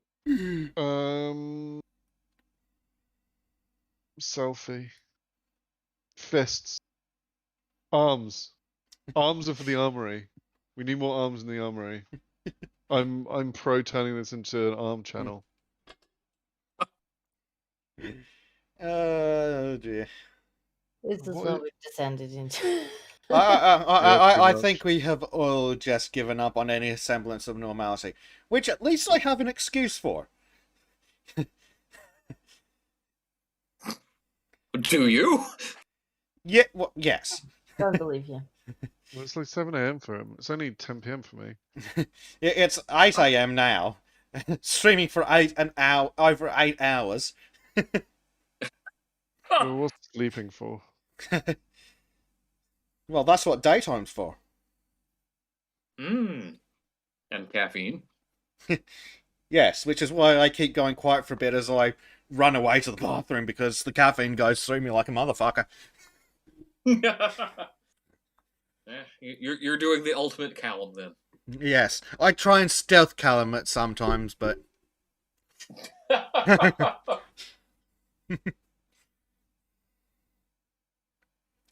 Can we not call it a naginata and just call it a sword spear? Because that's what it is. Or a halberd. Yeah. Wow. It's That's close. just lame. I wouldn't call it a. Just put a banana on a stick. It's like an oversized toothpick. Yeah. Yeah. I hate to say it with this many people watching, but I am absolutely buggered, and I'm thinking it might be time to wrap the stream up. I thought you were going to come out. Okay, I am an alpha Chad. It is time that you all know that I am an alpha Chad. Guys, I like men. I like men so much. And clip. So much you became. And clip. I mean, there's far worse stuff that I've posted in many, many places. Yes, but we can add that to the soundboard. Every day.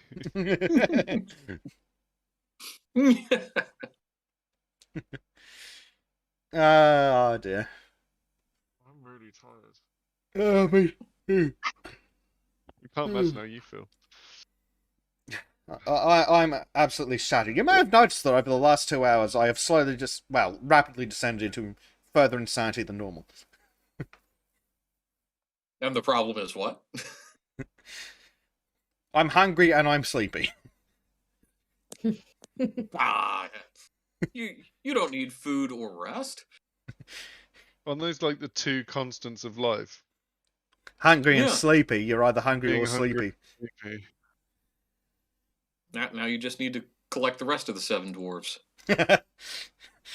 I'm here, so you've got Dopey. So yeah, who's Sneezy? Sleazy? I think that'd be Fractal. Yeah, the hidden the hidden 8th dwarf. Sleazy. Oh. And do you know why you couldn't see him in the movie? Because he was under Snow White's skirt. I thought that was Horny the dwarf. Please. No, I was Snow White.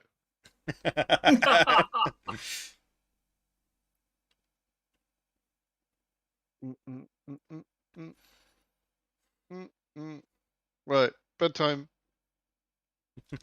Indeed. It is definitely bedtime for me. Oh, it seems like it might be the middle of the day for you. It's rapidly getting there, but I've never slept by an Australian time saying it. But damn it, I've put a full day's work into this. And look what you have to show for it. That was worth it, damn it. And yet I've spent less time in voice chat on this Discord in the last 24 hours than Fractal has. True. Frighteningly so. You're bizarre. Yes, so yes, What a freak. I think we shall wrap this up, guys, because I'm going to bed, which means the stream is ending. These weirdos can do whatever they want.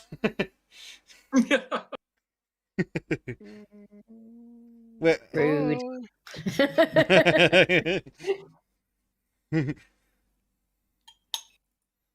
So, to all of the strange people in chat who have stuck with us, especially those who have stuck with us for far too long, thank you all. Mythos asked a damn question. The suggestion. No, we're not doing that. Fuck it. We'll look later problem. Okay. Just like the stream running with CNA goes, yeah, that sounds about right. I mean, that's what I do. We won't get you banned, we promise. Won't destroy everything you've worked to get. Yeah. Everyone together. No. No. Oh dear. Well, to everyone in chat, thank you all for joining us. I don't know why, but thank you very much. It has been crazy. Thank you, everyone who has joined me as a co-host. So in this, for the most part, Bleach, Fractal, Disco, and for the period we had him, Harry, who was surprisingly well behaved. Well, that's because he's turned into the Pope. Yes. He's trying to regain his popehood after his defeat at the hands of a child. Did you have your finger like on the mute button? Like, don't be spicy, don't be spicy, don't be spicy. Basically, yes. Dear. Well, I think we will call it here. Thank you, everyone, for joining us. I will, of course, be back at the same time, same place next weekend. Have fun, everyone, and Shadilay. Shadilay.